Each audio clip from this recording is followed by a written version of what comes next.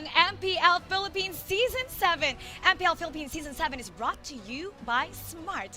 Presented by Smart, the official tournament telco partner of the MPL. Break through your own limits, rise above, and be free to game great with free games for all. Get 1 gig a day for Mobile Legends, Facebook Gaming, and more. Plus, free 1 gig a day and more for 7 days. Just dial *123# or download the GigaLife app and choose free games. Now let's welcome ang mga manlalaro ng Omega.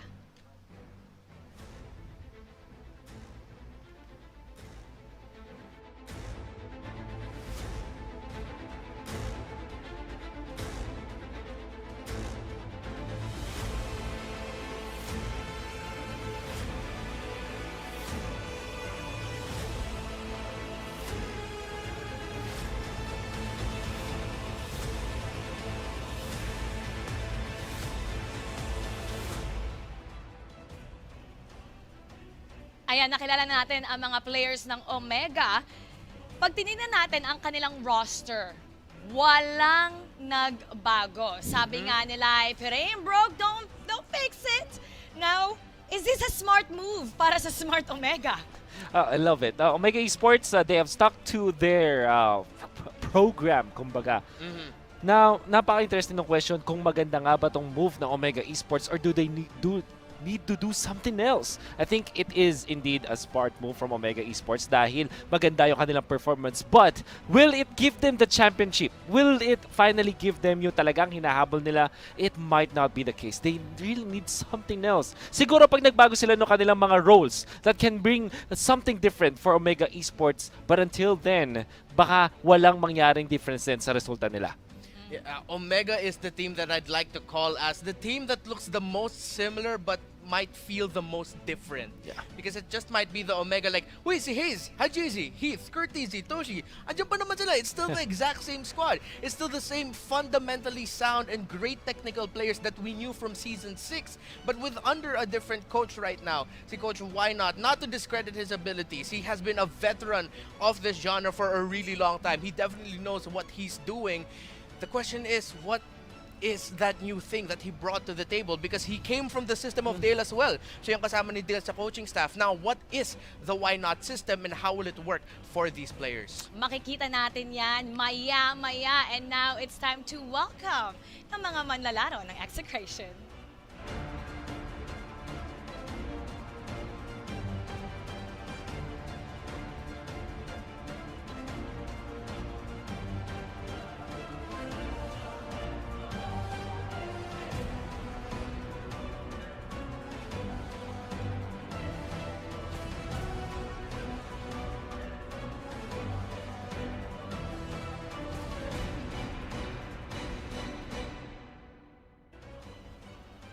Kung ang Smart Omega counting on the continuity, ito namang Execration, ibang-iba, they brought in some notable names. Ayan, may mga pinasok din silang dalawa that has 2 MPL championships under their belt. Is this gonna make a huge difference para sa Execration? Absolutely. Be it for the good, be it for the bad. But Execration, I love the fact na kumuha sila ng dalawang players na may championship mentality. Not only with KLVJ, not only just because they were champions, but also yung mixture. Renzo is more of the tame guy na siguro magiging glue together, but KLVJ is that flair that they needed. Kasi si KLVJ, he is known to have that killer instinct. We might not have seen that nung MPL Season 6, but ngayong MPL Season 7, Execration might bring out the killer in KLVJ. Yeah, hopefully to bring up those stats, especially with KDA, game win rate, the first blood rate. But definitely, Execration are gonna look to just stick to the fact that they have one of the widest hero pools in this season. Well, we're gonna see if that's still gonna be true kasi nung Season 6, 46, their total hero pool, Itomax, Chaknu, Renjo, Kellera, and Zapnu. Count on these players to really show a little bit of more flexibility and diversity in their picks. Last season nga si Chaknu, doon natin nakikita na, okay, 80% na adun pa rin yung playmaking, thank God, na kilala natin. But then from time to time, we saw him try out something different. Season 6, na-plant na yung seeds eh. Season 7, maybe this time we'll see it grow and they'll reap the rewards. Now, itong dalawang koponan, it's Redemption and rising. Wow. Now, this head-to-head is brought to you by Oppo A94. Experience gaming at full speed with Oppo A94. Available starting March 26 in Oppo concept stores, retail partners, and e-com platforms. Pag-usapan natin itong dalawang koponan na ito, Execration versus Smart Omega. Yung isa, they were on the brink, napaka-close na nila na masungkit ang kampyonato. Ito naman, they want to rise to the top. Ano nga ba ang susi para sa dalawang koponan? Oh man, Omega Esports, they kind of need to just stick to their code for sure. But, katulad ng pinag-usapan natin sa pre-show, they have to bring the monster din. Hindi lang puro machine. We have to see some monster in them. Because I know, Execration, they're gonna take the fight to them. Execration are monsters. Ganun sila maglaro eh. They're crazy. And Omega Esports, kung masyado lang silang like calculated and calm, maybe hindi nila makalculate yung pagiging explosive ng Execration.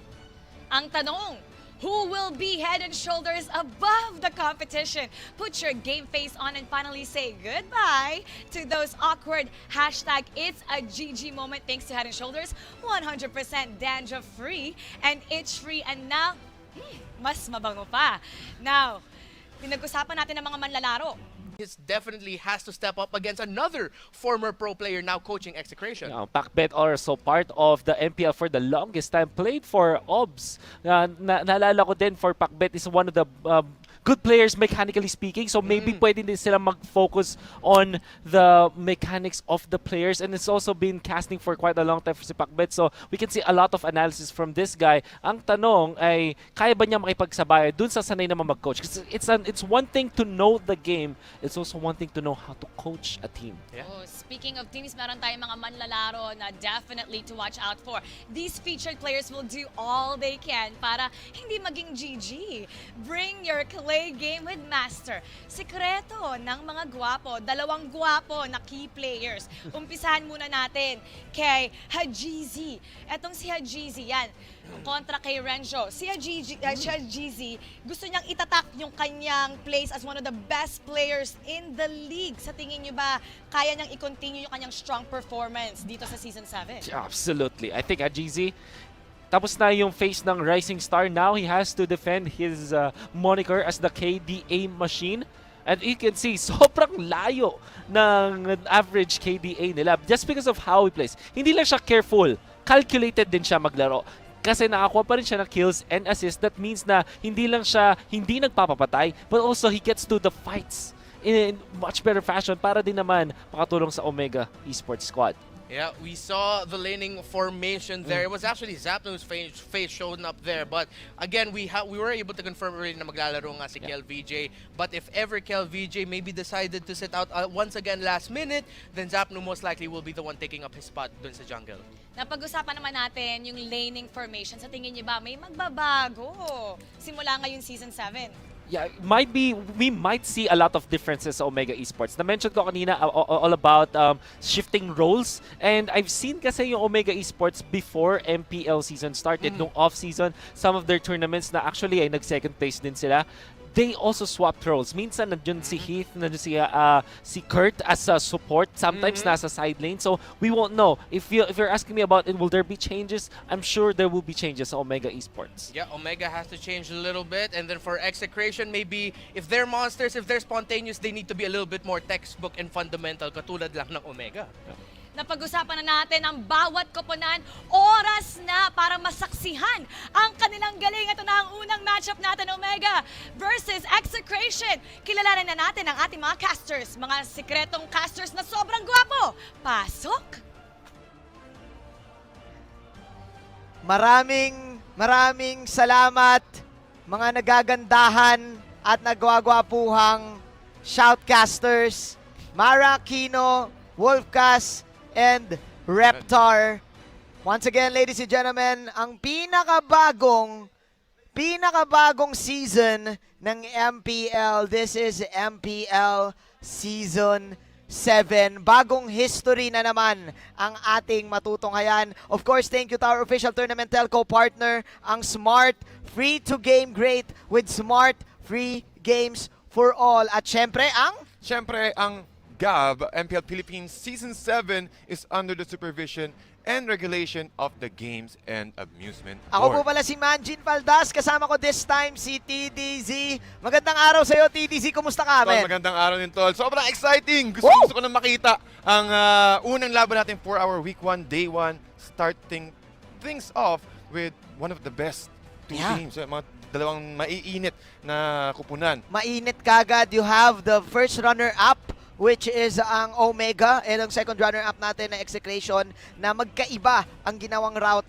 pagdating sa pag-set up ng kanilang kupunan. Same squad for Omega, pero gaano ka nga ba kalakas ang tusok na nawala sa kanila si Coach Dale, Tol, TDZ? tingin ko malaking impact yan. Yun yung parang nasa adjustment phase ulit ang Smart Omega with that. But for sure, Coach Why Not is all well prepared. Sabihin natin na kahit bago lang siya, 1 month, more than 1 month na under the Omega Esports, I think that's still enough. Kasi intact pa rin yung mga players ng Omega dito ever since. TDZ, nabanggit mo dito yung 1 month. And I think hindi rin ganoon katagal ang stay dito. Of course, ni The King sa side ng Execration. Unfortunately, nagkaroon nga ng matinding accident yesterday. Yeah. Pero again, nabalitaan natin, last minute na si The King, KLBJ daw, ay maglalaro. So ngayon, malalaman natin yan kapag magsisimula na sila. Sobrang interesting nito, TDZ. Bagong season, bagong muka,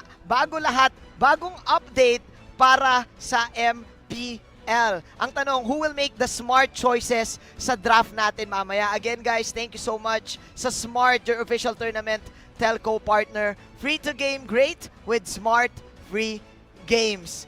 TDZ, what we are now expecting dito sa darating na draft na to? Tol, nakikita ko sa draft, maraming heroes ang nabuff, maraming heroes din ang na-nerf natin, especially for this patch. At talking about that, mga items, adjustments, and also heroes. So, talking about heroes here, Kuya Manjin, tingin ko umangat na ang ating Here we go. screen at let's go into our Game 1, first series ng Season 7 draft. Men, damandam ako sa'yo ang excitement. Damandam ako rin sa'yo yung gusto mo nang malaman kung sino-sino nga ba yung mga heroes na pipiliin nila. And kahit maging tayong dalawa ay excited kasi I think ito yung season na hindi na natin malaman, teka, sino bang pinakamalakas? Yun Even nga though nandyan ang Bren na M2 World Champions, ito ata yung season na pantay-pantay halos lahat ng standings nitong mga teams na to. Totoo yan, Tol. At makikita natin, sorpresahan lahat. Let's Kasi go! bukod sa heroes, meron din mga adjustments sa maps and also new objectives. Yeah. Tulad ng yung Little Wanderer. Oh, And also yung Stone Roamer na is pwedeng banning. additional at nakakadagdag ng buff sa mga heroes. for sure, makikita natin yan mamaya. That healing factor mula dito sa Little Wanderer na nagkaroon pa nga ng sariling article sa mga news. Ganoon ka-importante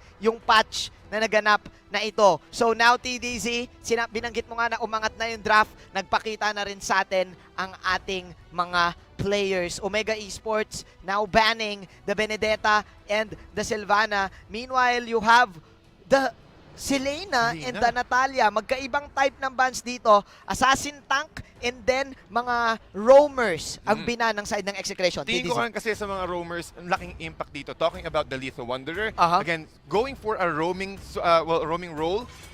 Once you get that Lethal Wanderer, that's 1% max mana regen every second. Plus meron pang additional 15% movement speed, so mas mabilis makakaikot, mas malaki rin ng impact, especially early game to mid game purposes. And ang pagkakaalam ko, meron ka pang dagdag vision na makikita dito sa side ng Little Wanderer. Ngayon, pwede nating makita, TDZ, confirmed, KLBJ is playing sa squad ngayon ng Execration. How difficult is this, pare? Tingin mo ba may outside factor na pwede talagang mahirapan si KLBJ? Posible, kasi nakita natin ngayon si KLVJ kahit after the incident, I'm hoping for a fast recovery here for KLVJ, but nakikita mo yung puso yung dibdib, yung pride na kailangan ko maglaro ngayon para sa Execration at ganun mo makikita ang confidence nitong bata nito. Yes, and syempre, alam din, fully aware ang Omega.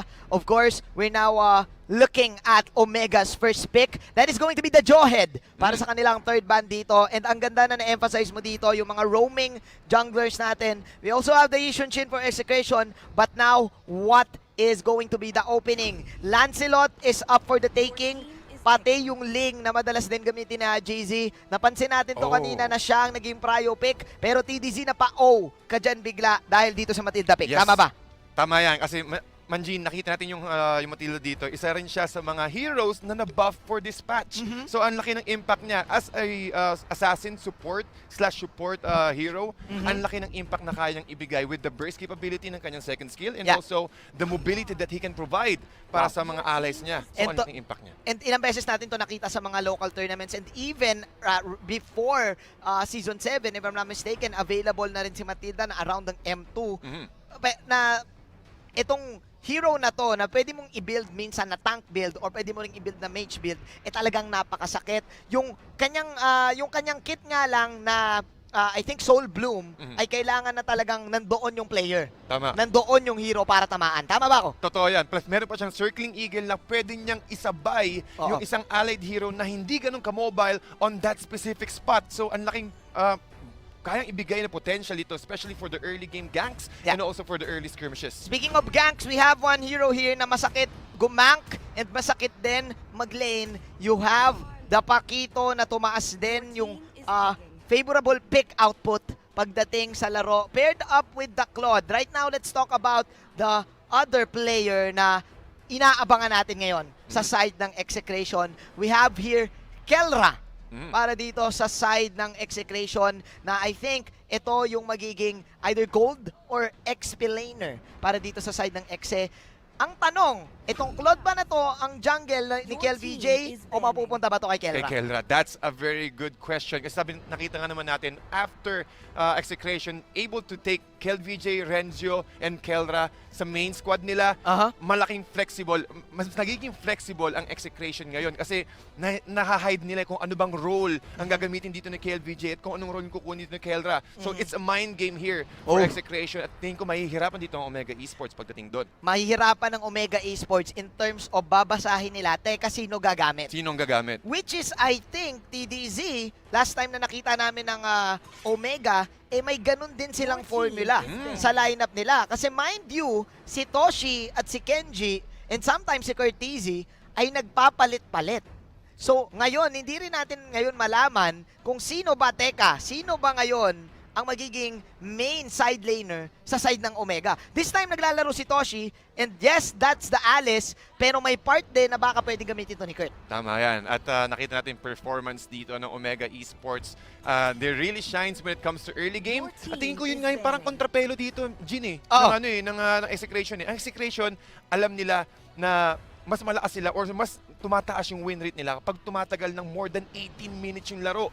So, ang pwedeng gawin dito ng Omega Esports is to hold the game or either finish the game as early as possible. But by looking at the draft, again, meron silang Harley and also with the Matilda, there's a big possibility na i-take agad to ng Omega Esports as early as possible. Magandang early game playstyle dito ng Omega, but I just want to remind everyone that Omega is the record holder sa longest game ng MPL. Yes, you have your late game gods, Execration, pero the fact na nakuha nyo yung 1-hour game last time, and the fact na natalo nyo, actually, na-break nyo yung record, I think Omega is also considered as the record, the record breakers? Tama ba yung tawag doon? Kasi, una, natalo nila yung Bren, or streak breakers, I mean, there you go, streak breakers, natalo nila yung streak ng Bren, and then natalo nila yung 18-minute late game streak ng Exe. So baka, for sure, may part, knowing Omega, may part sa Omega ngayon na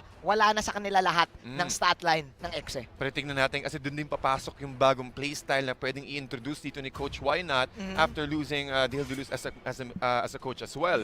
But looking at the draft here, Manjin, nakikita natin yung Execration, dinatanggal na nila yung mga possible offlaners and also mga tanky heroes na pwedeng piliin dito ng Omega Esports. While Omega Esports is heavily relying on magic damage. Nakikita natin Harley, also Matilda, and also the Alice on top of that. Ang taas dito ng DPS magic burst ng side ng team ng Omega dito. I think dito magiging lax ang Exe kasi pwede lang sila mag-build dito ng ng magic resistant items.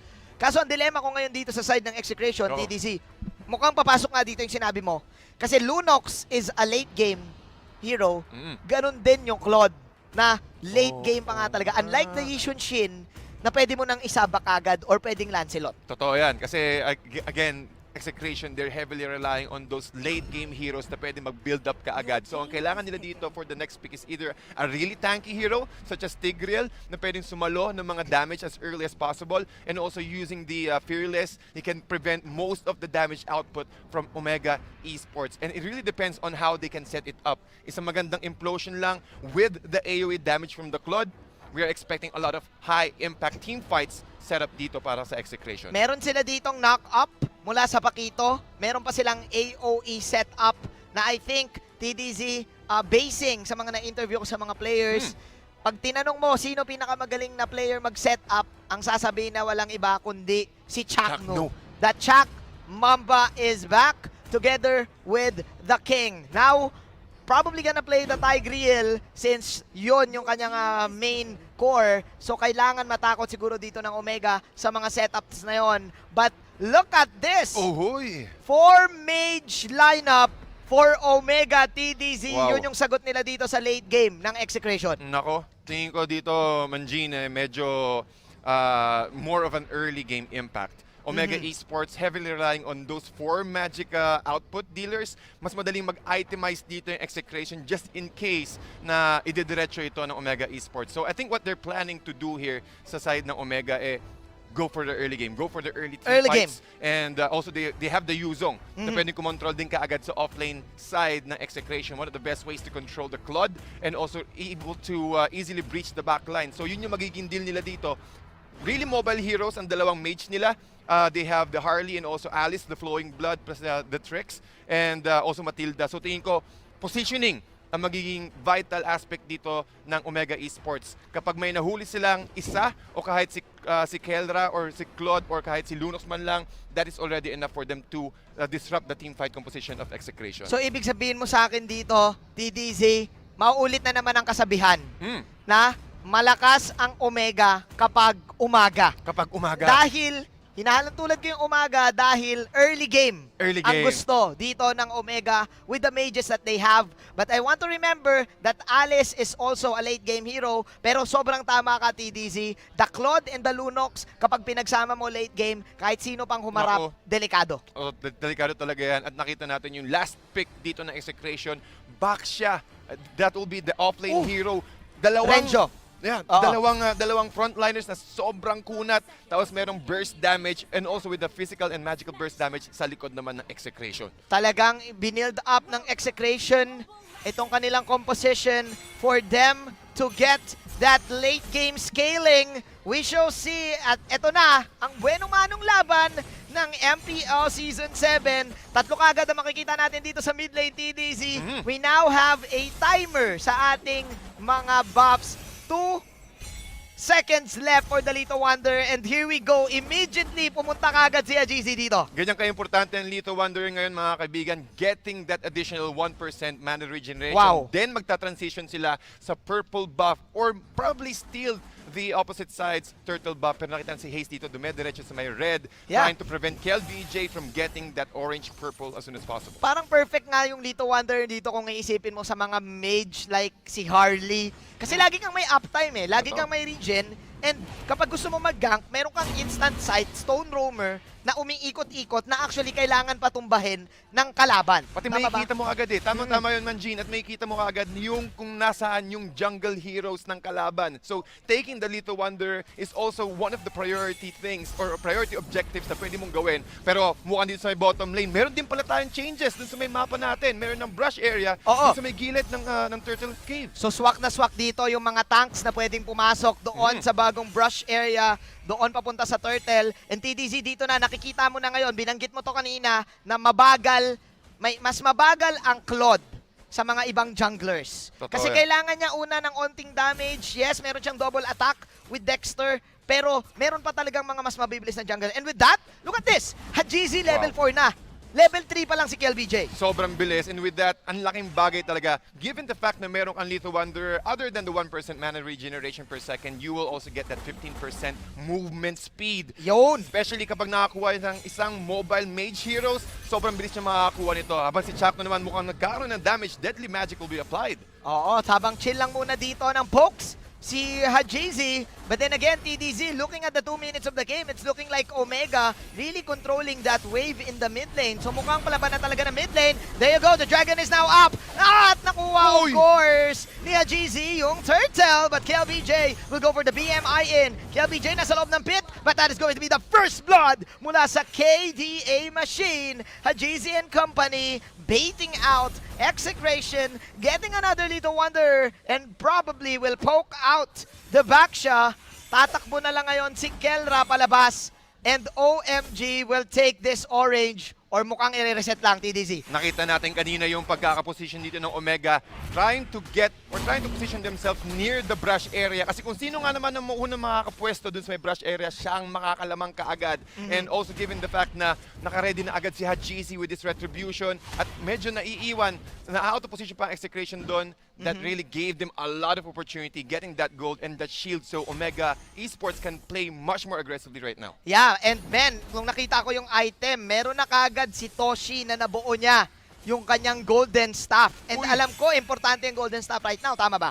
At nakita natin na malaki rin ang advantage na pwedeng ibigay dito ng mga magic items kasi mas mataas din yung stats na binibigay ng mga items bukod sa golden staff. Meron din tayong Clock of Destiny. Sorry, Twin Clock of Swings. Destiny pala. Yeah, gold kasi yung kulay nun. Oo, kasi gold, gold yung kulay nun. Clock of Destiny lollipop. pala. Lollipop. Mas mataas yung binibigay na stats at mas mabilis din magkaroon ng timer. However, Omega naman, pinipressure nila ngayon, sinasandwich nila ang Execration sa bottom lane. Yeah, and with this Clock of Destiny, for sure, Toshi will probably sustain out Renjo sa top lane. May onting pressure ngayon na ginagawa ang Omega with Execration.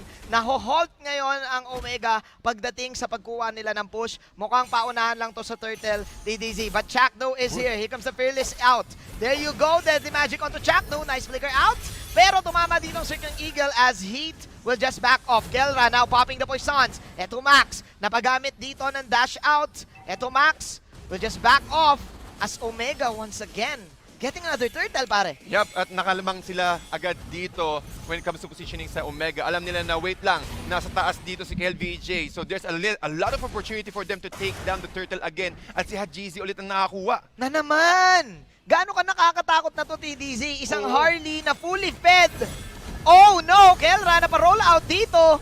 But where you gonna go? Welcome to MPL. Sabi dito ng OMG, kinumusta si Kelra ng 4, pare. Ito na tol, talagang na-sandwich siya agad doon sa loob ng Tier 1 turrets. And given the fact na kahit back siya, kahit meron kang additional damage reduction kapag nasa loob ka ng Tier 1 turret, pero 4 yun, walang malakas na marami man, G. Wala talaga. And TDZ, tama ba na pwede nating sabihin na at this moment, unti-unting lumalamang ang Omega dahil dito sa mga kills na ginagawa nila? But again, remember, the more na tumatagal yung laban, the more na mas nagiging excited ang Exe. Totoo yan, kasi alam naman natin, late game playstyle ang lamang dito ng Execration. Here we go, Dragon coming in. Another Deadly Magic onto Chakno. Chakno with the implosion. Tatama sa dalawa dito, but nothing will follow it up. That is Omega catching every skill sa side ng Execration. Chakno is down for 10 seconds and mukhang another little wonder na naman masisecure. Renjo also running for his life. Another free kill for the side of Omega. 3-0, pare. Nakikita natin dito yung mga maliliit na objective na pwedeng ikadagdag when it comes to team fight. Again, Little Wonder is always the key here for Omega,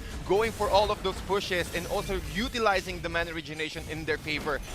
Also, Etomax really having a very difficult time nagamit niya lahat ng mga ultimates niya, kahit yung Chaos Assault niya plus the Order of Brilliance para lang makatakas. So wala gaanong magic output dito ang Execration when it comes to that fight. Nahihirapan silang makipagbakbakan kasi kung iisipin mo, TDZ, ang lakas din ng poke mechanics ng side ng Omega dito. I agree. Meron kang Valier, meron kang Matilda. You also have the Harley that can poke out. And with the Deadly Magic, kapag nagsabay-sabay lahat yun, sasabog talaga yung mukha mo. Sasabog talaga at alam naman natin, it will also amplify yung damage ng Deadly Magic kapag mas marami kang magic damage na nakukuha. Well, kaya nga Deadly Magic. Kaya nga talaga sobrang deadly ng magic nito ni Jhazz. Pero given the point, Kuya Manjin, nakakita mo, alam naman natin ang mga mages, malakas sila. Yeah. Umpisa. Yeah. Medyo tumababa, yung place na nila, or rather yung power spike when it comes to Turtle. Let's see kung makikita natin yung power spike na yan as Renjo will come in. Another dragon mula dito sa likod. That is the blazing duet mula kay LBJ. Pero yung turtle ay makukuha ngayon dito ni E2 Max. Renjo ngayon, tinatangkin niya lahat ng damage output pero tinamaan pa ng onting baraha dito ni Jhazz. That is OMG taking another kill. But this time, Exe, makukuha nila yung turtle. Ang tanong ngayon, TDZ, nabanggit mo na, maganda yung early game ngayon ng Omega, but can they finish the job? Dahil nga pare, 7 minutes na tayo, and sa ganitong marka, kahit pa paano nagkakaparm na yung Exe. Oo, tol. Kasi kailangan nilang hulihin dito si KelVJ. Nakikita natin yung KDA dito ni KelVJ, 1-1-0. At hindi na-check dito ng Omega si KelVJ. At alam naman natin, sabi mo kanina, na si Claude and also si Lunox, kapag tumagal, mas masakit yung damage. At tingin ko, tol, hindi enough yung tankiness dito ni Yuzong para maging frontlines once na umabot tayo ng more than 18 minutes or once umabot tayo ng late game. So yun tingin ko magiging problema dito ng Omega kapag hindi nila natapos itong laro na to as early as possible. And I think ang dilemma dito ng Omega pare, hindi rin sila nagbibuild pa masyado ng defensive items. Leaning forward sila dito, I think, sa damage output nila. Nagme-make sense yung lineup ng Omega dito. I think Heat is opting to go for that Matilda tank. And ang ganda rin kasi dito ng push strat ng isang Valier ni Jhazz. So talagang makikita natin ngayon na hindi makalapit ang side ng Execration. Then the Magic coming in kay Kelra ngayon. KelVJ nag-aabang dito. Kelra soaking a lot of magic damage. Kamuntikan pa nga siya. But then again, Exe will manage to definitely defend this tower. At bakit nga ba nangyari to, Tads? Bakit ba tumatagal ang laro? Kasi nakikita natin with the Tortoise Puissance, dumadagdag yung backsha mark dito. Mas tumataas yung damage resistance niya when it comes to magical damage. And actually lahat kahit physical damage na-reduce niya. So yun yung ginagawang timing dito ng Execration. Okay lang na mahuli dito si Chakno or si Kelra as long as nakakapag-farm dito yung mga core nila. Pero may damage out to na si KelVJ. May onting shield dito si Jhazz. Pero hindi magiging enough yun dahil nila siya ngayon ni E2 Max. Pero sabi ni E2 Max, siya na lang daw muna magiging sacrificial lamb para dito sa side ng Execration. Jhazz and E2 Max down for 20 seconds, but it's still OMG pressuring the mid lane right now. Flowing blood coming in para kay Toshi dito. TDZ, nakakatakot na. Si KelVJ, mage lahat sa OMG. Yes, ang hirap niyong ma-penetrate, pero kapag tumama yung Blazing Duet, nako, aaray ka talaga. Masakit talaga. Kitang-kita mo naman yung items dito. Meron siyang Demon Hunter Sword plus the Golden Staff. Pero mukhang umaatake ngayon ang OMG trying to control the turtle area. Here we go. Dragon coming in. Chakno Pulado ngayon. But Kelra now chasing a Jhazz. The KDA machine running away. But you cannot run away from the king. KelVJ, BMI out. May nakamula sa Lord dito. Napalaban na lang. Si Paquito ngayon na mawawala. But 3 heroes are now down para sa side ng Omega. Oh no. Is this the late game curse na sinasabi mo, TDZ? No. And look at Kelra. Wini-welcome nyo pala ako ngayon sa MPL. Wini-welcome ko kayo ngayon sa sarili ko. Execration will tie up the game. 6-6 at sila na lamang sa gold. Gene, nakita naman natin kung gaano kalakas dito ang impact na kapag nakakuha agad ng dalawang core item dito si KelVJ. Meron siyang Raptor Machete. Kakakuha lang din ng Queen's Wings dito ni Curtizy, but nakita natin nag-rip out ka agad siya. Hindi enough yung damage. Wala pa doon si Etomax with the Chaos Assault Bolts. So, tingin ko, Omega, they need to play it patiently. Play by the current scenario. Ngayon, nagpo-push na yung Lords at yung Super Minions is parating na. So, they need to play it safe. They need to play it defensively right now. Yeah, grabe, no? With the snap. Ganun kabilis. Nabaliktad kagad yung laban. And I think, papasok din dito yung binanggit mo kanina eh. Yes, mataas yung damage dito ng OMG, pero hindi kasi ito yung biglaang damage. Magbibigla ang damage lang kapag tumama yung Deadly Magic. Totoo yan. Pero kapag wala yun, tas nasa-soak out din naman ni Kelra, parang baliwala din. Indeed. At nakikita natin dito, wala sila gaanong physical damage sa side ng Omega. At ngayon, Execration, ngayon ang kumakatok dito sa loob, sa taas. At kasabay nila yung Lord na kumakatok din sa may tier 3 turret sa may taas. Here we go. The tower is now down. Execration now going towards the mid lane. Another dragon para kay Curtis dito. Napalabas na lang si Narenjo. There you go, may stun mula kay Doshi dito. Pero yung camera natin ay naka KLBJ. In-attack siya ni Hit dito. Dalawang magkabilang clash na nangyayaring laban. Chakno also falling low as KLBJ and company will just run away. Buhay ang Execration doon sa defensive movements ng OMG. And look at that XP swing. Look at that gold swing, TDZ. Isang Lord take lang ang katapat para mag-swing kaagad ang net worth sa favor ng Execration. At nakita natin kanina yung playstyle ng Execration, nilalaro lang nila lahat ng damage output ng Omega. At dalawa kasi yung tumatangke sa kanila eh. Meron sila kay Chakno, meron din kay Kelra. So kapag naubos na, kapag nagamit na lahat ng ultimates dito ng OMG, doon sila aatake. Biruin mo, no, si Kelra na napakaliit, si Chakno na napakaliit din, sila pa yung gumagangster. Sila pa yung tumatangke. Oo. Dito kay na Heat, dito kay na Haze. And ngayon, dahil doon, nagkakaroon sila ng kalamangan. Curtis, kalahati ang buhay dito. And again, Kelra, Renjo also joining the fray. 6-6. Mag-aabot ngayon si Renjo ng gigil. Kaya Jhazz, pero mukhang iiwanan niya na lang si Jhazz dito. Oh no, hindi nila papabak. Hindi nila ipapabak si Jhazz. Nako. Oh no, this is looking bad! Where are you going? Clap, clap, clap! Say hello to Kelra! Nahuli si KDA Machine! Pero tol, nahuli din si KLBJ doon sa may skirmish sa middle no! lane. Oh no, 40 seconds na wala si KLBJ. So ito nga ba ang hinihintay ng, Omega para makahanap ulit ng isa pang swing? Wow, dalawang swing! Nag-swap lang! Nag-swap lang! Yung dalawang junglers dito, yung dalawang bida sa OMG and Execration. But man, what a chase down mula sa Exedon. But KLBJ, masyado ata niya ring tinignan yung nangyari doon sa kabila to the point na pati siya nahuli. So still TDZ, is still an even ball game. Pero nako, mukhang tumatagilid nga pala ang OMG. At talagang naghahanap ulit ng isa pang magandang opportunity dito ang Omega. Nakikita natin ang turret counts dito. Meron pang tier 2 turrets on side ng Execration. So there's still a lot of opportunity na makakuha ulit ng additional gold dito ang Omega. But look at the items of a Jhazz here. Holy Crystal, Calamity Reaper, Feather of Heaven. At tingin ko kukuha pa siya ng isa pang core item dito. Ang kailangan lang nilang i-focus is maghanap sila ng opening na wala si Chakno at wala si Kelra para ma-burst out nila si KLVJ ulit. Kasi nakita natin, nung nawala si KLVJ, medyo naging passive dito yung galawan ng Execration. Yeah. They're playing around the brushes para makahuli sila ng isa pang character, ng isa pang hero from Omega. Kasi kung iisipin mo na kay KLBJ lahat ng damage output Yes, may damage E2 max, pero yung AOE na burst, lahat na kay Kel Lahat na kay Parang Kel set talaga. up ang kay E2 max, set up ang kay Renjo. Kung isipin mo ngayon sa OMG, they need to position themselves right. Kailangan din nila ng magandang kuha dito or probably pick off dito ng dalawang heroes. So we shall see as both of the teams now dancing with the Lord. Here we go. Nagkakaroon ng onting pokes dito. Pulado ngayon si Heat. That is the mortality. Heat ang magiging main target dito. Heat, circling eagle. Heat, will he go down? Yes. Naku po. 4 on 5. Execration right now, hoping to get this free Lord.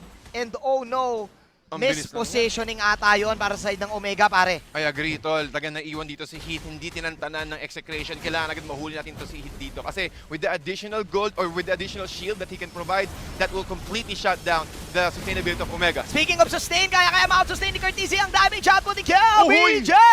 Nag-proc pa nga dito yung killing spree. And look at Kelra! Hindi nyo mapatay! At si KLBJ, uubusin na daw sila. BMI in, sabay orange buff pa, sabay sabi ni Kel, may wagon, tatapusin na natin. Anong accident? The king is here. Execration getting game number 1. Malupit na mind games ang pinakita sa atin ng dalawang team sa Totol. Talagang nagbigyan sila ng pagkakataon. Okay lang na lumamang kayo ng una, pero kapag nakahanap kami ng opportunity, and with that Lord take, Tol, hindi enough kasi yung yung walang physical damage when it comes to taking the Lord. At sobrang bilis na makakuha ng Lord dito with the Golden Staff and the Demon Hunter Sword para kay KLVJ. At tingin ko yun yung naging turnaround ng Execration with that fight. TDZ, nabanggit mo kanina na, man, kapag nag-late game, GG's talaga. And ladies and gentlemen, that winning moment is brought to you by Oppo A94. Experience gaming at full speed with Oppo A94. Available starting March 26 in Oppo concept stores, retail partners, and e-com platforms. What a game na natungayan natin. Tama lahat ng sinabi mo, men. No damage output kapag umabot ng 10 minutes lagpas, kayang-kaya na ng X. Kayang-kaya kasi, pati ang ganda kasi ng pagkaka-last 2 picks dito ng execration. Tigreal, tapos Baksha, Tortoise Puissance plus the Baksha mark, ang laki ng damage reduction na kayang i-negate dito ng Baksha. Yeah. And alam naman natin kapag mage ka, yung mga skills nagko-cool down. So walang physical attack, walang physical damage na kayang i-deal dito. Or meron man mga basic attacks pero not enough for them to take down the 2 front lines of execration. Pero kung iisipin mo, nakita natin dito yung plano pala talaga ng OMG eh. Di ba? They're dominating. But the problem, yes, sabi mo, nagko-cool down yung skills. Bukod sa damage output, wala din silang pampush eh. Wala silang pampush. Sino yung Meron silang nagpupush clear ngayon wave. eh, di ba? Oo. Kaso hindi mo pwedeng i-rely lahat ng turret damage doon sa mga minions. So I think there's a lot of adjustments sa side ng Omega dito for our next game. Napakarami. Ano-ano ba yung mga adjustments na yan? That is the late game for the side of execration. Full mages para sa Omega. Well, alamin natin TDZ ang analysis ngayon ni Midnight.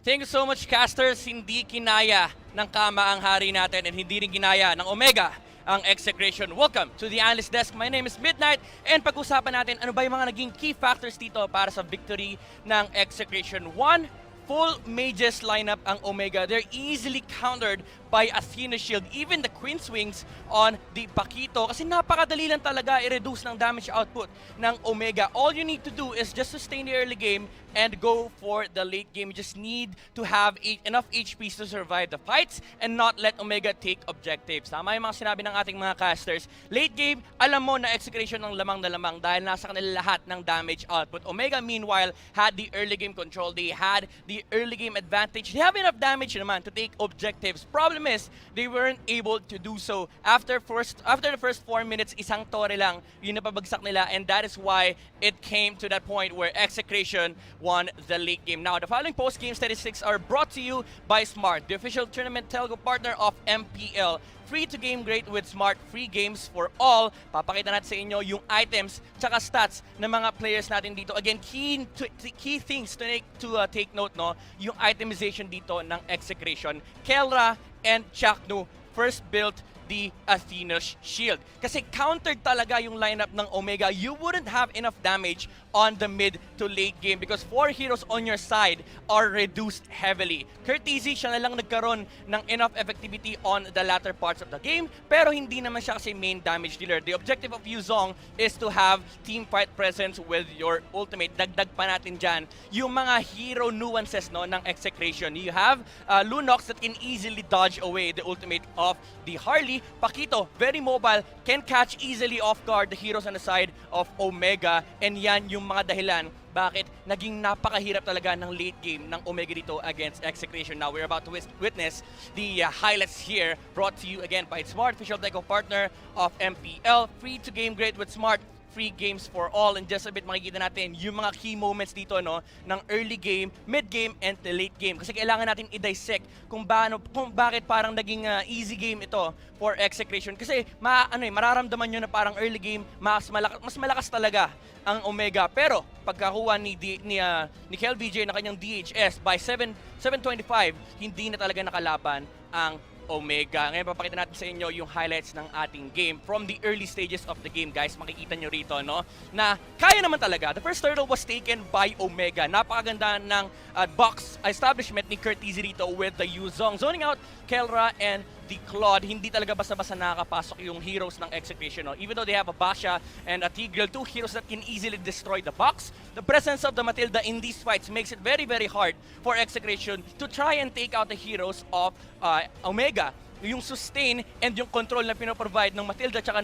ni Valir is enough to dissuade execution from fighting. Now, come the mid game, makikita nyo yung kill score 4-1, but both teams have one tower objectives. This means that Execration, hindi sila masyado natatakot kasi even though we're losing these fights, alam natin na mas late game yung lineup natin. We have better scaling damage and in turn, we just have to delay the game. 9 minutes in, makikita natin Omega tried to take their final objective kasi feeling nila, okay, kailangan na natin yung kunin yung Lord kasi hindi tayo nakakakuha ng objective. By that time, 2K na lang yung kanilang gold lead and si KLBJ, alam niya rito na, okay, kulang na damage output nyo, meron na kaming mga pang-counter sa magic damage, let's go for the team fight. And makikita niyo rito, no, yung Lunox, he was bursted down by the Harley. Problem is, you can dodge the deadly magic with the Order of Brilliance. That's one factor na hindi naisip ni Jhazz. Might have thought of it, pero again, the Lunox is an easy pick against Harley kasi napakahirap talaga patayin ng Lunox if you are using the Harley. He can just easily dodge the ultimate away, and that is the reason why all heroes on the side of Execration felt very, very confident. And si KLBJ, sabi niya rito, okay, tapos na ang aking mga pananakit sa early game, tatapusin ko na yung game and easily finishing out the turret of Omega Esports. Bakit mo nga naman paabutin ng 16 or 18 minutes kung kaya mo tapusin under 15?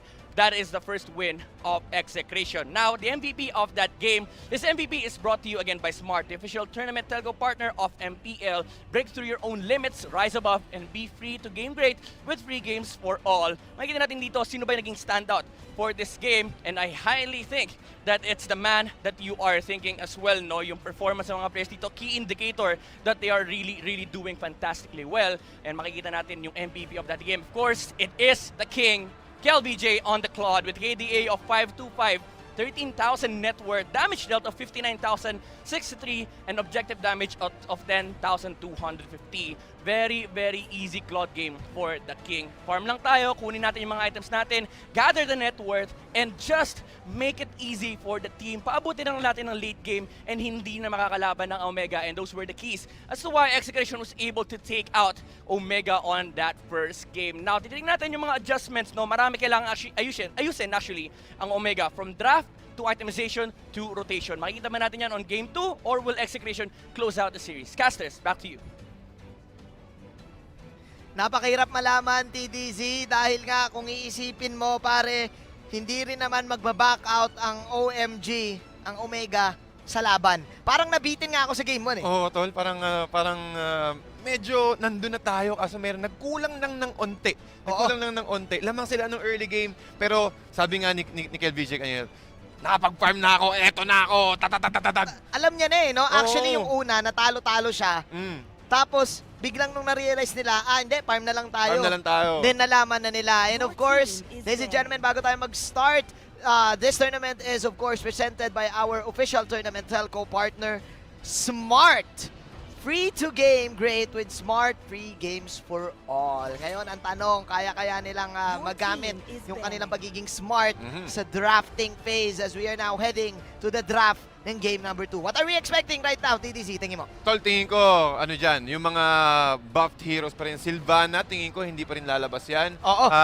YSS, kasi bukod sa ating local scene, since nagbi-build up pa rin tayo ng mga meta, since alam naman natin na every start of the league, yung first series up to second series, doon may kita yung kung paano mag-shape yung meta eh. Pero nakita natin kanina dito, double tank possible with a big question mark. Yeah. Nga ba ang side dito ng Execration? Pero still the same bans for both teams. They're removing all of those assassins na Assassin/Roamer na talagang malalakas this meta. Yeah, actually, yung nawala nga na naman dito, Assassin/Roamer, which is Natalia.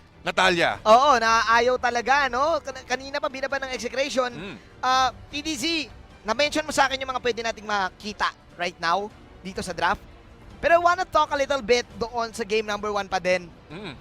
Nabanggit mo na parang baka pwede atang palitan yung Valier. Oo, yan.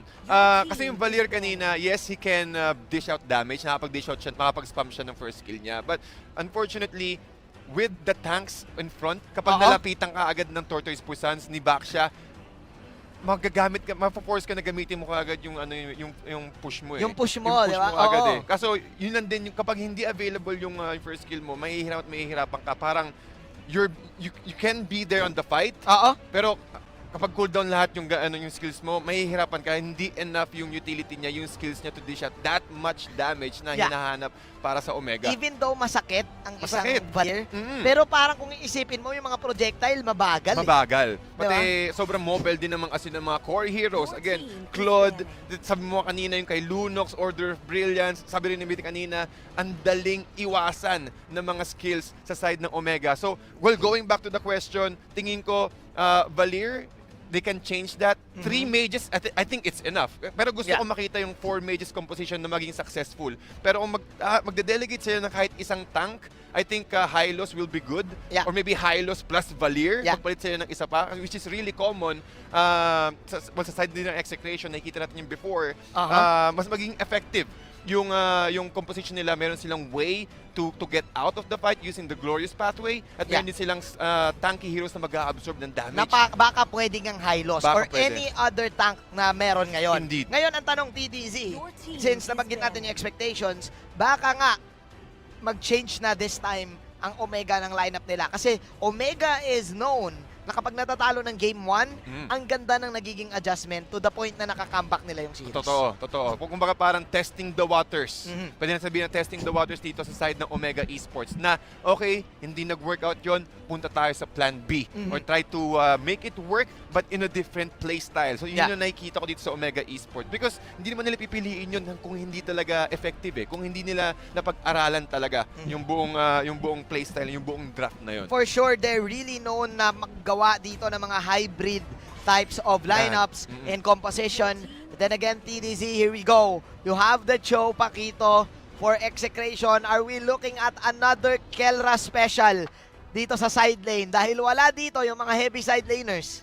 Natanggal din yung Paquito, pero isa sa mga nakikita ko, Thumbs, Terizla, isa sa mga malalakas na gusto kong makita. Gusto kong makita kasi nakikita ko effective ang Terizla when it comes to pushing out lanes and more of a team fight oriented. Yun nakikita kong composition dito ng Execration. Yeah, ito yung isa sa mga heroes na since nagkaroon ng changes sa meta, sa update, baka makita natin. Baka makita natin, which is back, probably pwedeng gamitin nga ng Execration. But then again, the flavor ngayon ng meta, Matilda opening for Exe. It is going to be in the hands of Itomax or Chakno. Meanwhile, Omega starting out strong here. Ito yon. You have a Jawhead and you have the Yishun Shin. Napapa-eto yun ka, TDC. Tol, kasi jungle control ang una nakikita ko dito sa side ng Omega Esports. Nakita natin, YSS with the Retribution, isa siya sa mga heroes na sobrang bilis maka-clear out ng jungle creeps. And also with the the Jawhead, pwede rin niyang kontrolin or possible early steal ng mga buff ng mga jungle area dito sa side ng Execration. Especially with the new brush doon sa may purple buff. And I agree with you, TDZ. It's all about the jungle control, the jungle invasion para dito sa Omega. And Hajizi is also known to play one hell of a Yishun Shin.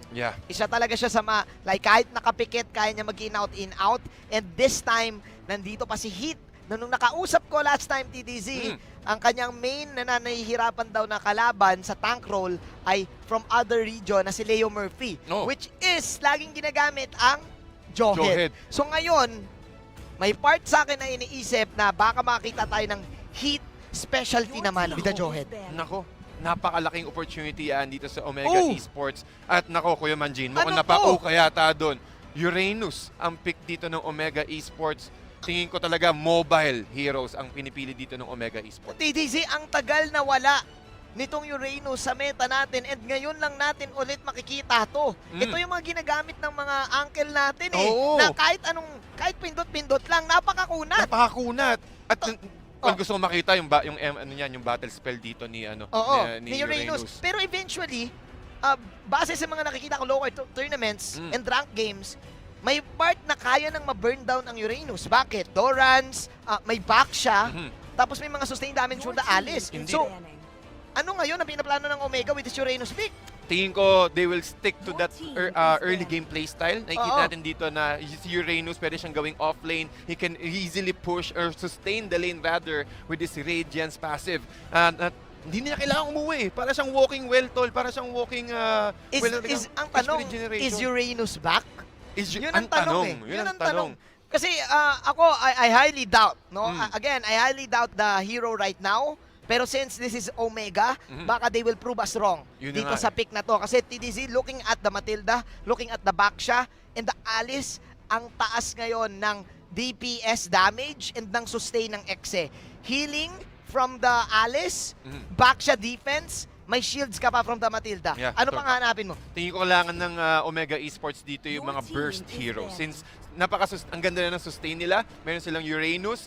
Medyo risky nga kasi pinili na ng execution dito yung Baksha Baksha. plus the Alice eh. Alice, siya yung mga hero na innate na naghahawak or nag-purchase ng Necklace of Durance. Yeah. So it is a really risky pick dito sa side ng Omega Esports, but I think they have a plan on top of this. Yeah. Sobrang mobile ng first 3 picks dito ng Omega Esports. They just need to get at least one more hero na pwede mag-burst. Sino pa bang mga heroes na pwede gumawa ng ganon?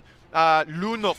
Meron silang Farsa. However, Lunox has been banned here by Execration, so they knew na yun ang kailangan nilang gawin. Burst sustain. Kakasabi mo lang TDZ eh. Kakasabi mo lang eh. Mga burst mages Burst ang mawawala. mages. So inaabangan ngayon ng Exe, probably a Farsa.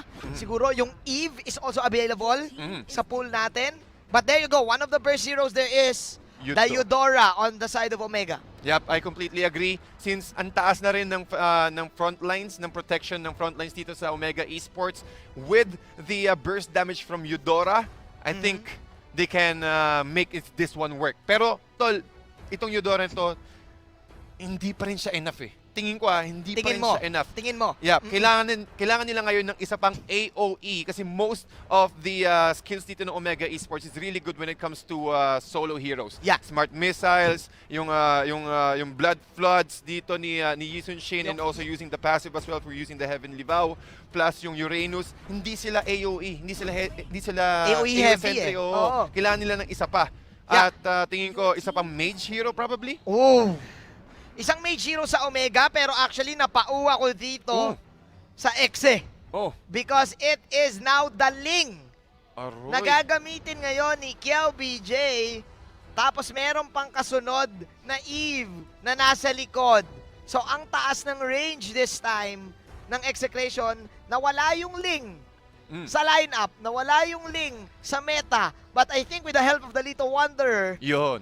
ay baka pwedeng bumalik nga to. Yun, indeed. Lahat ng energy, ng mana, mas mabilis mag-refill, mga kaibigan. And also with the rotation from the 15% movement speed kapag nasa well ka, pag nasa river ka, ang bilis ng rotation yan. Also with Eve, the real-world manipulation, once nasa loob ka ng real-world manipulation, yung parang chessboard, Yeah. at kapag tumama ka sa gilid, that's 90% slow. And that is enough for Execration or si KLVJ na makahabol using his sling.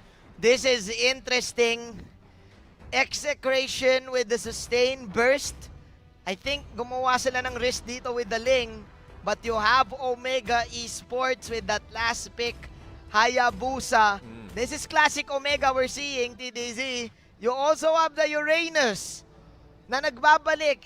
Is it Season 3? Ay, Season 5? Parang ganun yung feeling eh, no? Season 5 ba ngayon? Tapos meron pang Hayabusa ulit. And also Oo. yung Uranus talaga, gusto ko makita kung ano ang performance dito ni Uranus when it comes to this current matchup from Execration. Pero tol, Manjin, tingin ko dito ang Omega Esports, they're heavily relying on ganking and pick-offs. Since Pick-offs. most of their heroes are really good kapag sa mga solo heroes. It's all about the pick-offs for OMG. And you have the 5v5 Royal Rumble capabilities para dito sa side ng Execration. It is the debut of this hero. Eve is now in MPL. And here we go. Paunahan na naman sa wave clear, TDZ. But look at this. Inuna ka agad dito Purple. yung purple buff. At sabi natin kanina, si Heath with the Jawhead, he can easily disrupt the purple at i-ejector niya lang yung purple buff dito. At habang naghahanap din ng purple buff yung OMG. At tingin ko, Lito Wanderer talaga. Since iisa lang yung Lito Wanderer, siya ang magiging priority other than the orange and the purple buff. Ibang klase dito yung ginawa ng OMG.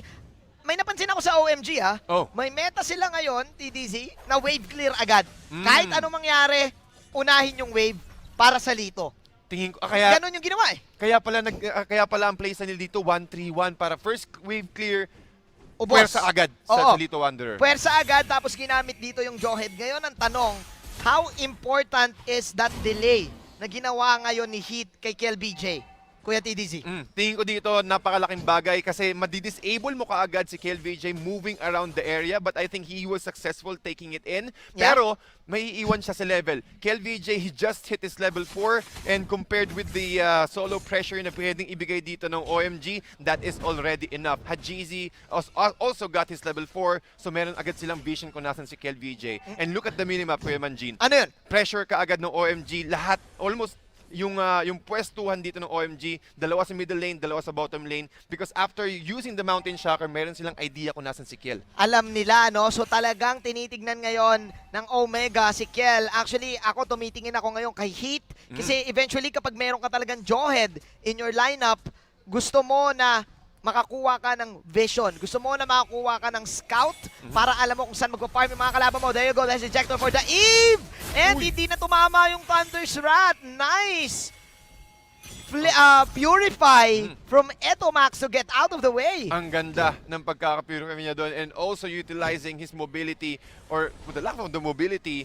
Pero, tol, nakita mo doon level 2 pa lang si Heath. Or Si kaka-level Heath. 3 niya lang. Yeah. Lalo kapag nagkaroon siya ng additional points sa kanyang smart missiles, we are expecting a lot of burst damage from OMG. So talagang alam, this time yung OMG, pare, pumapasok dito yung sinabi mo. Pick off, pick off, pick off. Use the ejector, use the lightning ball from Haze. This time, execration, sasagot sila. There you go, real world manipulation para kay Ito Max dito. But the turtle has been slain para kay Jhazz. But the king is coming in with the Tempest of Blades. But Jhazz, right now siya tumatakbo. Dalawa na nawala para sa side ng Exe. May ejector na naman. Renjo soaking in all of the damage. Mapapagamit siya dito, of course, ng kanyang Revitalize as Renjo will just back off. Toshi, napapasok dito. Toshi with a kill. Circling Eagle. Oh no! Oh! Yun ang magandang opportunity kaya nakakuha sila ng Matilda. Kahit saan ka pumunta, even with the Quad Shadows, once na-click ka ng Circling Eagle, hahabulin ka ni Matilda. Wow! Also with the burst damage from his skill 1 and also KLVJ, inabsorb, hinati. Dito yung Uwichi Shadow Kill. Yeah. At kita natin dito, yung nangyari kanina sa fight sa turtle area, nakita ni Heath na gumagamit siya ng real world manipulation and also with the damage from the smart missiles, they're able to... Kaya napagamit ka agad, TDZ, but holding that thought, nagkaroon tayo ng team fight dito. Medyo heavy yun kasi that time na wala si Heath in exchange for Kelra, and dahil doon sa nangyaring team fight na in-explain mo lang ngayon, parang nakabalik na kagad ang Excel. Look at this! Wow! Napaka-aggressive ng execration, pumasok hanggang doon sa second tower at nako mukhang na-disrupt ngayon ng OMG, but eto Max will pay for the price. Meanwhile, Toshi just doing the classic Omega things, splitting up the map and pushing the tower in the top lane. So yes, naging aggressive ngayon ng Exe, pero parang bitin pa rin. Bitin pa rin Parang talaga. mas OMG pa rin ngayon na nagko-control ng laban. Indeed, I completely agree. At nakikita natin dito sa may net worth, 13.8, almost 14K. Pero ang ginagawa din ng Omega, control the purple buff as early as possible. Huwag nating bigyan ng purple buff dito si KLVJ para stop at least yung kanyang power spike. Yung power spike na mukhang makikita na natin ngayon as Kelra will actually take down Haze. Actually, si Eto Max pa yun, pero eto na. Si KLVJ, siya lang mag-isa dito. Let's see Tempest of Blades. Pero madadash out to. Pero kailangan na ni Chakno pumunta. KLVJ with again another risky play. Wow! Execration now, taking control of the turtle. Ang ganda ng pagka-prioritize dito ng execration. Nakita natin na okay, humahabol dito si Jhazz. That's the main priority. But look at this, Circling Eagle na naman at KLVJ magiging next target. Mukhang makakatakas dito si Kiel. Tuloy-tuloy ata yung aggression dito pare, no? Kiel! Wow! Wow! Surviving! Ang lupit doon, tol, ni Chakno. Yung guiding wind niya, giving additional shield para kay KLVJ na makatakas. The guiding wind with the soul bloom. The Jack Mamba with the assist, pare. Napakalupit. What a play to save his ally. Poging-pogi si Chakno doon, malamaster. Wow, ibang klase. Talagang hinanap niya, hinintay niya muna. Sige, dito pumunta with the guiding wing. Shook, merong additional shield. Nakatakas agad with the movement speed. At yun yung kailangang itignan ng OMG kasi dapat malaman nila kung nasan si Chakno. it's either take down Chakno as early as possible or burst down KLVJ instead. Instead, speaking of burst, gusto nilang i-burst kaagad si Renjo dito. Actually, Omega, I think they're fully aware, TDZ, na kailangan laging online yung team fight. Hindi pwedeng nagpapahinga yung team fight nila as KLVJ is now falling low. And men, I think nakaligtaan na rin natin pag-usapan. Yes, maganda yung pinapakita ng Exe dito. But look at Kurt TZ right now. The Uranus with 0 deaths. Wow. TDZ, tinanong kita kanina kung nagbabalik na ba yung hero na to. Mukhang sinasabi ng Omega, oo. Tol, kaya. Brute Force Breastplate plus the Oracle. Ang bilis niya kaagad makapunta sa mga team fight. And look at this, talagang hinaharang niya na binabasok niya dito si Chakno and also Renjo. And it's really courageous. Pumasok siya sa loob ng real-world manipulation. Yeah, tumama nga lahat ng Mountain Chakra doon sa real-world manipulation. But again, OMG, napakakunat pa rin nila. Kelra is down for 10 seconds. But wow! Oh, man, ang aksyon ng laban na to, hindi ko na malaman kung saan ako titingin. Ang tinitignan ko na lang, sino ba nakakuha ng tamang trade? Sino ba nakakuha ng mas magandang trade? And I think, halos lahat napupunta sa Omega eh. Lahat. I completely agree sa positioning, sa trade-ups, sa prioritization ng mga heroes na tinatarget nila, kuhang-kuha dito ng OMG. But we need to keep in mind, execration, na kapag si KLVJ nakahanap ng isa pang core item on top of the Demon Hunter Sword, mas mahihirapan dito ang Omega pag tumapat na naman tayo sa late game. Pwede makabalik TDZ, no? Pero I think bilang isang co-marksman myself, I can therefore say pare na pag nag-miss si KLBJ dito ng burst para kay Jhazz, kayang-kayang patumbahin ng Yihun ng Link. Indeed. Oo, but again, malalaman natin yan kung mangyayari man yan as Team OMG is still putting on the aggressive movements, ruthless aggression ang kanilang pinapakita nila. Parang hindi nila pinapahinga yung Exe. Hindi talaga nila papahingahin yan kasi ganun talaga yung composition dito ng OMG. They need to go for the ganks, they need to always continue with the fight kasi kapag nakahanap na magandang chepo dito ang execration at na-counter sila parang ganito. Nako, mahihirapan dito ang OMG within the next 5 minutes or within the next 2 minutes or so. At parang kanina pag ginagawa dito yung mga guiding wind, no? Kelra now coming in. Here comes Heat. Napakaganda Thunder Strat. And there you go, the real world manipulation na mula lahat sa side ng OMG pero lumabas sila. Nako. Lumabas sila dun sa chessboard, tol. Tol, hindi talaga nila kailangan makipaglaban dun sa loob ng chessboard kasi kapag nandun sila with the counts from Etomax's ultimate, mauubos sila doon. Kapag in-swipe mo kasi yun, tol, yung real world, slow. Super slow yun eh. Kasi pag direct mo naman, damage, napakasakit. Kumbaga kung ihalin tulad mo sa totoong buhay, yun yung mga tropang kagawad na nakalinya. Naglalagay dito ng caution, lockdown kami. Pero sabi ng OMG, hindi. Lalabas kami. Hindi kami pwede mag-stay dyan, hindi kami pwede mag-quarantine dyan. Naka-box out dun, tol. Nako, yun ang nagiging playstyle dito ng execration. And look at the items here, ladies and gentlemen. Enchanted Talisman para kay Kelra. At si Kelra ang hero na di natin gaano napapansin. Oo, sumasakit na din ha. Sumasakit na rin. Ang sinasabi mo pala dito, TDZ, yes, may death si Kelra dito, but that is an Alice. So, ibig sabihin dito, TDZ, ang gusto ng Exe is doon mangyari yung laban sa loob ng manipulation na yon. Kasi gusto nila tabi-tabi sila. Totoo yan. At alam din ng OMG na okay, lamang sila sa teamfight. Tingnan mo naman, si Kelra, sinigurado ni Chakno na bago siya ma-ejector dito ni Heath, nagamit na yung kanyang guiding wind. So kahit sobrang layo niya, pwede agad siyang pumunta doon kay Chakno for that more So ang ibig sabihin ba nito, TDZ, is hindi na kagad makaka-pick off ang OMG? Kasi parang ganun yung nangyari. Sa last 2 teamfights na nakita natin, yes, nakakawala ang Omega, pero yung mga attempts nila ay unti-unting nag-fail. Indeed, kasi aware na rin ng execration dito na, okay, kapag meron na iwang isa, kayang-kayang i-burst kaagad ng OMG. It's either by Toshi or it's either by Jhazz. So respect ang ginagawa dito ng execration. Respeto, Ricardo. Sama-sama puwersa. There you go. Real world manipulation sa bayong Vlad Odd sa loob. Kelra, ladies and gentlemen, with the Vlad Odd. Nako, Toshi ngayon ang magiging main target. Kelra, inaabol siya. Flowing blood. And sabay second skill. Toshi na paggamit na ng blades. Pero nakuryente na nga. Oh no. 2 heroes are now down for OMG. Kelra also. Kakamagit mo lang, Tads. Flowing blood in. Double kill na rin. Mounting Chacarino. Mapapatumba si Kelra. But still, 3 na yung napatumba. 10-10 10 is the scoreline. Lamang ang OMG. We have ourselves a great ball game, TDZ. Indeed. At nakita naman natin, Jhazz, unti-unti na siyang nakakaroon ng kanyang items. Endless battle pickup for this guy. 215 ang kanyang KDA. And also BOD. So masakit na talaga ang damage dito. Especially using the passive, the Heavenly Bow. Kapag nakahanap siya ng magandang positioning dito, it's kahit si KLVJ, kailangan niya laging gamitin or keep in mind kung bago niya gagamitin kanyang ultimate to get out of the fight. So parang parang double-sided coin yan eh. It's either gagamitin mo yung ultimate mo pang aggressive para mahuli si Jhazz. Pero after using your ultimate, you need to make sure na mapapatay mo si Jhazz in a burst. Yeah, ang hirap din kasi sa isang Alice, maghihintay ka ng damage eh. Hindi mo calculated eh. Totoo. Kung i-tap mo eh, alam mo lang magsusurvive ka, but Jhazz magsusurvive pa ba siya dito? Mukhang hindi na. Naku po, tinamaan pa nga siya dito ng Void Blast. Oh no! Kelra and company now owning OMG.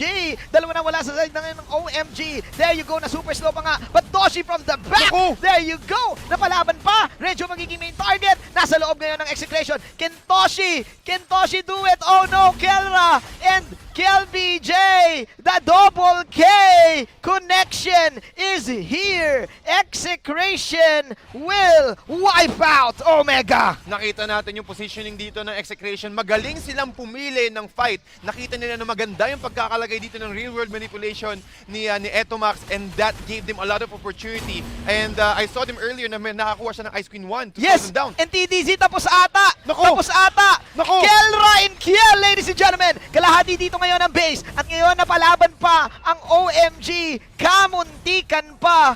At sa wakas nakita na natin the debut ng bagong partnership. Kaibigan TDZ. Nako. Kelra and Kiel. What a combo.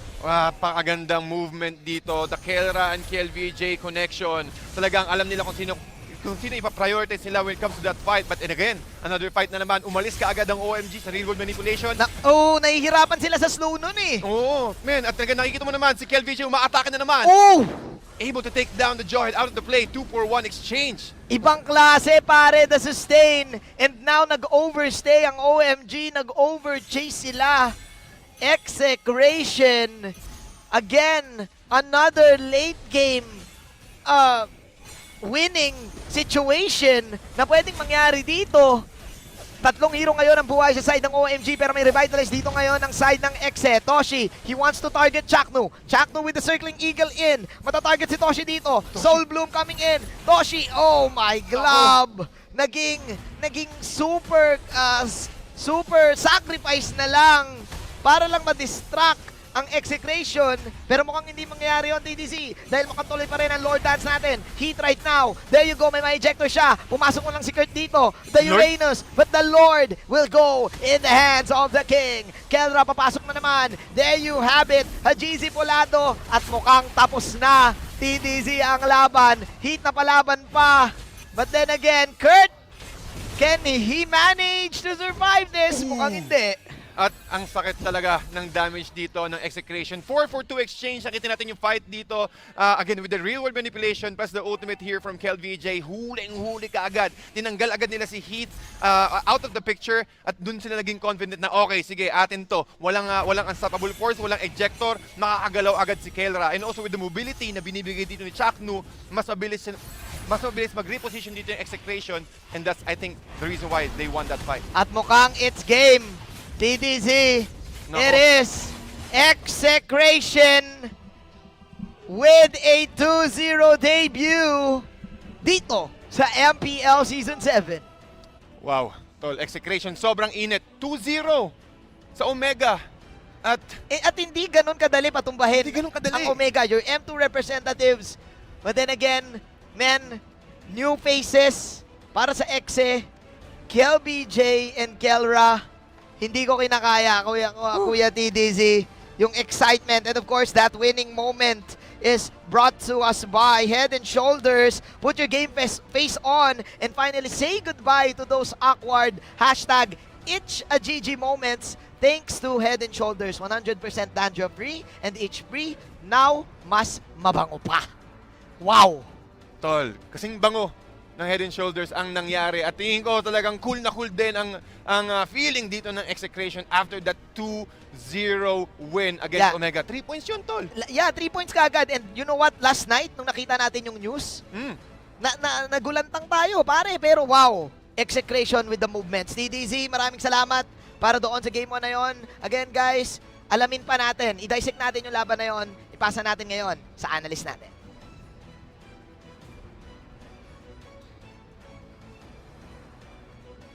Thank you so much, casters, and napakaganda ng performance na pinakita ni KelVJ and the gang as they secure their first 2-0. Napakaganda impression nila to against all the teams. Welcome back to the Analyst Desk. My name is Midnight, and we breakdown natin kung paano ba nakuha ng Execration itong napakagandang game ito against Omega. Now, the first thing that we have to take note of is the link of KelVJ. Having no debts on his performance really shows a lot as he knows what the conditions are for Execration this game. No? Alam niya na ang kailangan niya lang naman gawin dito is survive the early game onslaught of the Jawhead and Eudora of Omega. It's a combo that we've known for quite a while now. It's one of the most destructive early game combos of the tank support, and Omega didn't really have the chance or didn't get the opportunity to abuse that against Execration kasi iniiwasan lang sila, hindi sila nilalabanan, and they played the resource game like what they did on game number 1. And the following post-game statistics are brought to you by Smart, the official tournament telco partner of MPL. Feel free to game great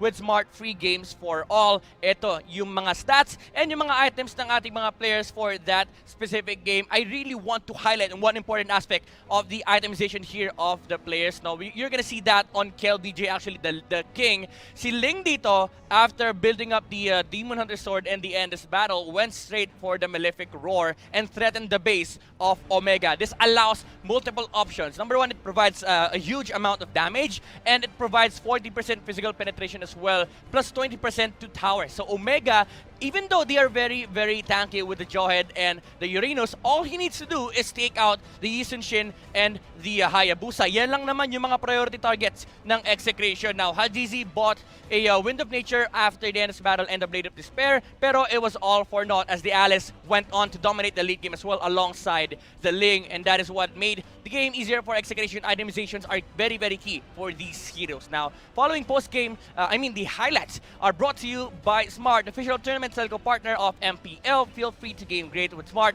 Free games for all. Makikita natin yung mga key points or yung mga turning moments dito for Execration. Again, we have to keep in mind that Omega, they have secured themselves the Jawhead and Eudora, pero Execration, with their moves, with their fantastic decisions and map movements, naiwasan nila yung early game threat ng Omega dito. And again, these following highlights are brought to you by Head and Shoulder. Put your game face on and finally say goodbye to those awkward hashtag itch-a-GG moments thanks to Head and Shoulder. 100% dander-free and itch-free. Now, mas mabango pa. And ito yung mga mababangong moments for Execration on that specific game. Again, Omega, they really had the advantage on the early game heroes as they had the Jawhead and Eudora. They can threaten objectives earlier on. Makikita natin dito sa first turtle fight natin, Omega was really looking really great as the box was established by the Jawhead and Eudora. But the counterpart is the Eve was able to establish his own territory. If you haven't used Eve yet, it's a very strong hero that can contest objectives from your enemies.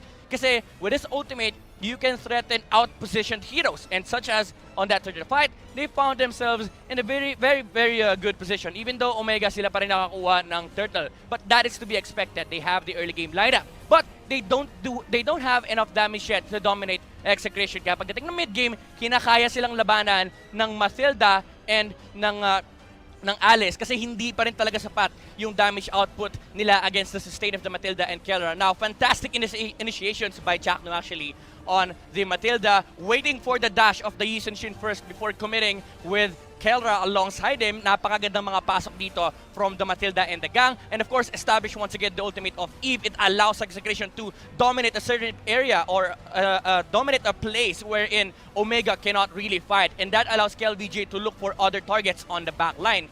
Being the Ling, being one of the best assassins in the game, you can look for any outpositioned enemy heroes outside the box that has been already established by the Eve. Makikita nyo rito multiple times, they have been consistently getting pickoffs against Omega. Omega. That is why Jhazz, even though he was very, very defensive with his playstyle, he gathered 2 deaths around 14-minute mark, something that the KDA machine doesn't really do in terms of his gameplay with the Asian Shin. Kasi sobrang playsip ni Haji But with this kind of lineup, napakahirap talaga maglaro ng Yisun Shin kasi nai-establish yung box ng kalaban mo and may link pa na pwedeng lumabas ng box. So kumbaga isipin nyo, dalawang cellphone yung teritoryo ng Execration pagdating sa teamfights. And after all that, it was just the late game prowess of the Alice and the Ling. The amount of damage and the amount of sustain are there for Execration, and Omega have to bow out against Execration. 2-0 clean score for the gang. That's gonna gather them 3 points. Pero kailangan natin koronahan ang ating MVP. This MVP is brought to you by Smart, the official tournament telco partner of MPL.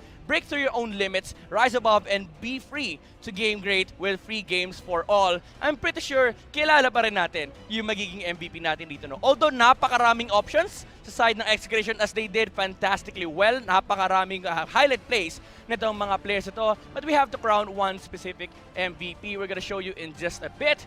There you go. The King, Kel VJ on the link. KDA of 807.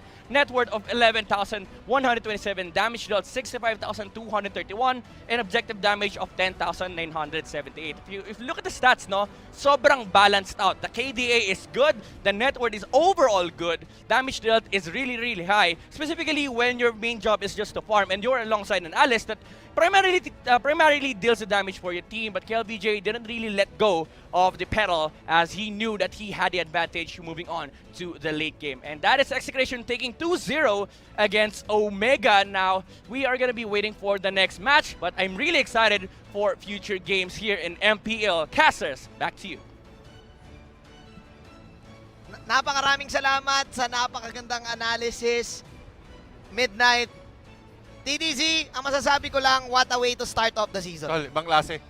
Kasi kanina, pinag-usapan natin na bago mag-start yung laro, makakakita tayo ng mga kakaibang draft, mga kakaibang playstyle. Sinurpresa tayo ng Omega with that 4-mage composition. Yeah. And also with the Yuzong on top of that from Game 1. Tingin ko gana siya eh. Okay siyang gumana. Kaso, hindi lang na-counter siya kagad ng last 2 picks dito ng Execration. But let's see kung mag-workout din ba yun sooner or later. And with that Game 2, I was really surprised, Tol. Yung Matilda. Wow, we're all surprised. We're all surprised. But then again, before anything else, MPL Philippines Season 7 is presented by our official tournament telco partner, Smart. Free to game great with Smart. Free games for all. Bago ang mga nakita natin with that game, bagong season, bagong history. Ako po pala si Manjun Faldas at eto si TDZ. Huwag kayong aalis, guys. Nako, ang next match natin, pare, it's going to be Work Osterforce, their debut versus versus Aura PH. PH. Wow, napakainit yan. Ladies and gentlemen, maraming pong salamat. Huwag kayong aalis dahil magbabalik ang MPL Season 7.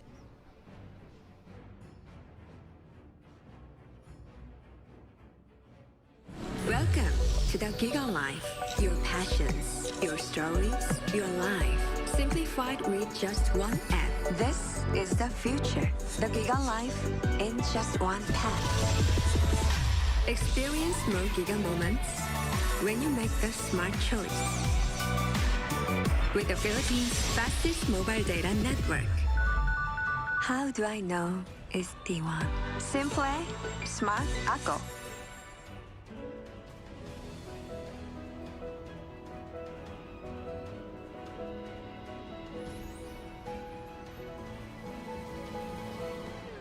Moment na sana, pero hassle ang kati. Yung kati na yan, dahil sa dandruff yan. You need Head and Shoulders. Unlike beauty shampoos, tanggal ang dandruff that causes kati. No more hassle sa moment. Goodbye na sa kati, dahil 100% dandruff. When you look inside a JanSport backpack, you see a story that started in 1967. Since then, our mission has expanded to helping protect our environment for future generations to enjoy. It's a work in progress, but just this season we've used the equivalent of 13 million bottles worth of recycled polyester in our most popular backpacks. When you look inside a JanSport pack, you see our commitment to this brilliant blue planet we call home. And we're just getting started.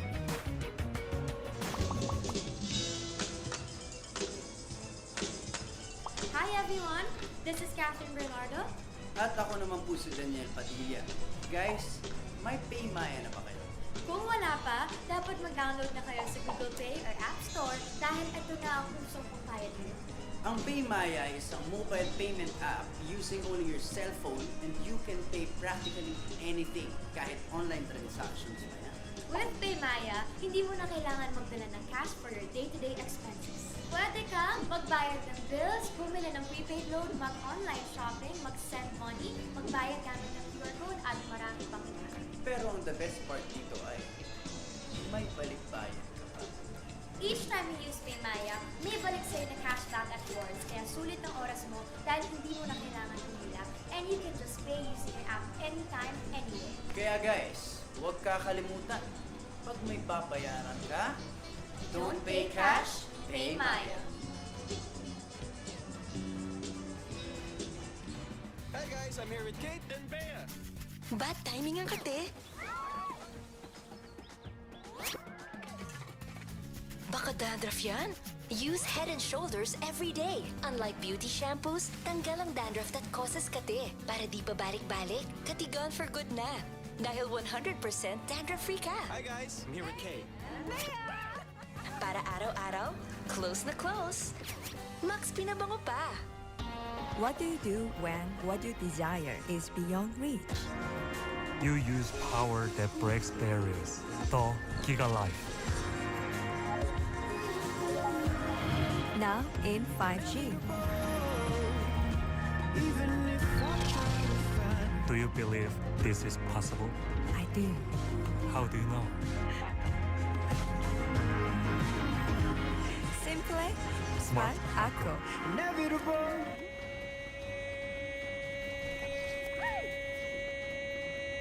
Express your online business.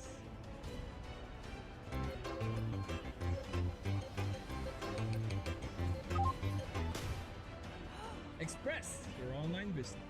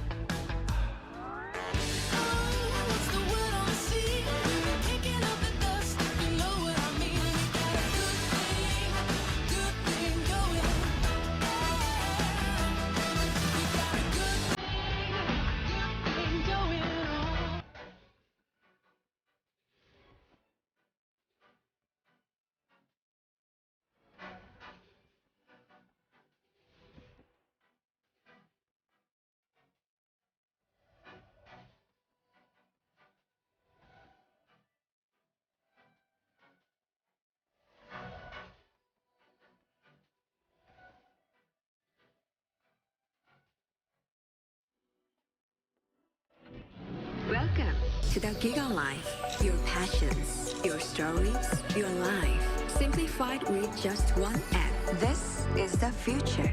The Giga Life in just one path. Experience more Giga moments when you make the smart choice. With the Philippines' fastest mobile data network. How do I know it's T1? Simple, smart, Ako.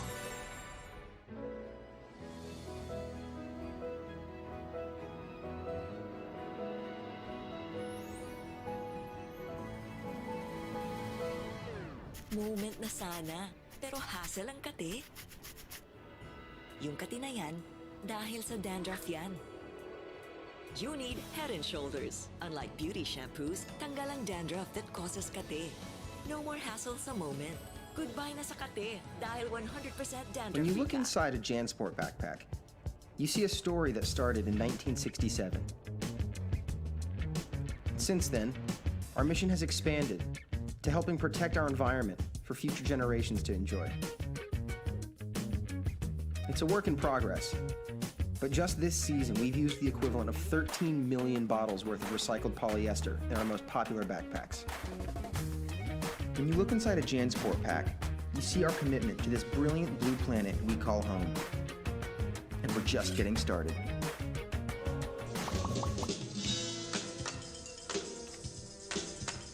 Hi everyone, this is Catherine Bernardo. At ako naman po si Daniel Padilla. Guys, may PayMaya na ba kayo? Kung wala pa, dapat mag-download na kayo sa Google Play or App Store dahil ito na ang kusong pangbayad ngayon. Ang PayMaya is isang mobile payment app using only your cell phone and you can pay practically anything, kahit online transactions pa yan. With PayMaya, hindi mo na kailangan magdala ng cash for your day-to-day expenses. Pwede kang magbayad ng bills, bumili ng prepaid load, mag-online shopping, mag-send money, magbayad gamit ng QR code at marami pang iba. Pero ang the best part dito ay may balik-bayad ka pa. Each time you use PayMaya, may balik sa'yo na cashback at rewards, kaya sulit ang oras mo dahil hindi mo na kailangan pumila and you can just pay using your app anytime, anywhere. Kaya guys, huwag kakalimutan, pag may babayaran ka, don't pay cash, pay Maya. Hey guys, I'm here with Kate and Bea. Bad timing ang kate. Baka dandruff yan? Use Head and Shoulders every day. Unlike beauty shampoos, tanggal ang dandruff that causes kate. Para di pa balik-balik, kati gone for good na. Dahil 100% dandruff-free ka. Hi guys, I'm here with Kate. Para araw-araw, close na close. Max pinabango pa. What do you do when what you desire is beyond reach? You use power that breaks barriers. The Giga Life. Now in 5G. Do you believe this is possible? I do. How do you know? Simple, smart, ako.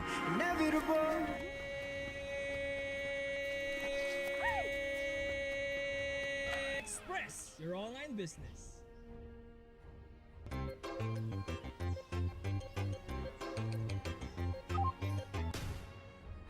Express your online business.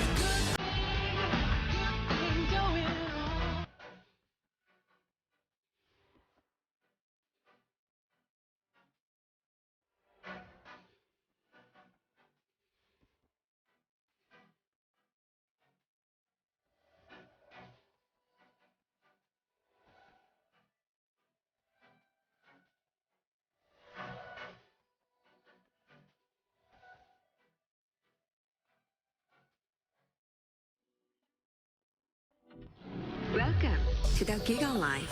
Your passions, your stories, your life. Simplified with just one app. This is the future. The Giga Life in just one path. Experience more Giga moments when you make the smart choice. With the Philippines' fastest mobile data network. How do I know it's T1? Simple, smart, ako.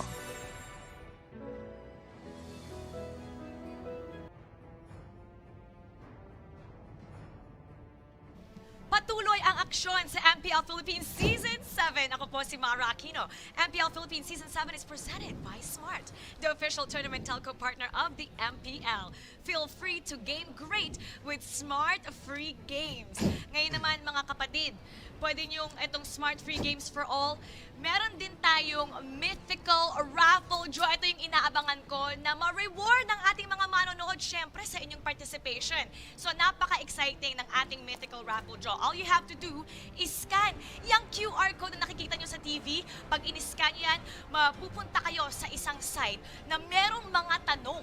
4 na tanong yan for this week, and the 10 winners for that contest will get to have epic skin, diamonds. So kung sa tingin nyo, alam nyo lahat ng mga nagaganap dito sa Mobile Legends Bang Bang, yung mga heroes, yung mga teams and players, subukan ang inyong galing doon at baka kayo ang manalo ng mga papremyo, skins, diamonds, pwede nyong gamitin yan.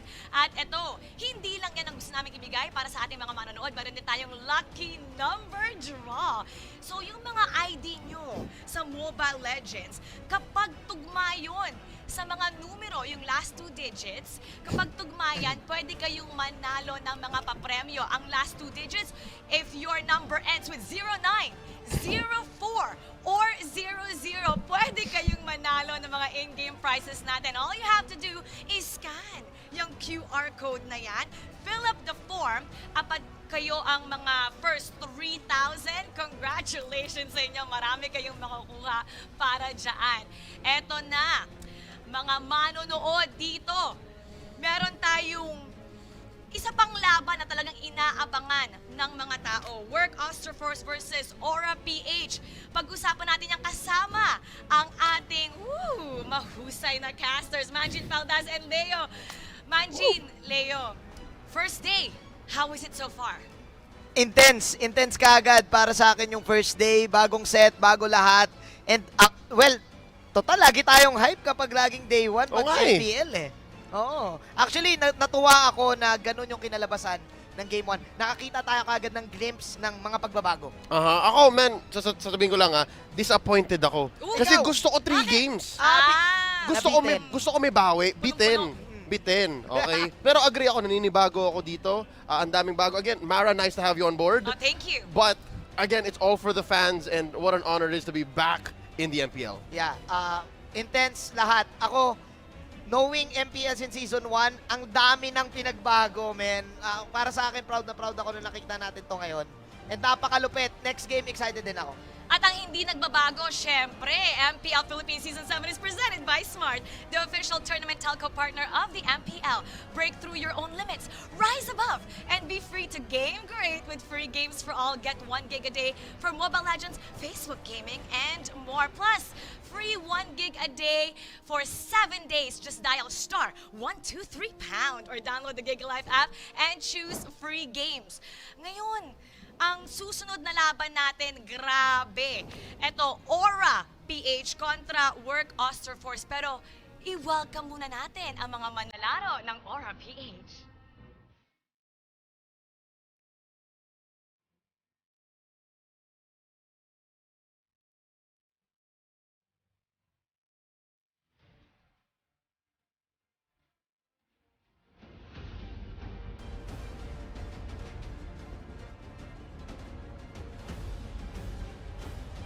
Your team is banning.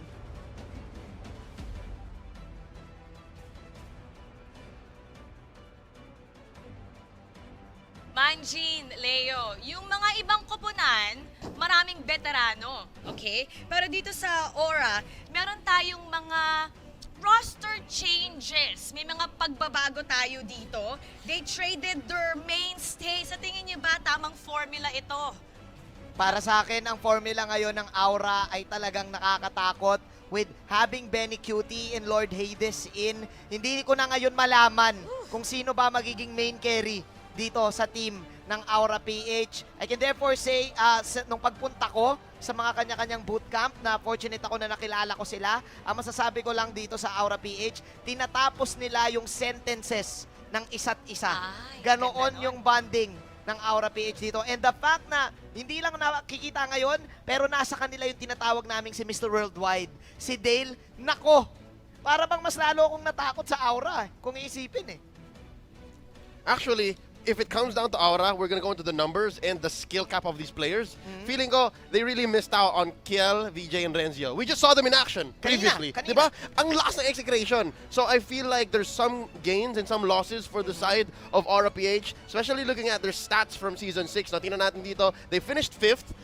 After coming from a back-to-back championship, parang kulang ang Aura PH. Yeah, actually gusto ko lang idagdag sa sinabi natin kanina. Parang sa sobrang ganda na naging formula dito ng Aura, para bang ngayon may part na pwede na silang malito kung anong formula yung susundin nila. Kaya nga siguro may jitter sila sa mga local tournaments. Tingnan natin itong lineup ng Aura PH. Malakas ba? Sa tingin nyo ba? Ito talaga yung key players na talagang magpapabago ng kanilang kapalaran.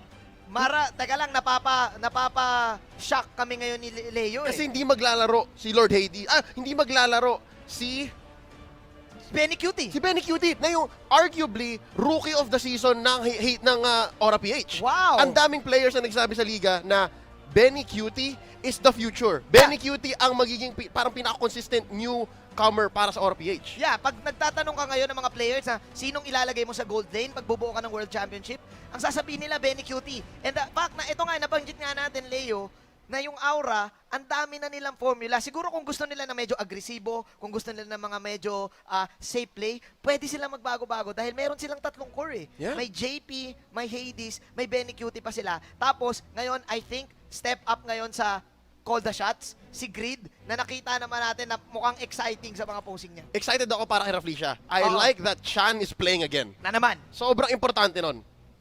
And now, i-welcome natin at kilalanin ang bagong koponan, Work Osterforce.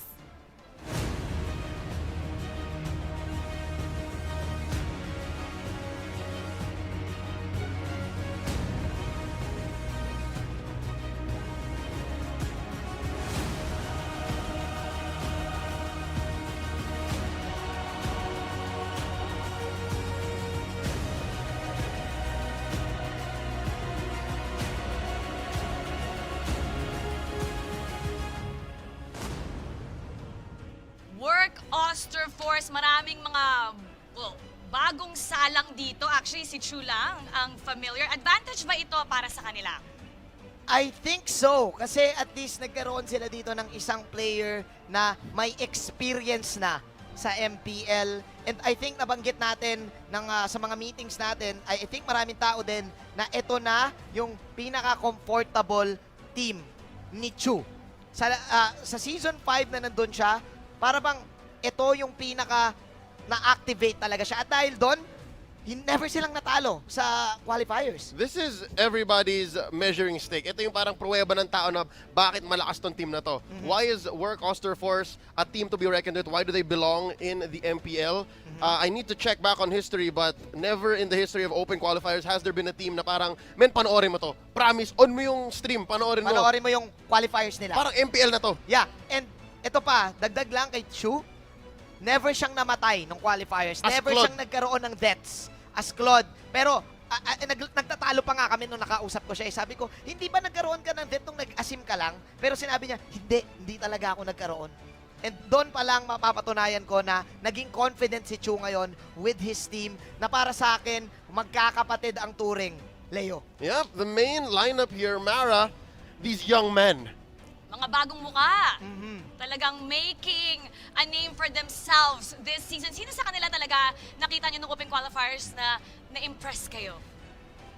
Honestly, sa akin lahat eh. Kasi may teamwork talaga sila dito. Honestly, bilang isang core na din, may elib ka sa pagiging core talaga ni Chu dito. And kung paano siya na-activate dito ni na RTZ at ni na Unravel. Which is, I think, sila nagpalit-palit pa sa ng pangalan eh. Yeah. Parang tinatawag nga nating Michael Jordan. Si RTZ. Tapos ang gusto ko dito, si FY, si Unravel. Si Unravel. Yeah. Actually, Leo, ang gusto ko dito sa side ng teamwork is sila yung naging main scream partners ng World Champions natin. World Challenger. I think nakatulong yon yung World Challenger para lumakas sila ng ganito.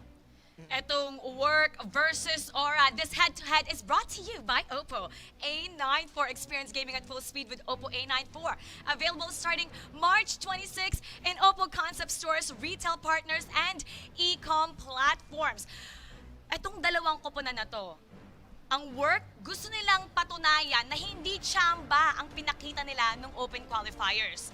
Sa panig naman ng Aura, gusto nilang i-reclaim yung past glory. Eto, may tanong ako sa inyong dalawa ha. Sabi ng marami, etong work, para daw silang Onyx nung season 4. How true is that? Siguro masasabi yun ng mga tao na parang Onyx kasi nung pumasok din yung Onyx nung pumasok sila season 4 ay tinitignan sila na wow, ang lakas. Baka talunin nila sila lahat. I think isa pa sa mga nagiging bulong sa labas is that qualifiers lang yan. Ngayon dito matitest ang Work Oster Force kung tatamaan ba sila ng jitters, tatamaan ba sila ng kaba na ang kalaban nila ngayon naging 2-time champion na. Medyo poetic, no? Kung maalala natin, Aura-PH, once Sunsparks, yun, ang karibal ng Onyx-PH. Nung pareho silang bago sa MPL Season 4, I think. Season 3 galing ang Sunsparks noon. But right now, mukhang rite of passage para sa Work Oster Force. Pwede. Actually, magandang start para sa Work Oster Force. Kasi nga, again, Aura is a team na in line with the top 5s, top 4s. And kapag, if ever makaisa yung Aura dito, ang taas ng confidence boost nito para sa team na yan. Makikilala natin ang coaches ng dalawang panig. Who will be the head and shoulders above the competition? Put your game face on and finally say goodbye to those awkward hashtag it's a GG moment. Thanks to Head and Shoulders 100% dandruff-free and age-free. Now, mas mabango pa. Eto, ang coach natin sa Aura, meron tayong coach lift na may dalawang MPL titles. Hindi lang yan, kasama niya si Coach Dale. Sa panig naman ng work, meron tayong Coach Arcadia. Pinatunayan nila na, well, they're showing that they belong. Do you think it's an advantage ngayon sa Aura na meron silang dalawang coaches na experience dito? I think so. And Mara, si Coach Arcadia ay mayroon ng dalawang championships na nagawa. Kilalang-kilala niya na si Rafflesia, kilalang-kilala niya na yung sina JP, si Kiluwash, and I think with the help ng isang outside factor na nandun din si Coach Dale, which is also your SEA Games coach alongside with Panda, and also an M2 representative, doon pa lang sa numbers na yon, I think on paper, matatakot ka talaga, Leo. Yeah, no, Arcadia is a very smart man. But on the other side, right, facing him off from the other corner, si Lift. Ito, si Lift. He's making his MPL debut in Season 7 as a coach. But a few people should know as well, galing siya sa kampo ng Archangel, our Season 3 champions. He spent a good amount of time there as a player, training as a coach. Yeah, and to add, nung nakausap natin si Liv, ang sabi niya dito, napaka-importante nitong pagpasok ko dahil matagal na siya sa esports. Matagal niya nang pinapangarap to, kaya kitang-kita mo sa kanya yung hunger para makuha itong title. Super mature. I spent the offseason talking to a lot of these coaches, and Arcadia, matagal na siya. Matagal na siya sa esports. He has 2 championships, as we've mentioned. Pero si Lift, first time niya magiging coach sa MPL. Wow. And the things that are coming out of his mouth and kung paano niya i-address yung mga problema ng team or kung paano niya i-build up yung team, it's like he really belongs here. It's gonna be interesting how the coaches will lead their team. At meron din tayong mga manlalaro na talagang nasa spotlight. And these featured players will do all they can para hindi ma-GG. Bring your clay game with Master Sekreto ng mga guwapo. Eto, sa dalawang panig ng kupunan, meron tayong Chu and Lord Hades. Si Chu, 3rd straight appearance sa MPL. Si Lord Hades naman, bago lang sa Aura. Head-to-head, anong masasabi niyo sa kanilang dalawa? I can therefore say na itong dalawang players na to ay halos sabay din pumasok sa scene.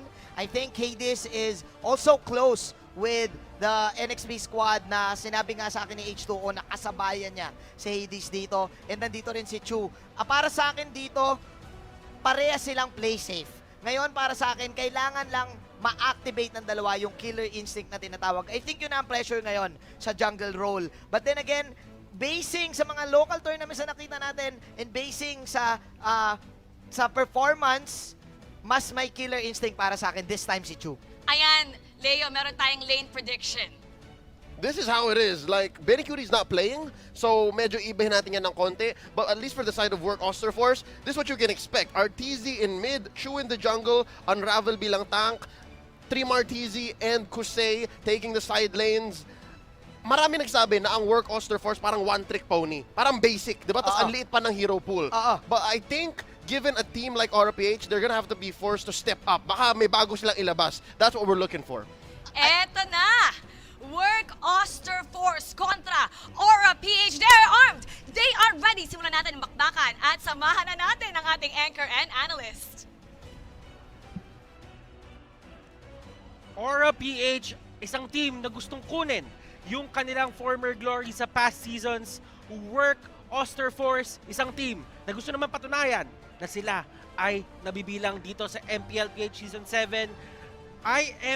We are going to be your casters. I am Butters, your anchor. Kasama ko ngayon si Wolf, ang inyong analyst. Wolf, kamusta?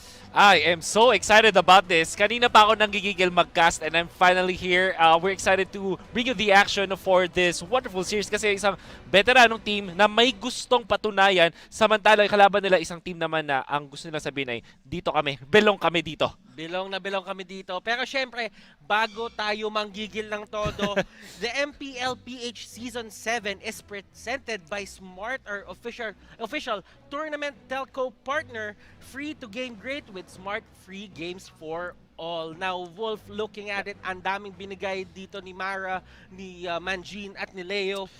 Ang daming stats, ang daming factors. What do you think about that? Una sa lahat ay sinabi ni Manjin na bilang isang core player ay naiintindihan daw niya si Chu. Yun ang siguro question mark doon. But apart from that, I totally agree with what they say. For example, Aura-PH, they were talking about the importance of Benny Cutie. I myself, nagulat din ako na baka hindi maglaro si Benny Cutie or at least yun yung unang pinakita. I'm not entirely sure because I think Aura-PH, lalong-lalo na nung off-season, bago MPL Season 7, ay napaka-successful with Benny Cutie in. So yun medyo na nagpinagtataka ko. Samantala, Work Oster Force naman, na-mention nila about Hero Pool. I'm sure na pinaghandaan nila yan sa Work Oster Force.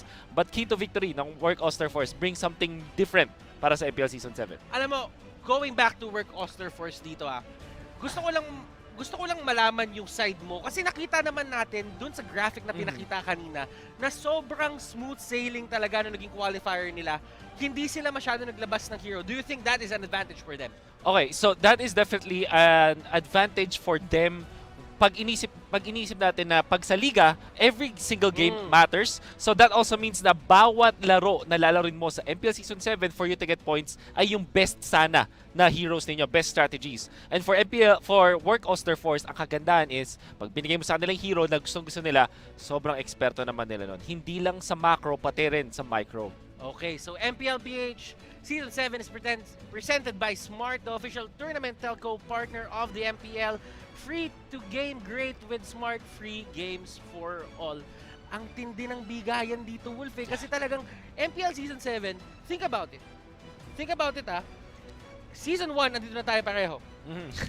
Nasabi na din, it's been a long time, ladies and gentlemen. Si Manji, nasabi niya din to kanina. Looking at how we progressed, looking at how we evolved, in-expect mo ba yung ganito katindi? No, dumating tayo sa point, man, na pinifeature na natin mismo yung coaches.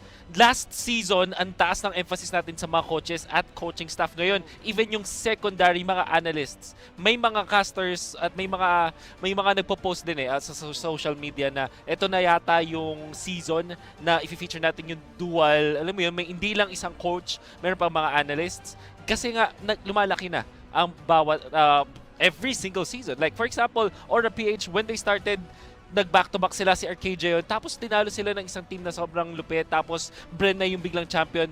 Everybody wants to be better than the previous champions, diba? Parang palakas lang ng palakas. Ano yung dinadagdag? Bren Esports, dinagdagan nila ng malupit na facilities. Kumuha sila ng coach na parang pinauwi nila yung import natin na si Daki para kunin sa kanilang side at makabuo ng isang team. Ngayon yung teams naman like Work Oster Force, the organization, pinag-combine nila yung mga malulupit sa amateur leagues. Tapos, tinry nilang pumunta sa qualifiers. Yun pala, sobrang tindi na pala nila because of a recipe na they thought that can work and actually worked. So, to answer your question, hindi ko in-expect na ganito kalaki. Ang daming naisip ng mga teams para lang makapasok sa MPL. Alam mo, patagal yung mga seasons natin dito. Ine-expect ko na nalalaki siya pero hindi ganito kabilis. And ginulat tayo na MPL Season 7 ngayon kasi with the inclusion pa na nasa atin ang World Championship ng M2, lahat gusto mag-step up, lahat gusto itaas yung tropeo na yan. Pero tatandaan nyo, bago nila magawa yan, kailangan muna ipakita nila yung kanilang galing dito sa sarili nilang MPL. You know what's funny, Butters? Ano? Yung dami ko na-meet sa amin, sa mga barangay, na para sa amin, gusto ko maging Bren Esports. And actually, pagka-uwi natin mula sa Singapore, casting for the M2 World Championship, yung balita umingay about sa champion yung Pinoy sa Mobile Legends, at ang dami kong mga matatanda rin na nakakausap na parang ito na pala yung future. At yung mga bata naman, gusto nilang maging champion din, gusto nilang maging Bren Esports. Now, it also translated sa mga players naman. I was able to talk to some of the players at sabi nila gusto din nilang mag-champion for the Philippines. And they can say na kaya naman kaya makipagsabayan So I think that Bren Esports being the championship team sa M2 World Championship, tapos i-translate natin sa mga players dito sa MPL-PH Season 7, yun yata yung goal talaga, maging champion din. Motivation, inspiration, yun yung ginawa ng Bren Esports. But remember guys, this is the next chapter. Ito yung sunod na kabanata doon sa nangyaring World Championship win natin. And right now, things are going to get heated up. Syempre, nandito na yung work na talagang in-acknowledge ng Bren Esports. Alam mo, pinagtahi ko lang yun Sakto Sakto. Itong work na to, talagang in-acknowledge sila ng Bren Esports. Sinabi nila all throughout the interviews na tinitignan nila yung work as a threat in terms of being in the MPL Season 7 or being the best, the top dogs of the MPL Season 7 PH. Ngayon naman, dun tayo sa previous top dogs naman.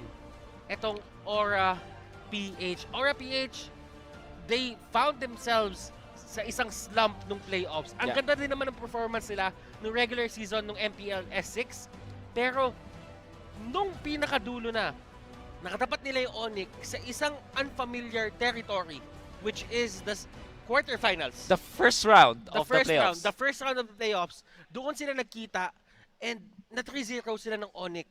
So, for Aura PH, ano nga ba yung gusto nilang gawin dito papasok ng MPL Season 7? Una sa lahat is rebuild. Now, bago yung kanilang very questionable call for sure. Kasi imagine this, binigyan ka ni Kel VJ at ni Renjo ng 2 championships. Now, isang slump and you let them go. For loyalist perspective, nakakapagtaka yun. But then again, we will not question the decision of Aura PH. Baka naman kasi may nangyayari inside, that's why they let go of KLVJ. But, to answer your question, ang gusto nilang gawin ay kumuha ng mag-rebuild. I think na siguro nga dahil monotonous yung pag-back-to-back championship nila, parang parehas lang din yung nangyari, Onyx din yung kanilang nakatapat, kaya siguro sila nanibago noong MPL Season 6. So what they did is to bring us something new, which came from Lord Hades and now Benny Cutie, rising star dito sa Aura PH, and it might be for the better. It might be for the better, but ladies and gentlemen, we will be heading into a very short break. Huwag kayong aalis, magbabalik ang MPL-PH Season 7. Welcome to the Giga Life. Your passions, your stories, your life, simplified with just one app. This is the future. The Giga Life in just one tap. Experience more Giga moments when you make the smart choice. With the Philippines' fastest mobile data network. How do I know it's T1? Simple, smart ako.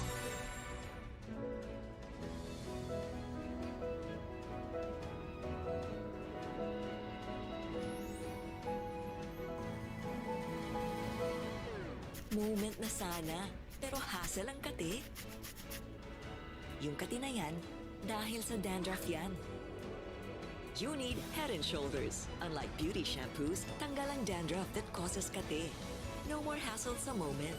Goodbye na sa kati, dahil 100% dandruff. When you look inside a JanSport backpack, you see a story that started in 1967. Since then, our mission has expanded to helping protect our environment for future generations to enjoy. It's a work in progress, but just this season we've used the equivalent of 13 million bottles worth of recycled polyester in our most popular backpacks.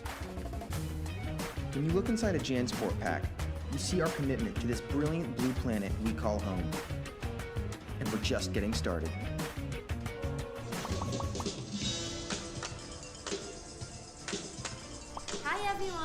This is Catherine Bernardo. At ako naman po si Daniel Padilla. Guys, may PayMaya na ba kayo? Kung wala pa, dapat mag-download na kayo sa Google Play or App Store dahil ito na ang usong pangbayad ngayon. Ang PayMaya is isang mobile payment app using only your cell phone and you can pay practically anything, kahit online transactions pa yan. With PayMaya, hindi mo na kailangan magdala ng cash for your day-to-day expenses. Pwede kang magbayad ng bills, bumili ng prepaid load, mag-online shopping, mag-send money, magbayad gamit ng QR code at marami pang iba. Pero ang the best part dito ay, may balik-bayad ka pa. Each time you use PayMaya, may balik sa'yo na cashback at rewards, kaya sulit ang oras mo dahil hindi mo na kailangan pumila and you can just pay using your app anytime, anywhere. Kaya guys, huwag kakalimutan, pag may babayaran ka, don't pay cash, pay Maya. Hey guys, I'm here with Kate and Bea. Bad timing ang kate. Baka dandruff yan? Use Head and Shoulders every day. Unlike beauty shampoos, tanggal ang dandruff that causes kate. Para di babalik-balik, katigan for good na. Dahil 100% dandruff-free ka. Hi guys, I'm here with Kate. Para araw-araw, close na close. Max pinabango pa. What do you do when what you desire is beyond reach? You use power that breaks barriers. The Giga Life. Now in 5G. Do you believe this is possible? I do. How do you know? Simple, smart, acro. Inevitable.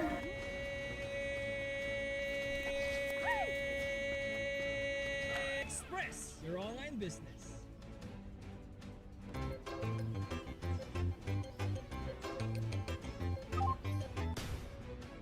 Express your online business.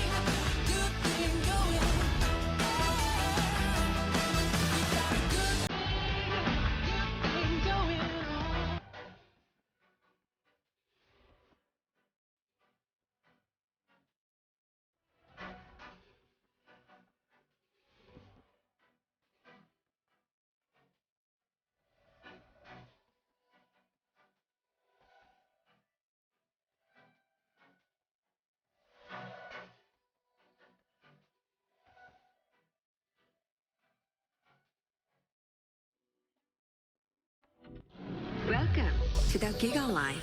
Your passions, your stories, your life. Simplified with just one app. This is the future. The Giga Life in just one tap. Experience more Giga moments when you make the smart choice. With the Philippines' fastest mobile data network. How do I know it's T1? Simple, smart, ako.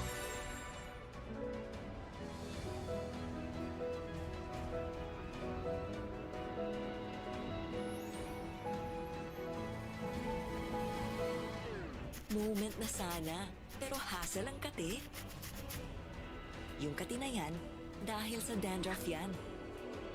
You need Head and Shoulders. Unlike beauty shampoos, tanggal ang dandruff that causes kate. No more hassle sa moment.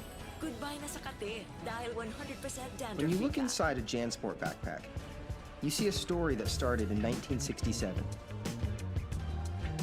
Since then, our mission has expanded to helping protect our environment for future generations to enjoy. It's a work in progress. But just this season, we've used the equivalent of 13 million bottles worth of recycled polyester in our most popular backpacks. When you look inside a JanSport pack, you see our commitment to this brilliant blue planet we call home. And we're just getting started. Welcome back sa Tagalog Casting Desk, ladies and gentlemen. Kami pa rin ang iyong mga kasama. Ako si Butters, ang iyong anchor, and si Wolf, ang magiging analyst ninyo for this series. And syempre, bago tayo mag-usap ulit, Wolf, about this amazing game, or amazing series rather, tatandaan natin na MPL-PH Season 7 is presented by Smart, our official tournament telco partner. Free to game great with Smart free games for all. Wolf, coming back from that break, tatandaan natin na malapit na ang draft. And tatandaan natin din na this is still Aura PH versus Work Osterforce. Yeah, it's gonna be a tall task para sa Work Osterforce dahil ang tindi na kanilang drafting, yung kalaban nila sa draft. Dahil merong Dale at meron na ring Arcadia. It's gonna be difficult for sure. It's gonna be very difficult, but tatandaan natin, kailangan natin malaman kung sino ang gagawa ng Smart choice. Catch it next, brought to you by Smart, free to gain great with Smart free games for all. Drafting phase na, guys. And inaantay na lang natin dito yung screen natin. But before that, let's talk about the teams more. Aura PH, Arcadia, looking at the coaching staff nitong team na to, meron tayong Arcadia na proven and tested na kapag kakailangan niya maging crazy with his drafts, ay gagawin niya. Ngayon naman si Dale, isa mga pinaka-technical by the textbook na coach, nagsama sa isang team. Do you think it's a balance? It is definitely a balance. Do you think na may away na mangyayari dito? Siguro, eventually magkaroon sila ng away. But I love the fact that maganda yun, magandang away yung mangyayari. Kasi imagine this, meron kang isang creative na utak, courtesy of Coach Arcadia. And then you have Dale, some very fundamental. Hindi lang yan. Imagine mo yung training ng Aura PH. Merong nagko-control sa kanila, tapos merong nag-unleash sa kanila. It's just a good mixture. And nung una kong nalaman na ang Aura PH ay kinuha si Coach Dale, sobrang na-amaze ako. It all came together. Napakaganda. I love the first ban of Aura PH. Yung ban ng Pakito, wag mo nang bigyan ng comfort picks agad ang Work Osterforce. I think ang emphasis ng Aura PH ngayon ay either iban or kunin yung Pakito, Alice, and Esmeralda laban sa Work Osterforce. And as we all know, Work Osterforce, they played, naglaro sila, ladies and gentlemen, doon sa, sabihin natin qualifiers, na selected lang yung heroes na nilabas nila. And this might be the time na kailangan talaga nila maglabas ng mga matitinding pick dito sa regular season. Aura PH, banning out the Alice, and as you've said, tama ang iyong prediction.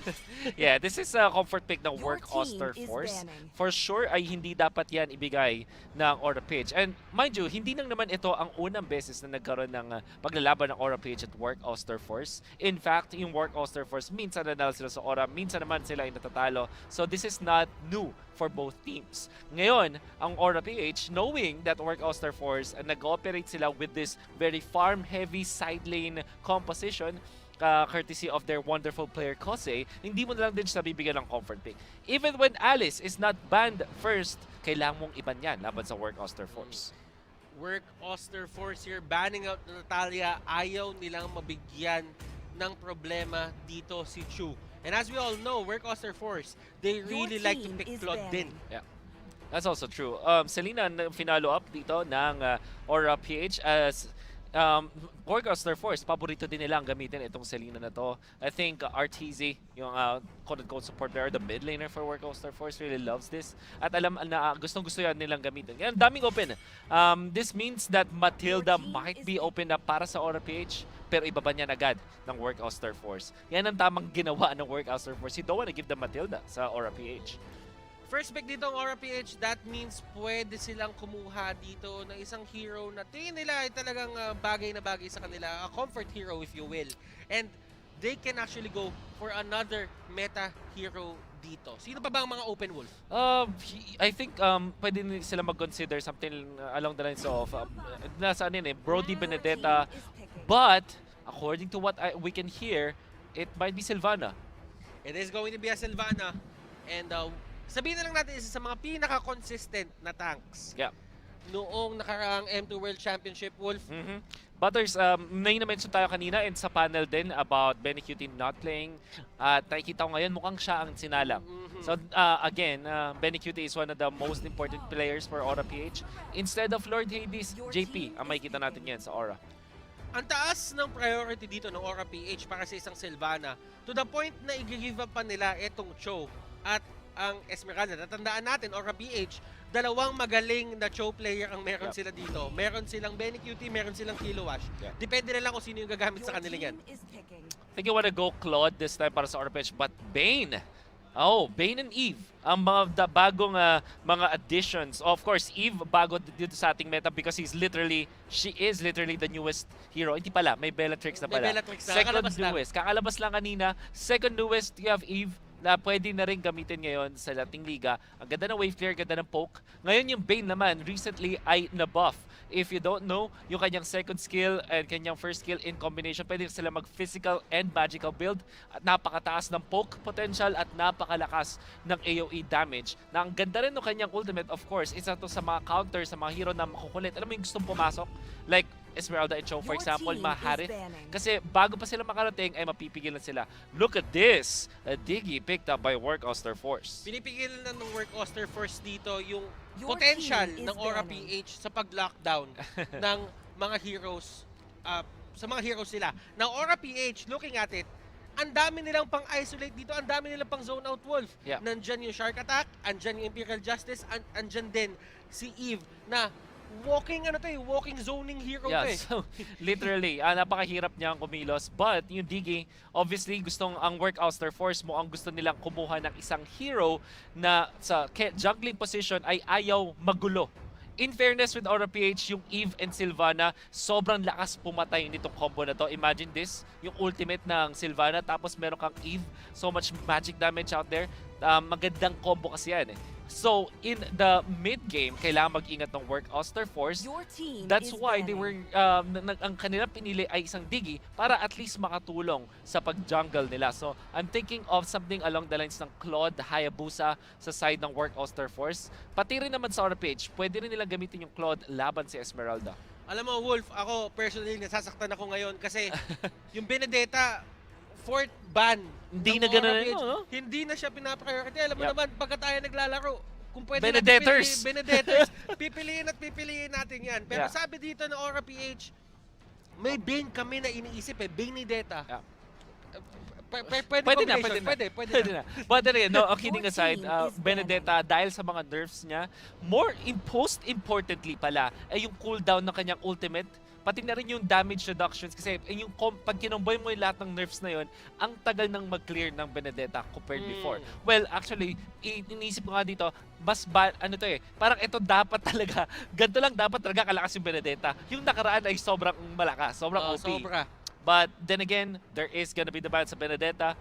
At ang Work Oster Force, sila naman nagban ng Lapu-Lapu. So, they're also looking for a good side laner na parang medyo greedy on the greedy side para hindi siya nakokontest ng Lapu-Lapu. I'm thinking something along the lines of 1-1.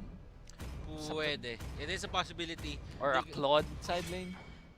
Pwede na nila iban yung Claude dito if ever for the side of Aura PH. And they will ban out the Brody. Ayaw nila yung magic damage and strong poke potential coming out from that hero. And Work Oster Force, they go for their fourth pick. It's going to be a Kagura. And kung mapapasin mo dito, Wolf, yung utility na ginagawa ng Work Oster Force para sa team nila, ang taas ng range capability. This is a reason pala kung bakit Lunox ang binan ng Work Oster Force and the other heroes. They will want to go for the Kagura. Ngayon, I'm pretty sure that this will reveal na parang fourth, it's a mid lane Kagura or support Kagura. Tapos yung ating Chu ay nasa side lanes na. So it's gonna be Cho, Esmeralda, or combination of side lanes sa Work Oster Force. Or pwede rin naman, this is crazy, pero pwede sila mag-Kagura side pa rin. Although, too much na yon na mage on the side lanes. They do have the Diggy anyway, so okay naman. Then, ni-reveal na rin nila na yung Cho nila ay magiging side lanes talaga. So Aura PH, it's gonna be interesting. Thumbs and YSS. Okay. Itong mga heroes na to, parang Aura PH special to. Thumbs on Kilowash. si JP will play the YSS. Work Oster Force here going for a Bruno. And alam mo, Wolf, ang iniisip ko nga sa Work Oster Force dito, this is going to be a tank show. Tapos side lane nga etong Kagura. Yeah. Kasi meron tayong specific change na nangyari sa Clock of Destiny na kapag ka nakuha mo siya ng mas maaga, you can expect a better mid-game para sa'yo. This is a very good draft coming out from Work Oster Force. Pero yung PH, comfort naman para sa kanila. Yung kailangang ingatan ng Work Oster Force dito ay hindi mag-overtake ang Bane. Kailangan nilang pigilan yung Bane, which is actually hindi ganun kahirap. Medyo madaling pigilan ng Bane, pero pag nag-pop off ang Bane, napakalakas, ang hirap pigilan because of the damage output niya. Ngayon, ang nagustuhan kong decision mula sa Work Oster Force, they picked up Bruno, which is arguably the hero na slightly ay mas mabilis sa YSS. YSS kasi nakikita ko ngayon na pinakamabilis mag-jungle dahil hindi niya kailangan ng mana, sobrang lakas ng innate damage output niya. And ito yung throwback dun sa mga pinopost ko na indirect buffs sa YSS, which is mas malakas ka na mag-farm pag nag-pure jungler ka. Dahil dun sa 40% na yung makuha mong bonus sa jungle or sobrang bilis mo na. Simply put, sobrang bilis. Na ngayon, Bruno lang yung kayang in a way mas mabilis mag-jungle kasi mabilis talaga mag-jungle ng Bruno. So, ang ganda ng decision ng Work, pabilisan na lang mag-farm to for both Work and Aura. Let's see if that will be the case as this is game number 1, ladies and gentlemen. And as you can see, Grid dito, nahuli na RTZ, and I think that Kagura pick really works well against the Eve. Tatandaan natin, it's the same as Parsa. Yung Parsa, hinahabol lang ng payong ng isang Kagura. Yeah. And you can see na yung pwestuhan dito ng mga supports ng Work Oster Force, which is the combination of the DG and the Kagura, medyo abante sila. Pero, ang gusto lang nilang gawin ay tignan kung nasan yung mga members ng Aura-PH. Ano yan ang kailangan nilang gawin ay hintayin nila na magkamali ng pwesto yung Aura-PH tapos saka sila lalaban. Kasi kung isipin, Digi and Kagura ang taas ng damage output but can also be easily taken down. Ngayon, taken down. Yung Aura-PH naman, medyo slower pace when it comes to their supports dahil Eve to, kailangan mag-farm muna. And as you can see, ladies and gentlemen, nagkakaroon ng bit of a push dito sa taas para sa Work Oster Force. Unravel dito, nahuli siya. And that will be the Mountain Shocker hitting Unravel. 50% HP na lang, na-stun pa siya dito. And Aura-PH, pinipigilan talaga nila mag-TP back dito ang isang Digi. Yeah. Yung Aura-PH, mixture of tempos ang kanilang ginagawa. Bane, mas mabagal compared to Work, obviously, kasi may Cho and Esmeralda side lanes ang Work. Samantala yung Aura, it's Thams and Bane. Innately farmers. Pero yung YSS nila, medyo mabilis yung tempo. Work naman, kabaliktaran, all in speed para sa Work. They wanna go for the tempo control and this is what they're doing right now. And look at Raflesia, you're getting caught out, ladies and gentlemen. Kosei dito, by a bit more than he can chew. And nahuli nga dito si YSS. JP dito, siya ang unang tutumba. Walang retribution dito yung side ng Aura-PH at pupunta kay Chu. Yung turtle buff, Unravel dito, trying to get away dun sa mga pating. Pero sabi ni RTZ dito, pipigilan kita ng konti and that is going to be a 1-for-1 trade for both teams. At tinabi natin yung tempo control ng Work Oster Force, which is much better than Aura dahil meron silang playmakers agad. Cho, pagkakuha ng level 4, very confident na. Esmeralda is also level 4, which in combination to their Bruno, it just means na sobrang bilis nila mag-take ng turtle. Pagkadating ng second minute, which is the mark where the turtle respawns, alam nila na kailangan nilang pumwesto lang doon. Using the Digi's vision dun sa bombs, alam nila na hindi makakontest yung Aura. Even when there's a YSS Mountain Shocker, yung Aura-PH, ang hirap umabante dahil dun sa mga sa draft ng Work Oster Force, which is tailored more on the early stages of the game. Papasin mo dito, Aura-PH, they're really pushing. Kailangan bantayan din nila yung taas nila dito as Work. Talagang iniikutan nila dito si Kilowash. Yeah. We're seeing the fact na yung YSS naman ay maganda pang push because of the passive and innate damage output. Tingnan natin kung mabilis sila. Ang ganda ng depensa ng Eve. Look at that. Grid using the terrain. Ginamit niya para hindi siya maka-contest or mahanap ng Kagura. But this is trouble for Aura. But there is a fight. Kilowash dito. Pumasok na lang siya. And look at the tankiness ng isang Thamos. And he will just back off. Parang walang nangyari habang doon sa may baba na pick-off dito si Benny Cutie. Do take note, Butters, that Aura PH, ang ganda ng kanilang adjustment. Ito yung gustong-gusto ko sa Aura eh. Kapag nakikita nilang may konting lugi dun sa kanilang draft, what they do is to find other ways to be farmed. Like yung ginawa ni JP, nag-push na lang siya sa baba, kumuha ng outer turret energy shields for more gold. At hindi lang yan, nung nagtuturtle yung work, imbis na kumontes pa ang Aura PH, si JP, kinuhaan na lang niya ng jungle si Chu. So what he did is to kind of invade yung work. Kasi nga naman, hindi naman nila kayang lumaban around the turtle, so kuha na lang ng ibang sources around the map. Ay, kung papasin mo dito, meron turtle take na nangyayari dito para sa side ng Aura. Ginamit agad ni Green dito yung ultimate niya. Is that the best call? It will be the best call for them as Aura secures a turtle para sa side nila. Habang nangyayari yung lahat, nakikita mo yung pwestuhan ni Trey Martizzi dito. Kanina ba siya tumatambay sa mga brush? Yeah. Sobra yung use dito ng work Oster Force sa mga brush na yan to get yung pick-offs. Yeah, that's definitely what they needed. If you're looking at the gold, bakit yung turtle napunta sa side ng work pero ng Aura, pero mas mayaman pa rin yung work? This is again the advantage na meron ng work during the early stages of the match na the game, na inabuse nila yung kanilang jungling speed and yung kanilang zone out potential. Yung Aura, ngayon, kailangan ng i-bodyguard ni Rafflesia at ni Greed yung kanilang YSS or even just defend some parts of the map like in this mid lane. Habang yung work naman, medyo malaya yung support duo nila. Pwedeng tumulong sa side lanes or sa jungle or be aggressive just like this so that work, they can have more farm using ito kanilang Bruno kay Chu. Pero alam mo, nababansin ko dito na yung Eve Wolf, nag-stick lang siya sa halos isang lane. Yeah. Ginagamit niya lang yung spells niya, yung skills niya, at hindi na nakapag-push dito yung work. Pero for this time around, hindi na niya mapipigilan yung push. Pero Unravel dito, ang magiging ally, worth it ba yun? Definitely worth it dahil nakuha sila ng kill dun sa Thumbs naman na gustong kumonekta sa kanila. Aura PH, what they wanted to do was use the Thumbs papunta sa gitna habang sila nagde-defend sa bot, tapos pupunta rin sana sila sa gitna so that they can catch anyone there. Pero ang ganda ng pwestuhan doon ni RTZ, alam niya na may pupunta doon, alam niya may magre-respo doon, nagtago siya doon sa bush na may mid lane at kumuha ng kill. Habang nangyayari yun lahat, may pick-off na naman silang nakuha dito sa may taas na side naman. Nakukuha din nila yung turret. At tatandaan natin, Eve, yes, is a good hero kapag dating sa mga counter-push. Pero ang problema, hindi siya kasing mobile at hindi kasing lawak ng range na isang Farsa yung meron siya. Yeah, you can see yung pwestuhan. Kusay, just being aggressive kasi gusto lang secure naman yung third turtle of the game. We might see a fourth turtle, Butters, kung sobrang bilis mag-take dito kasi nga naman, the turtles respawn every 2 minutes. So, pag mabilis na mabilis ang kanilang pag-take, may chance sa makakuha. 3 Martizzi catching out Greed. Lalaban pa ba sila dito?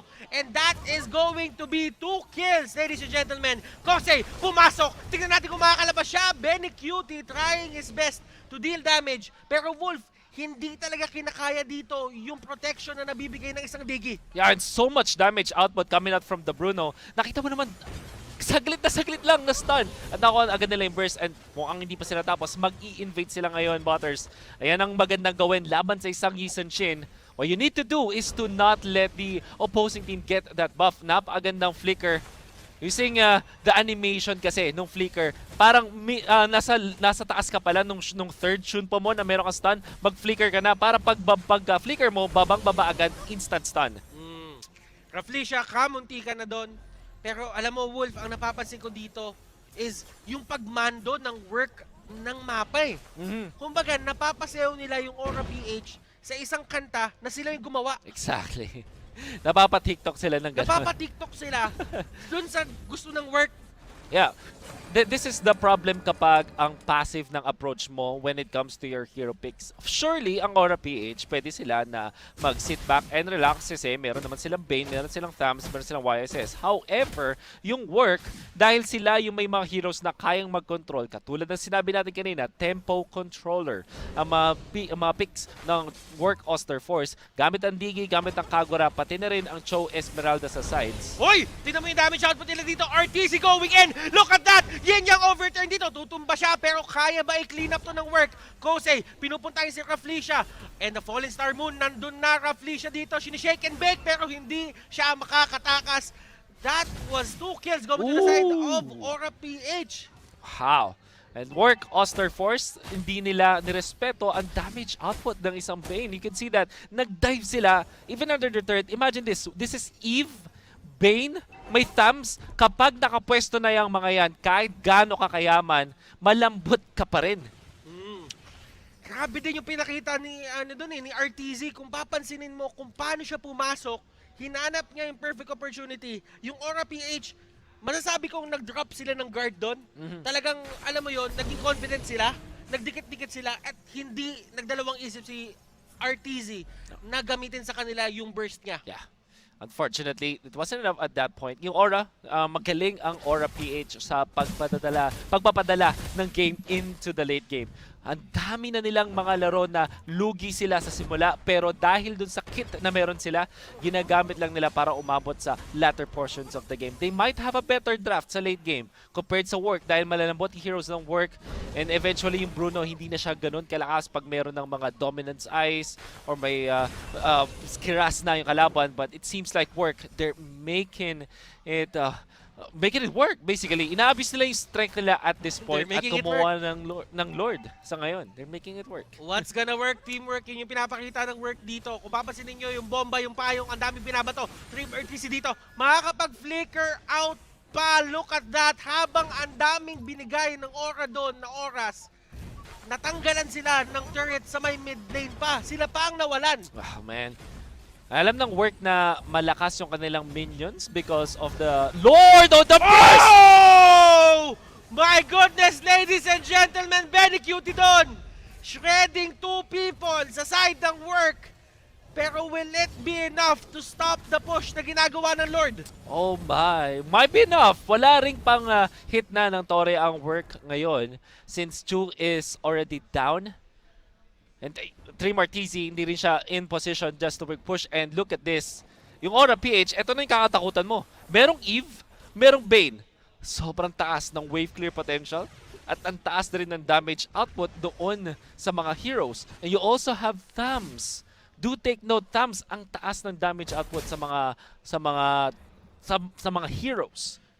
Pero kung napapansin mo yung mapa ngayon, medyo yung Aura PH nag-focus dito sa may purple buff nila. And considering pa na pwede nilang kunin yung pick-off dito kay Trim Arteezy, talagang tulong-tulong yung Aura PH dito. Kahit yung purple buff nila, 3 tao yung pinapadala nila. Work. Kanina pa nila kinokontrol ang tempo. Ngayon, ang question is, can they finish it up? Again, maganda yung kanilang sieging potential. Meron silang Diggy, they have the Bruno, ang taas na kanilang damage output sa Torre. However, enough ba yan para sa Eve and sa Bane? Napakataas na base defense coming out from Aura PH dahil sa kanilang wave clear and in a damage output. Pag nagkamali ang Work, kahit konti lang, it's gonna be difficult for them to finish this game. Yun yung nagiging problema dito eh. Kumbaga, sabihin na lang natin, accounted for yung Imperial Justice kasi may mga Purify dito sa side ng Work Osterforce. Pero doon sa may kabila, if you think about it, Wolf, naka-flicker dito si Greed. So kapag nahuli siya nito kay Marteezy, automatic na masisipa siya ng Jeet Kune Do. Yeah. Although, you're gonna have to give it to Greed. Isa sa mga pinakamagigaling pwesto. And I think after, 3 seasons, na-prove niya na isa siya sa mga pinakamalulupit na support, quote-unquote support players or mid-laners sa ating laban. At hindi siya basta-basta magpapahuli for sure.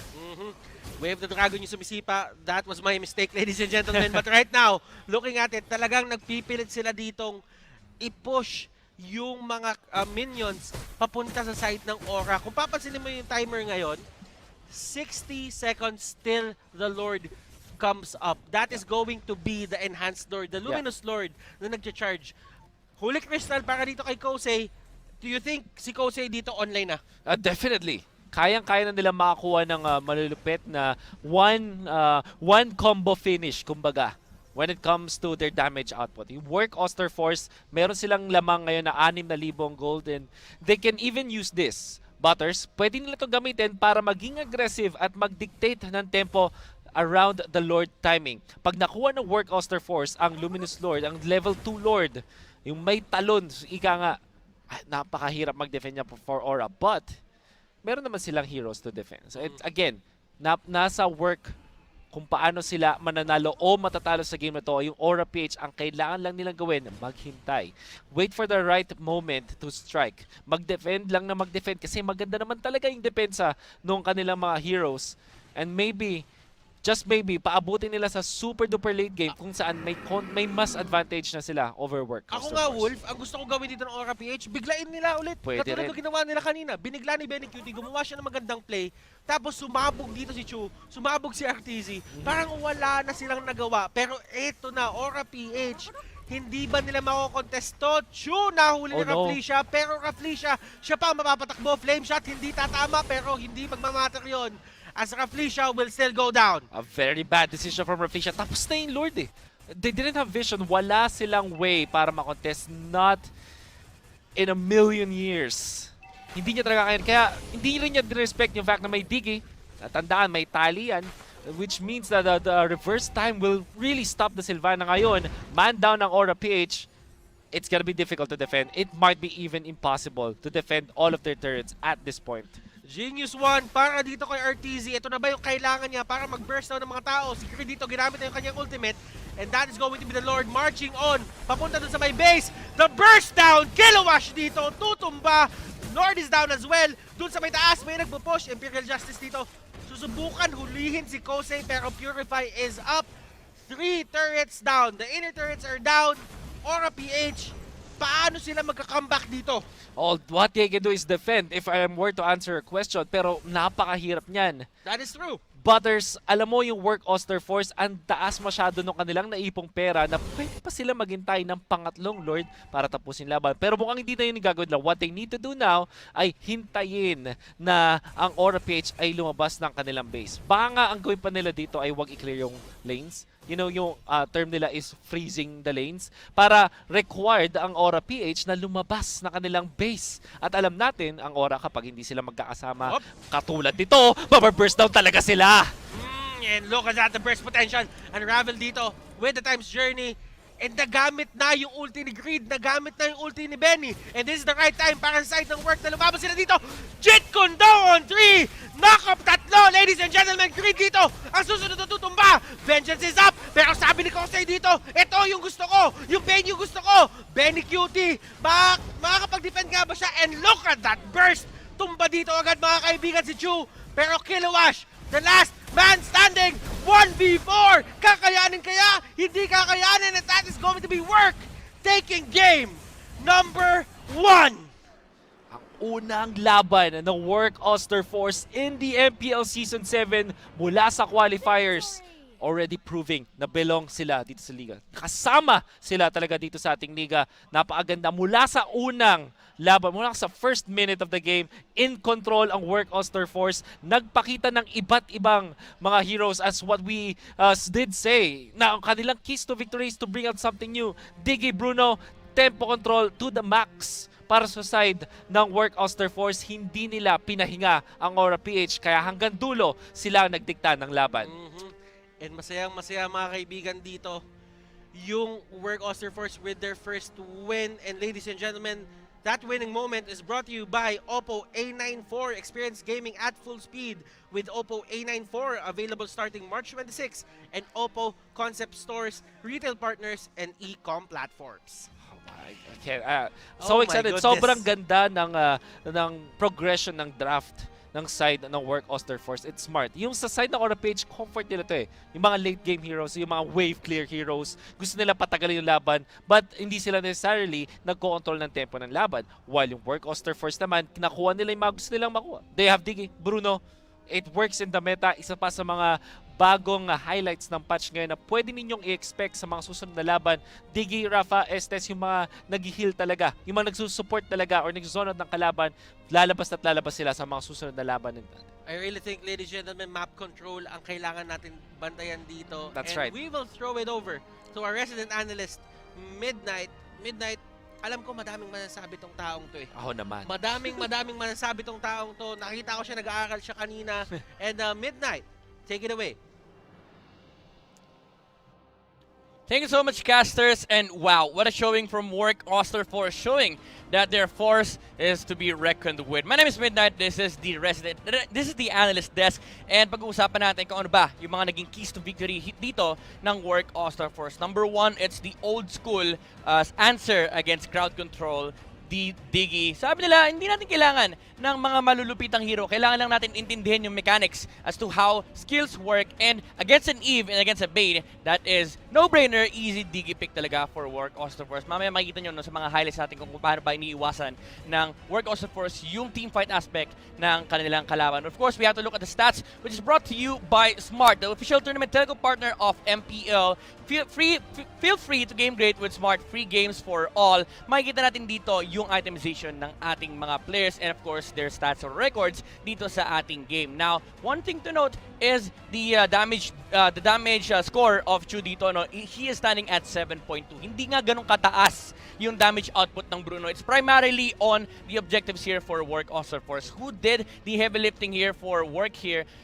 It was actually RTZ on the Kagura. He really did a lot during the fight, zoning out the tank supports of Aura PH. Raflesia was not able to find a good game on this Sylvana, and he was really zoning out Greed as well on his ultimates. That's the reason why Aura was not able to find a very confident, a comfortable team fight against Work Osterforce. And dagdag pa natin dyan, si Trimar TZ on the show. The Windtalker really helped him on the late game to chase for the last team fight that they needed. Nakita naman natin on the last moments no, nung napakagandang knock-up niya sa 4 na heroes or 3 ng Aura PH. And it really did solidify the performance here of Work Osterforce. And those are the itemizations and the records or the stats of the players on game number 1. Now, we are gonna look at the highlights moving on after the stats, no? And this most stats is brought to you by Smart, the official tournament telco partner of MPL. Feel free to game great. With Smart, free games for all. And makikita na natin in just a few yung mga moments dito, yung mga shining moments ng Work Osterforce as they dominated completely over Aura PH. These game highlights are brought to you by Head and Shoulders. Put your game face on and finally say goodbye to those awkwards and hashtag itchy moments thanks to Head and Shoulders. 100% dander free and itch free. Now, mas mabango pa. Pero feeling ko mas mabango yung mga gameplays or yung mga highlights dito ng ating teams. Work Osterforce early game, sila yung nagde-dictate dito ng tempo that is to be expected, having a Bruno and a Diggy on your lineup, and add to that the insane teamfight presence of the Esmeralda as well. Kinaya naman ng Aura PH na mag-hold sa mga pushes ng Work Osterforce. They were able to delay the game enough to such a point na nag-activate naman si Kilowash, pati na rin si JP. But then again, look at the positioning always of Trimar TZ and RTZ. These two players were key for the Work Osterforce team. Makikita nyo talagang pang zone out. Si RTZ, pinapakita niya rito yung sarili niya. Not even hiding under the bushes. Sabi niya, okay, ang kailangan ko lang naman gawin is ipang zone at yung aking payong at hulihin si Eve on the backline. Greed was not able to find a decent positioning on these team fights. Now, meron din pogging moments, no? Si Benny Cutie rito with his Bane. The flicker into deadly catch. Really catch Bruno dead, no? On his rights. And Chu was taken down. But, dito nyo makikita kung gaano ka-excellent yung Diggy pick ng Work Osterforce. After the deadly catch, just simply use the Time's Journey para hindi tayo mahuli ng Eve pati na rin ng Bane. And after that, it was sealed off by Trimar TZ with a very beautiful knock-up onto the heroes of Aura PH. And makikita natin Work Osterforce really did put in the work in terms of draft, itemization, and map rotations. But of course, RTZ on that Kagura was very, very fantastic as well. Napakaganda ng performance ng Work Osterforce dito on the back of all the players on this roster. Hindi lang isa yung nag-stand out dito, kundi lahat. Chu with the objective gaming on the Bruno, Unravel with the protection of the Diggy. A lot of factors have been put in to the success of Work Osterforce. And now, the MVP of the game brought to you by Smart, the official tournament telco partner of MPL. Break through your own limits, rise above, and be free to game great with free games for all. MVP of that game is Trimar TZ. That show with 2 key moments on that game. Number 1, nakita natin yung napaka-poging kick in the mid lane with the flicker and to seal the game off with a victory on their back. Really did show a lot on this hero. With KD 214, medyo mababa, pero nandun pa rin naman yung mga moments as they just contributed to each other to get the victory here for Work Oster Force. Now, the question is, Aura-PH, can they find a solution against this playstyle of Work Oster Force, or will they force it to, will they force the game 3, or will Work just clean the series 2-0? That is the question to our casters. Now, casters, let's see game number 2. Maraming salamat, Midnight, and welcome back to the Caster's Desk. Ladies and gentlemen, game number 2. Pero before we forget, syempre, MPL Philippines Season 7 is presented by Smart, our official tournament telco partner. That is a mouthful, ladies and gentlemen. Free to game create with Smart Free Games for all. Ang daming R. Ang daming R, ladies and gentlemen. Oh my goodness. You know what, Butters, hindi tayo maubusan ng R dahil Work versus Aura to. So good luck sa'yo. Good luck. We will be heading into the draft of game number 2. Interesting question, kaya ba ng Aura-PH na pigilan itong bagong style? Or actually, hindi naman bagong style, pero isa sa mga new styles na makita natin mula sa Work Oster Force. Ang tanong ay, ang sagot ay parang Delix. Kasi nga naman, ang ginawa na ng Aura-PH ay binan na nila yung mga comfort picks ng Work Oster Force, tapos kumuha sila ng comfort picks nila, pero hindi nag-work. Baka na nga naman kasi hindi tama ang understanding or yung basa ng Aura-PH sa Work Oster Force. Pero alam mo, bago tayo pumunta sa drafting, masasabi ko lang, kailangan nila isipin na hindi dapat maging linear yung kanilang mga draft. But right now, speaking of draft, who will make the smart choice? Brought to you by Smart, syempre. Etong drafting stage natin by the official tournament telco partner. And alam mo, ang napapansin ko lang naman talaga kasi is parang kailangan talagang isipin dito ng Aura na kailangan nila magdagdag ng flavor dun sa mga ginagawa nilang draft. Kasi considering na napaka-linear nung kanina eh. Yeah. As in, literally, ang gusto nilang gawin is i-hold yung members dito ng work into place, tapos yung Bane na yung bahala, yung si JP na yung bahala. Pero kasi kanina hindi pwede yun eh. Ang daming factors na kailangan tignan. Pwedeng pumasok si RTZ na napakaraming gamit, yung Kagura. Pwede silang pigilan ng isang Diggy. May Purify si Esmeralda. Ang daming factors na kailangan nila i-take into consideration bago sila mag-pull off ng mga ganung lineup. Parang ano yan eh. This is how I look at it, Butters. Pag nakita mo yung lineup ng kalaban at nakikita mo, ay, early game tong composition ng laban. Ay, meron tayong wave clear. Kaya nating i-defend yan. This is one of the most common na MOBA understandings ng mga players, at lalo na pag isang tournament game. Parang isipin mo, hindi, kaya naman yan kasi meron tayong wave clear. But then again, meron tayong miss na partners na paano ba natin kakayanin papunta dun sa late game. Kasi yun yung nakita natin sa Aura-PH. On paper, maganda yung kanilang depensa. Kitang-kita naman natin. Pero paano pag nagkamali na sila? Paano kung masyado ng aggressive? Paano kung mas mabilis pala mag-control yung kalaban mo than what you expected? Which is exactly what happened in that game. Aura-PH promising yung kanilang wave clear, promising yung kanilang defense against the tempo control of Work Oster Force. Pero hindi nila tinake into consideration what if yun na nga pinalabas sila dun sa base nila, like what happened in the last clash. Or paano kung si Kose, for example, ay tumatalo na ng gano'n, ng confident dahil sobrang yaman na nga niya. Or si Tri Martizi biglang yung tawag nila yata dun, yung TikTok play eh. Or isa pa yata yun eh. Yung pag jeet kondo mo, bago pa bumabag sa lupa, nag-flicker ka na para instant stun. Alam mo, kulang na lang doon. TP tsaka sticker. Yun na nga. yun na yung kulang doon. And as you can see on your screens right now, this is the bootcamp of Aura-PH. Nakita din natin yung bootcamp kanina dyan ng Work Oster Force. And if you want to know more about these bootcamps, nilibot namin ni Wolfman Jean and Roblu na kasama din ako. And you wanna watch that, yung videos namin din, which is called Bootcamp Raid. Yeah. Nandiyan yan sa MPL Philippines page. So make sure you watch those content kasi ang daming nilineup ng MPL Philippines sa content para sa inyo, para ma-enjoy nyo. Okay, going back to the draft, Butters, I think sobrang importante pa rin para sa akin na ang Aura-PH ay wag nilang ibigay yung Alice at yung Pakito. Although, baka mas mag-emphasize ngayon ang Aura PH doon sa Esmeralda. Because it kind of feels like yung side ng Work All-Star Force ay sobrang komportable dito. At yung Cho din ay kailangan na rin solusyonan itong Aura PH. Hindi lang dahil doon sa performance ni Trimartizi kanina, but also because it's a flex pick. Parang ano siya, isang hero na kahit saan halos ay pwede mong gamitin. Kahit anong draft. Cho, na sobrang kompleto niya bilang isang hero. Kasi bukod sa kaya niya mag-tank, pwede rin siya mag-side lanes. Yes, that is true. And as you can see right now on your screens, that is Work All-Star Force. And nag-iisip sila dito talaga na mabuti sa kanilang ginagawang drafting. But you know what?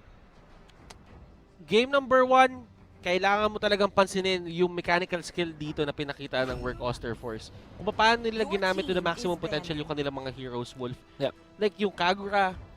Yun, nakakagulat si RTC pumapasok sa tatlo eh. He knows na may backup kasi sa kanya no matter what. Meron kang sarili mong way para tanggalin yung crowd control. Tapos meron ka pang additional na times journey. Kaya naman din siguro sobrang confident niya.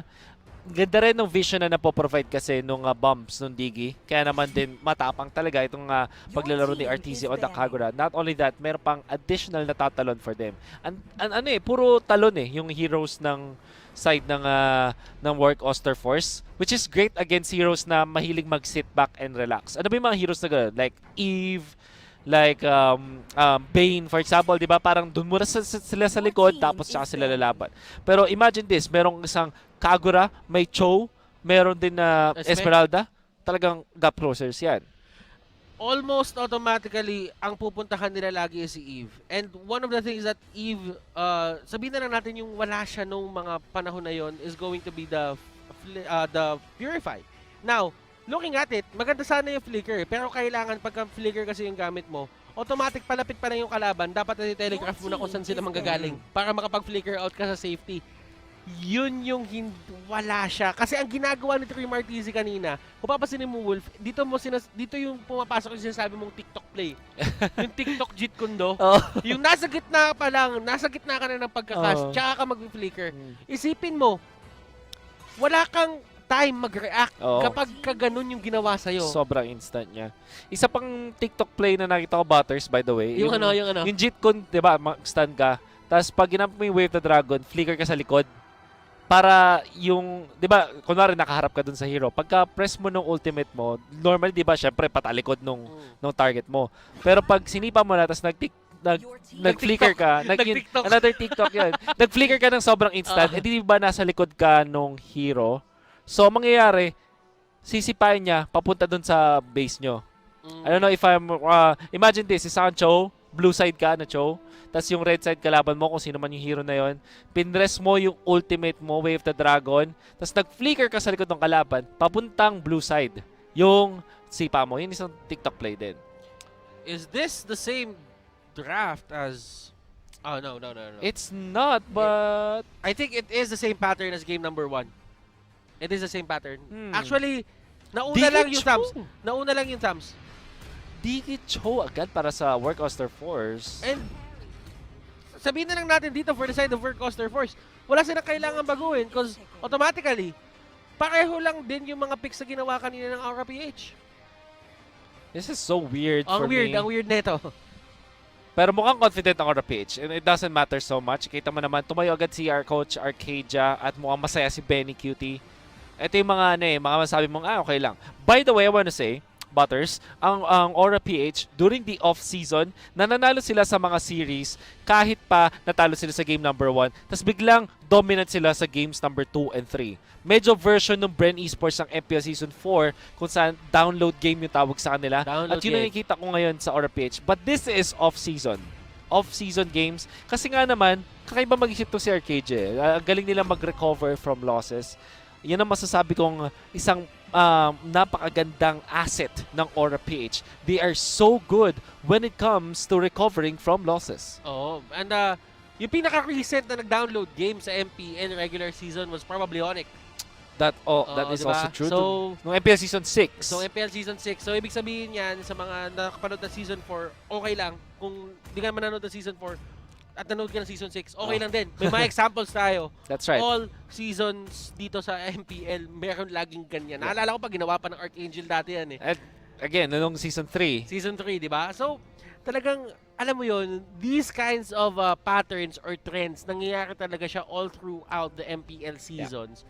And kung papansinin mo, if your hunch is correct na talaga makakabawi sila dito dahil nag-download game lang sila ng game number 1, then work on Tier Force.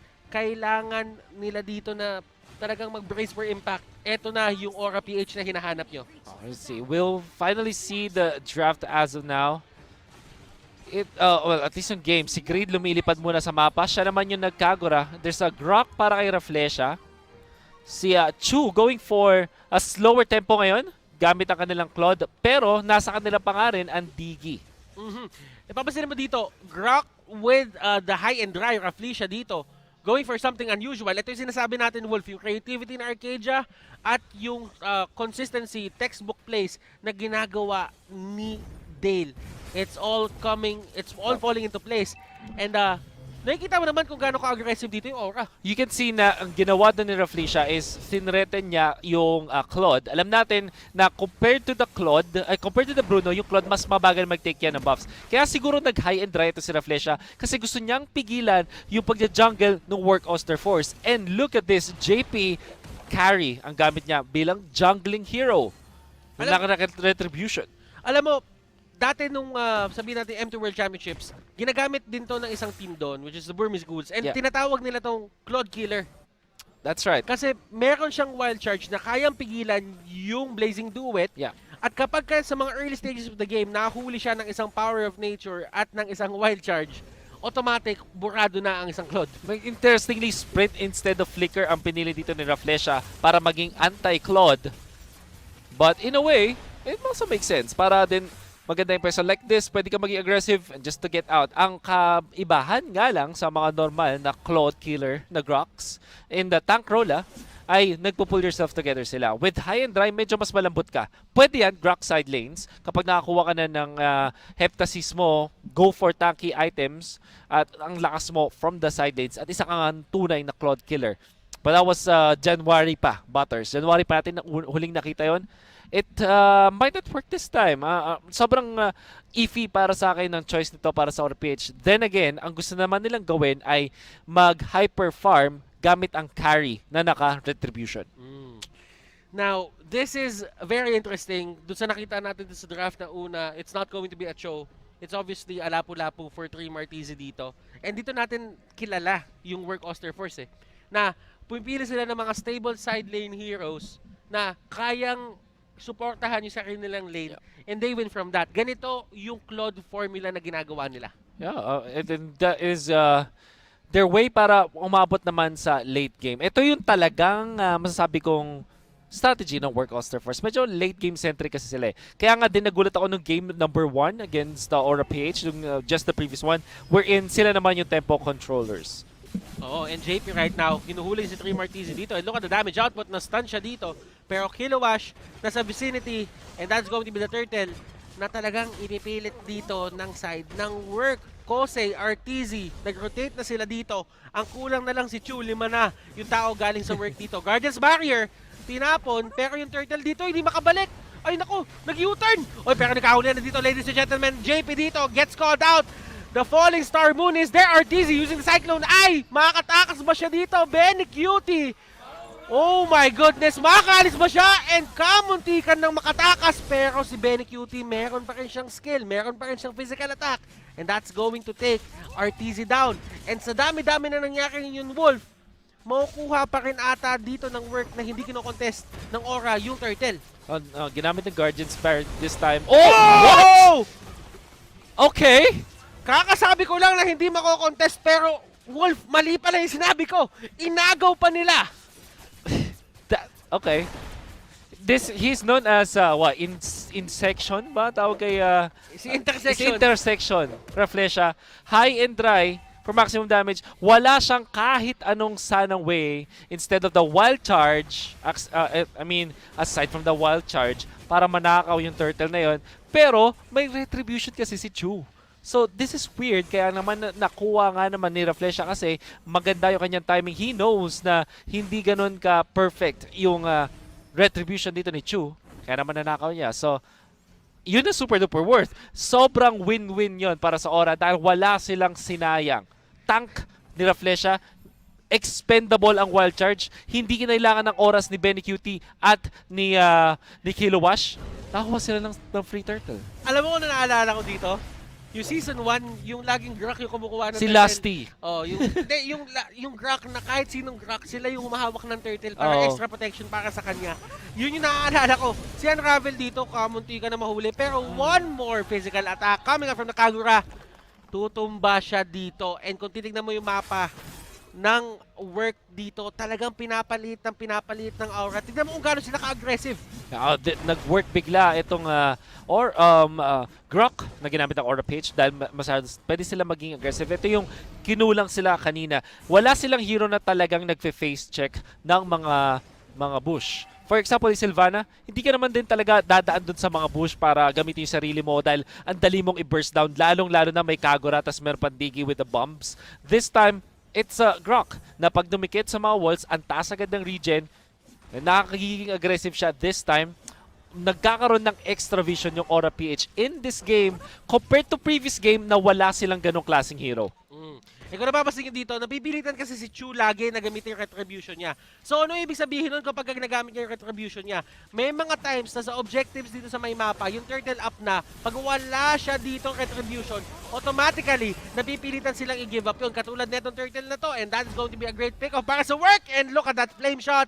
Sa pool na sa pool! Galing kay Kuya Greed. Beautiful play. Greed, isa sa mga favorite heroes niya. Even in MPL Season 6, Kagura, taking advantage of the burst. Pati nga naman yung idea na malambot yung mga heroes ng work Oster Force. Ang ginawa ng Aura PH na move, let's call it a diversion tactic, gumawa ng play, ito si Kiluwash.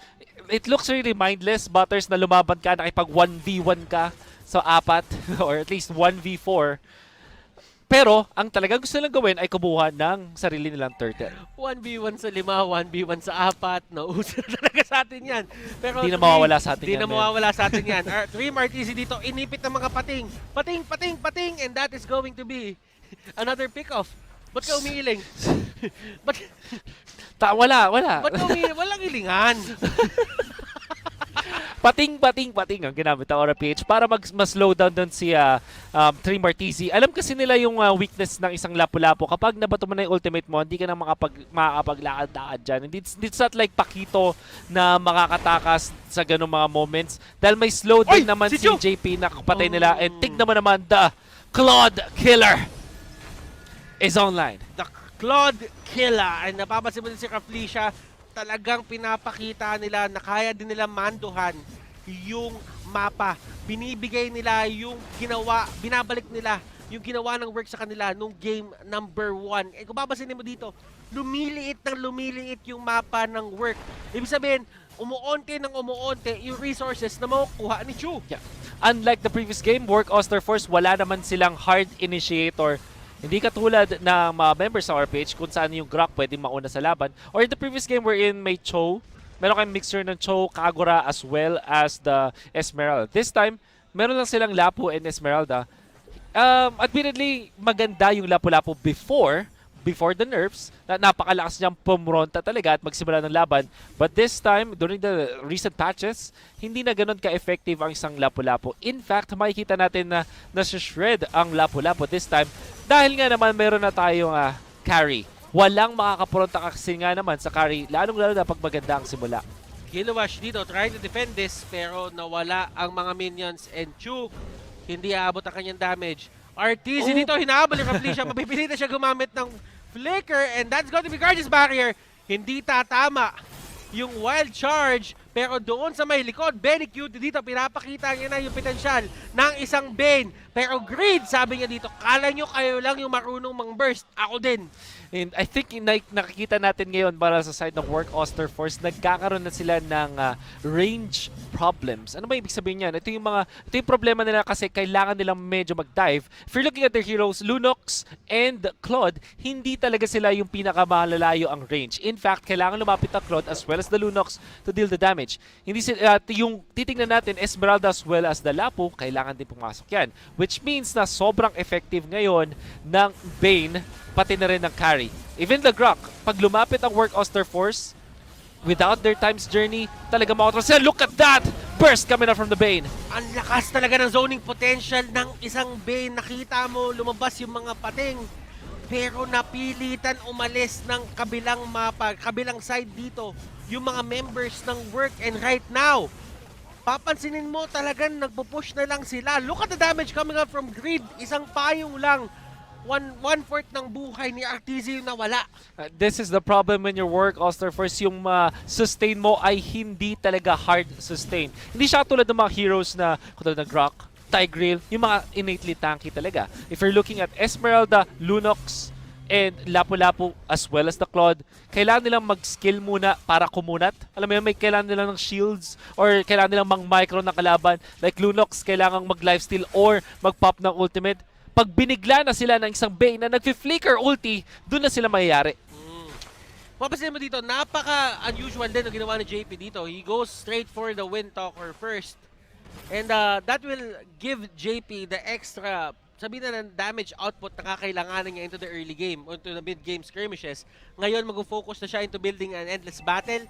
At dito, si JP, nakikita na natin, talagang kontrolado niya na yung mapa, kontrolado niya din yung gubat nung kabila. So, ibig sabihin dito, endless flow of gold para sa side ng Aura PH. Hindi lang yan, pati na rin yung mga crucial na objectives. Dominance Ice ang nakuha ngayon ng ating Digi. So, very crucial item, much needed, but it might not be enough. Baka kailangan pa rin sila ng pagiging makunat laban sa Aura PH, lalong-lalo na sobrang yaman na ngayon ni JP. Kahit si Benny Cutie ay ang taas na rin ng kanyang damage output dahil, mind you, naka-sulit card to. Naka-mystery shop, which means na mabilis lang siya makakuha ng items at nakakapag-free farm pa siya ngayon. Manggugulat na naman to, Butters. Gonna have to take note for Work Oster Force. Mahirap magdepensa on their side dahil pwede silang i-flicker deadly catch ng ating Bane. Sabihin na lang natin dito na for Work din, hindi din ganon kaganda yung range capabilities sila dito. Katulad nga sinabi mo kanina, ngayon magpupush sila. Sino mga kailangan nila kalabanin? Si Carry, si Tams, si Bane. Kung papansinin mo, si Arteezy din dito, kahit sabihin mong yes, may way siya para mag-clear ng waves, nag-i-involve din yun na talagang lumapit siya ng onte eh. Yeah. So, ibig sabihin dito, si Diggy talaga yung magiging susi nila sa pag-wave clear lang dito. Kitang-kita naman natin. Hirap na hirap ang Work Oster Force na magdepensa. Hindi ba that burst? Oh my goodness, pero Chu dito lumalaban siya and Greed will go down. Affliction dito is the next target. Si Chu dito nakaka-free hit. Hindi nila kakayanin! Pero Claude pops off, ladies and gentlemen! Look at that! The full capability, the full potential of Bane. Pinakita sa atin dito ng Aura. And yun, yung magic damage. And tignan mo, yung mga TP na lumalabas dito, nagtitipian na sila. Unravel dito, gusto pa i-take down ni JP. Pero JP goes down in the process. And game number 2, babawiin ng Aura. And we will go to a game number 3. That was fast. Sobrang bilis. In a snap, nakatunaw agad. Bane. Ito yung hina-hype. Si Rob Luna na nanonood ngayon, sinipe niya to na pag hindi daw nakita yung Bane sa ban or sa picks, may dinaya daw. At hina-hype niya sa atin sa mga kasus gano'ng kataas ang damage output na to. And now, see it so you can believe it. The burst from the Bane is just way too much. And that winning moment, ladies and gentlemen, is brought to you by Head and Shoulders. Put your game face on and finally say goodbye to those awkward itch-a-GG moments thanks to Head and Shoulders. 100% dandruff-free and itch-free. Now, mas mabango pa. I can't believe it. You know what? Sinabi natin na ang Aura PH ay magaling mag-recover from the losses. At sobrang lupit pa no kanilang recovery ngayon game number 2 kasi technically ginamit nila yung halos pares na draft. Well, just the Bane in a way. But this time, ginawa nila, kumuha sila ng heroes na kinulang sila in the previous game. Which is face check heroes like the Grok, for example. Pati na rin yung sobrang slow nila na tempo kanina ay binilisan nila ngayon compared to the previous game. And with that being said, ladies and gentlemen, parehong-pareho lang tayo ng sentiments about that game. We will throw it over to our analyst Midnight. Baka may iba pa siyang masabi dito sa game na to. You know what? The difference is game number 2, Aura PH didn't really care about team fight, didn't really care about skills. They just took damage, and that was what sealed the game here for Aura PH and forcing out game 3 against Work Austin Force. Welcome back to the Analyst Desk. My name is Midnight, and dito pag-usapan natin kung ano ba yung naging adjustments dito ng Aura PH, kung bakit nailabas nila yung game 3 out of this series. Now, I have to talk about the Grok pick of Raflesia. No? Hindi natin nakita yung draft, pero most likely it was a telegraph pick by Aura PH. They saw the Lunox, they saw the Diggy, and ang solution lang dito is, okay, huwag tayong gumamit ng mga heroes na dependent sa skills and lockdowns. Let's just use, sabi nga ng cases natin, no, yung mga face check heroes. Now we're gonna look at the stats here, brought to us by Smart, the official tournament telco partner of MPL. Feel free to game grade with Smart free games for all. And makikita nyo rito yung mga scores ng ating players. 11 kills for Aura and 5 for Work Austin Force. It was a really fast game, no? And it was because of the presence of the Grok on the early game. Pag tinignan nyo yung lineup ng Aura PH, no? Actually, there's no real, there's no real condition for these guys. Hindi sila naghihintay ng ultimate, hindi sila naghihintay ng exact timing for these spells. They don't even need to catch people off guard on the side of teamwork. They just output damage. Yun lang yung ginagawa ng lineup to. And you saw that with Benny Cutie even chasing RTZ in the middle lane earlier and just using the flicker into deadly catch combination to take out the Claude. And that was, the overall look of the game. And once again, guys, these stats are brought to us by Smart, the official tournament telco partner of MPL. Free to game great with Smart free games for all. And nakita nyo naman kanina, no? Actually, makikita nyo ulit sa highlights kung paano ba kwinasak ng Aura PH yung early game ng Work Austin Force. It was basically just Raflesia moving around. Now, we're gonna move on to the highlights of the series, game, brought to us by Master. Bring your clay game with Master, sikreto ng mga gwapo. Ito makikita natin yung sikreto ni Raflesia, no? Yung poging-poging, gwapong-gwapong Grok natin. But first, si Benny Cutie on the early game, makita natin yung presence ni Bane on these skirmishes. Again, hindi sila naghihintay ng mga skills. They just spam them to dish out the damage. And Aura PH, they know na they're just waiting for the items here of JP on the carry. And honestly, they could have picked other marksmen here, no? The YSS, even the Clint, the Granger. It could have worked because the whole idea of the draft of Aura PH just destroys what Work Austin Force has. Having the Diggy and the Lunox, these guys wait for opportunities. They bait out skills on the enemy side. But look at Aura PH. Every time they see a hero, they just go. They just commit. Unravel being damaged by the flame shot with a slow, forced to use the time's journey, and of course, hahabulin lang yan ng Aura PH, easily securing kills after kills after kills after kills. 6-2 ang ating kill score pagdating ng 8 minutes 40 seconds in, and they just pushed in. After the Lord, napakaganda ng opportunity para isang nakagad yung game. Makikita natin dito yung napakagandang deadly catch ni Benny Cutie, and it was an easy victory here for Aura PH, securing game number 2 against Work Austin Force. And once again, the game here, the idea here of Aura PH is just to dish out damage. Hindi natin wag na tayong magpabadri pa kay Diggy and kay Lunox. Wag na natin hintayin yung mga skills natin. Let's just use Grok and get vision, propel ourselves to victory, and get that game number 3. Ngayon, ang MVP ay kokoranahan natin dito sa ating game. Kanina nakita natin yung mga amazing performance ng mga players natin.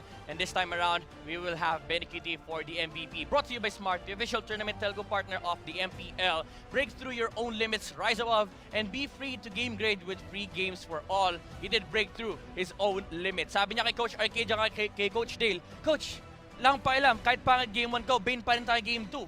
KDA of 305, and look at the damage dealt here, 37,035. Kung iisipin nyo na medyo maliit yan, 37,000, that was a game under 15 minutes. So napakataas niyan for a Bane, and it was just the easy game here for Benny Cutie and the gang. Started from the early game, snowballed towards the late game, and deadly catch, and they caught off guard Work Austin Force to force out game number 3. Now the question is, who will be the winner of the entire series? Will Work make the dream work, or will Aura PH have this aura fire inside it? Casters, back to you. Remember, ladies and gentlemen, napaka-importante ng pinakaunang series mo sa MPL Season 7, considering the fact na sobrang daming naghahang in the balance dito sa first series na to. Ano-ano yun? Confidence mo. Yung mga heroes na ipapakita mo.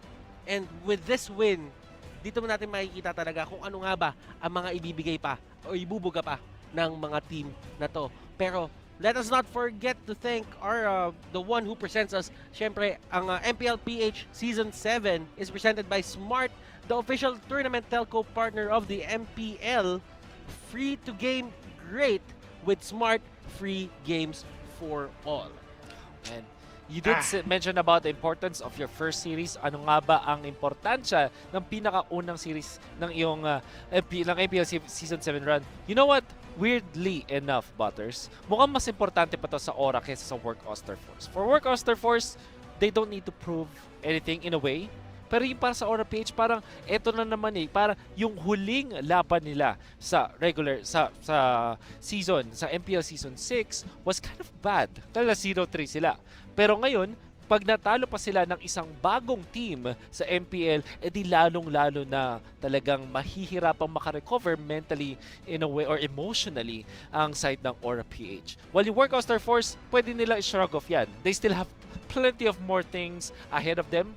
Pero para sa Aura PH, it matters more. Siguro, ganun na rin kataas ang pressure sa side ng Aura PH. Kaya kailangan nilang maipanalo itong series na to. I like it kasi parang may psychology na din dito eh. May player psychology na rin kung paano yung mafe-feel ng team kapag natalo sila dito, kung paano pag nanalo sila, kung gaano ka-importante ito sa confidence sila. Yeah.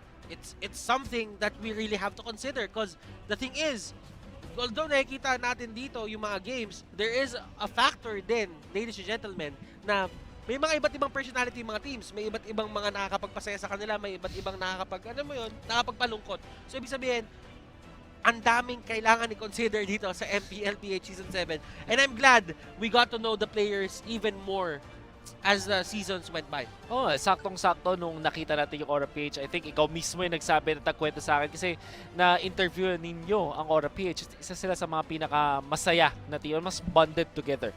At nakikita naman natin na may mga issues ang Aura PH. Kahit nung off-season ng MPL, nakita natin na natatalo sila ng mga teams. Pero ang galing kasi mag-recover nitong team na to. I wanna say, wag natin masyadong i-expect or i-pressure ang Aura PH na kailangan dapat din nanalo sila sa lahat ng laban. Yung tatlong bagong players sila, kailangan pa rin natin isipin work in progress pa rin yan. So kailangan pa rin natin bigyan ng time bago sila maging talagang solid na solid. Now, coming into Game 3, I think for Work and Aura dito, there are a lot of things to consider in terms of drafting. And considering na yung Bane really gave a headache dito para sa side ng Work, tingin mo ba, Wolf, kailangan na iban yung Bane? Oh, that's a very interesting question. Tingin ko hindi. Tingin ko hindi naman. Pero nakita mo kung gaano kadaming damage yung nabibigay niya sa isang go lang. Yeah. Well, here's the thing. I think yung draft lang talaga ng Work Oster Force ay hindi kakayanin yung Bane pag hindi nila na-earlyhan. Yun nga yung term, diba? That's correct. Pag hindi mo na-earlyhan, yun ang mas sinasabi ng mga pro players. And that happens a lot kapag yung Bane ay nabigyan ng free farm. Obviously, makaka-farm agad. And nakita naman natin in the previous game, nung sila yung nag-dictate ng tempo, parang hindi naman naging problema sa kanila yung mismong Bane. So I think na kung alam nila kung paano kontrahin yung hero na yon, give it even sa Aura PH. Kasi pag in-open mo yan sa Aura PH at nakita nila, oh my god, open yung Bane, kukunin ba natin to? Parang pino-force nila yung Aura PH na kumuha ng Bane at pwede nilang i-counter. Yeah. So honestly, hindi pa rin siya for me na talagang totally autoban hero. Mas madami pang OP heroes na ayaw mo ibigay sa side ng Aura PH. For example, Cho. Ayaw mo siyang ibigay kasi flex pick yan. Raflesha as well as Kilowash, they can play it. Pakito, wag mo ibibigay. Esmeralda or Brody. There's so many heroes na wag mong ibibigay sa side ng Aura PH at baka hindi enough yon para ilagay yung Bane doon. Ang dami natin nakuha kay Wolf doon, sa totoo lang. And very interesting coming into game number 3. There are a lot of things to consider. Pati yung Kagura dito, in terms of the series alone. So far, no? 100% win rate siya on both games. Some very... I think ngayon, napakita natin sa MPL Season 6 na meron na talagang quote-unquote mid lane, which is yung role na tawag natin doon yung support eh. Parang yun eh, pero killer support eh, di ba? Pero yung tinatawag nating mid lane. Way back, meron naman na. Pero I think yung sinasabi mo dito is mas defined na yung role. That's right. Mas defined na yung role ng mid lane nga natin. At baka Kagura yung maging bida nung lane na yon. Just because of the fact na parang kailangan bawat team ay may Kagura user. Kasi parang nakukuha mo yan It's a very good hero to be in the mid lane kasi meron siyang killing potential, may solo kill potential siya. At kapag nag-flex ka na, sabi ako yung support ng mundo or mid lane ng mundo, kailangan magaling ka mag-Kagura. So both teams, ladies and gentlemen, they have to draft smart. So tignan natin dito ang ating drafting screen in just a bit, and this brought to you by Smart, the official tournament telco partner of the MPL. Free to game great with Smart, free games for all. Drafting na tayo, Wolf, and this is going to be exciting. Yung draft na yung tinignan natin kasi kung papansinin nyo yung game naman nila, nung nag-dominate sila pareho dun sa mga respective games na napanalo nila, parang pareho lang sila ng gustong gawin Yeah. The tempo control is the key. Baka yan yung bago nating matutunan ngayon MPL Season 6. Ano ba the Paquito ban? At for the third time in a row, mukhang ang Aura-PH pa rin ang nasa blue side bumpers. Aura-PH, ayaw talaga nila bitawan yung blue side na yan. Masyado silang nagpo-focus talaga dyan sa first pick na yan, and they really give it a lot of priority. Well, for the side of Work Oster Force, they're still going for that Jawhead ban. Yeah. Jawhead, isang hero na pasok kasi sa kahit anong lineup talaga. Okay. So just like in game number 1, Alice followed up, Paquito followed up by Alice ang ban ng side ng Aura-PH, while Work Oster Force is also the same. It's gonna be followed up by the Natalia na second ban nila. And Aura-PH might go for the Alice, for the Esmeralda or Selena once again. It's like in game number 1. Alam mo, Selena nga ulit. Nakikita ko lang dito para side ng Aura at saka sa Work Oster. Ito yung mga heroes na ayaw lang talaga nila ibigay sa kabila kasi alam nila kapag may lumusot dito, sila yung magkakaroon ng sila yung magkakaroon ng problema. Yeah. Now, this is the same bans as, game number 1 din. And now Aura-PH, will they still go for the Sylvana first pick? I don't think so. I think may available pa na Cho. Meron pang available na Esmeralda. So mas magandang unahin yan. Thamos ba? It's going to be a Thams. That is surprising to me.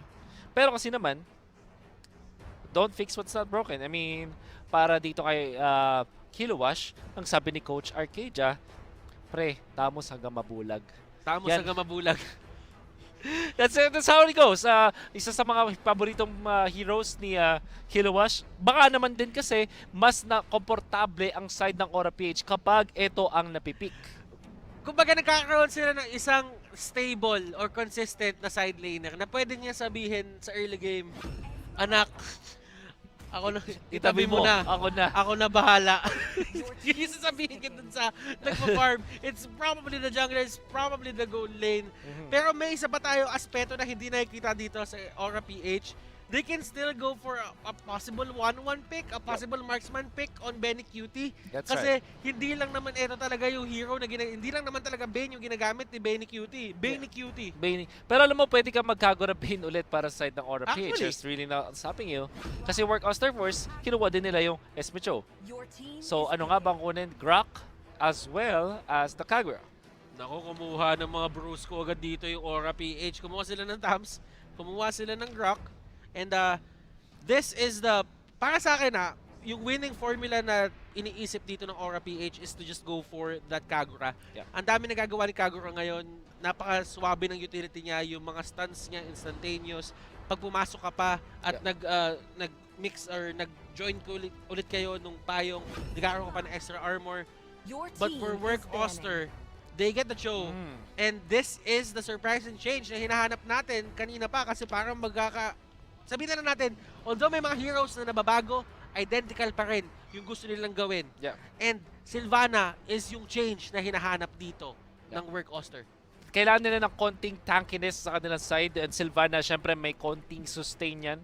Hindi naman siya kasing kunat ng isang Grok, but at the same time, hindi naman siya kasing lambot ng isang Biggie.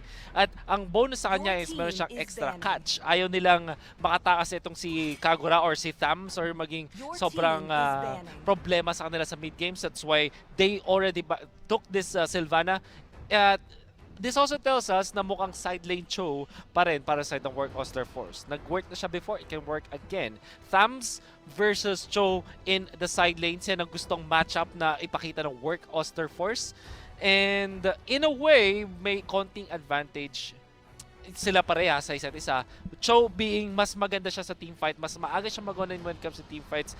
Thams naman kaya mag-farm until such time na hindi na siya problemado sa damage output ng Esmeralda. In fact, biglang sasakit ang isang Thams. Alam mo, Wolf, iniisip ko ang Work Oster dito ang nasa utak nila ngayon. Aura PH, lagi sila nagma-marksman jungle. Kunin natin yung Cho, kasi naka-retribution naman lagi si JP. You don't really see JP on the lands, on the lane. Kung makakapili siya ng isang marksman, mas gugustuhin nila yon. Yeah. If they can go for a YSS, itatandaan natin, ever since Season 2, ever since Season 3, kilala talaga si JP as a marksman. Yeah. We can see na yung Claude niya last season is very impressive. Baka nga makita ulit tayo. Impressive is an understatement. At that is true. Ang lupit ng kanyang pinakita. Carry was the... Okay. Okay. Carry, talaga. I was just about to say, Carry maganda siya sa Thams and sa Grok. At pinik na siya ng Work Oster Force. Hindi na naghintay. 100% sure that this is their shredder para sa Aura PH. Handa ba sila dito? You know what? Bakit hindi tayo, bakit hindi sila mag-ling para sa Aura PH? Pwede. Could be good? Pwede. Pero alam mo, nakikita ko na yung ngiti ngayon nung or Claude. Marksman Jin. Ay, syempre. Kasi nagagamit na naman daw ulit yung carry niya. He's going for the Phantom Step. He's going for the Phantom Step. 1, 2, 3, 4, Phantom Step. Yun yung mga favorite ni Manjin. Pero, Aura PH, the moment na sinabi natin na hindi gumagamit si JP ng mga marksman, ng mga assassins as much as possible, ito din yung pagbabago na hinahanap nila. And I think this is a great move coming up from them kasi isipin mo, kayang-kaya mo hulihin yung carry. Yeah. Oh, very interesting mula doon sa side ng Aura PH to go for the Lancelot, which I'll explain later. I think yung Work Oster Force, they need a mage na magandang clear somewhere along the lines of Chango, but instead they go Kadita. Okay, and this is interesting mula sa side ng Work Oster Force. Kasi yung Aura PH, nabigyan sila ng pass na kumuha ng Lancelot kasi pag tinignan mo yung unang 4 na picks ng Work Oster Force, parang isa lang yung talagang panghuli, which kind of means na yung Lancelot, ay, playing field ko to. Pero kumuha yung Work Oster Force ng additional, which is the Kadita, na pwede ding pang-counter dun sa mga, alam mo yung nakatayo lang na heroes like Khalid, kasi instant stun yan. And also, pwedeng mag-burst kapag may nahuli na nga. When the Lancelot gets caught here, Butters, once na mahuli yan, meron kang immediate burst from the Kagura. Ngayon nga lang, question mark is, mahuhuli ba si JP? Yun ang tanong. Tingnan natin, guys. And looking at it, Aura PH versus Work Oster Force. Sino nga ba mananalo? Sa game number 3 netong series na to, it is a 1-1. Sino nga ba ang makakuha ng points? At sino nga ba ang kailangan bumalik sa drawing board? Who's gonna get the confidence? Sino lang tinitingnan ko dito? Confidence din. Kasi para sa side ng Aura PH, sobrang importante na manalo sila sa unang laban na ito. Unang series, they wanna regain yung kanilang championship stance, kumbaga. Talaga ng skill na nakikita natin mula kay Pakito. Pero para naman sa Work Oster Force, this is just more about confidence. Kung kaya nilang talunin ang Aura PH, for sure, kahit sino kaya nilang talunin. Because they know that they belong here in the league. Kailangan ng Work Oster Force na mapakita sa lahat ng viewers ngayon na yung kanilang performance ng qualifiers ay hindi pang qualifiers lang. And look at Dream RTC dito. Nag-hold off siya ng kanyang pangatlo, yung Jit Kundo. Di ba tatlo yun? Yung Jit, yun Kun, yun Do. Tama. Hinold niya yun Do. Oo. Hindi niya muna nilabas. Hindi niya muna nilabas yung Do. Nung nilabas niya yung Do, wala na. Taas ang damage eh. This, by the way, is Season 5 Aura PH, kung saan sila ang gods of invade. Mahilig sila mag-invade. At nakita mo si Reflesha, ginamit niya si Kiluwash, wala na silang pakialam. Kinuha nila, ninakaw nila yung orange buff na dapat ay na kay Chu. Para naman, si Lancelot, which is JP, hindi na siya problema. At gagawin nila yun eh. Kasi si Reflesha dito ay tutumba. And if ikaw ang Aura, makikita mo, napaka-ultimate dependent nung supporting tandem ng isang carry. Yeah. Talagang mag-invade ka eh. And yung si JP on the Lancelot, normally, ang iyong jungler, pinoprotektahan mo para makakuha ng buffs. But, Aura PH, ang kanilang ginawa is the typical Aura PH nung Sunsparks pa nga sila nung Season 5 kung saan nanggugulo lang sila. So yung si Raflesia at si Greed, imbis na protektahan nila si Lancelot or yung si jungler na si JP, kumuha na lang sila ng aggressive stance against their opponents para mahirapang makahabol yung Work Oster Force. Kaya nga naman, early game now goes to Aura PH. Very cute dito. Tinatalon nila Chu and Kosei. Nakuha niya yung kill. Chu on the other hand, medyo kinapos na ng onti yung damage niya doon. That could have been a killing spree proc, pero at least nakuha nila yung kill. I think yung Aura PH, happy sila na i-sacrifice lagi yung isang hero nila para maging successful yung ibang parts naman ng mapa. Like this time, Kiluash, makakuha na naman ng orange buff. In fact, ibibigay nila kay JP. So, sobrang taas ng difference ngayon ng ating mga junglers. Kasi si Carry, dependent siya na may medyo nagbabantay sa kanya. So that's why Unravel as well as RTZ, medyo kailangan nilang i-bodyguard yung kanilang carry. Oy! But this time the burst! We were talking about this, Butters. At yun na nga, yung reason kung ba't Kadita ay kinuha. Nilagyan ng hydraulics mga kaibigan. Lancelot na patalon, get bounce. Raflesia dito, siya ang pinaka-main target. And another bounce, another knock-up para dito sa Aura PH. And that is 2 kills na almost simultaneous. Yeah. It just happened on a different side of a map.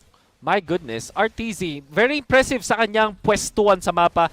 Game number 1 yung kanyang Kagura, naalala mo, bigla siya naka-burst ng isang hero sa mid-game. Ngayon naman, early game Kadita, alam niya na level 4 na siya. Alam niya na may damage output na siya. Nag-antay siya dun sa bush na pwedeng daanan ni Lancelot. And JP, hindi niya talaga i-expect yun. Tsaka, kung iisipin mo din dito, Wolf, papasinin mo yung lineup ng Aura. Wala din sila masyadong pang face check dito. Wala silang masyadong pang check ng brush dito kung hindi mag-face check. Bruce ko sila, pero kung iisipin mo, mag-face check ka laban sa isang Kadita, almost always certain na madadala ka niya sa, sabihin natin, 1/4 HP o baka mabura ka niya. And just like in that case, the Lancelot, malambot masyado against the Lancelot. At ngayon yung Work Oster first nakahanap ng biglang ng launch pad to get more farm ngayon. In fact, nagbabok na sila sa Turtle, pero medyo magbaback sila. As Aura PH, maganda yung kanilang pwestuhan dito. Lalong-lalo na meron silang Grok!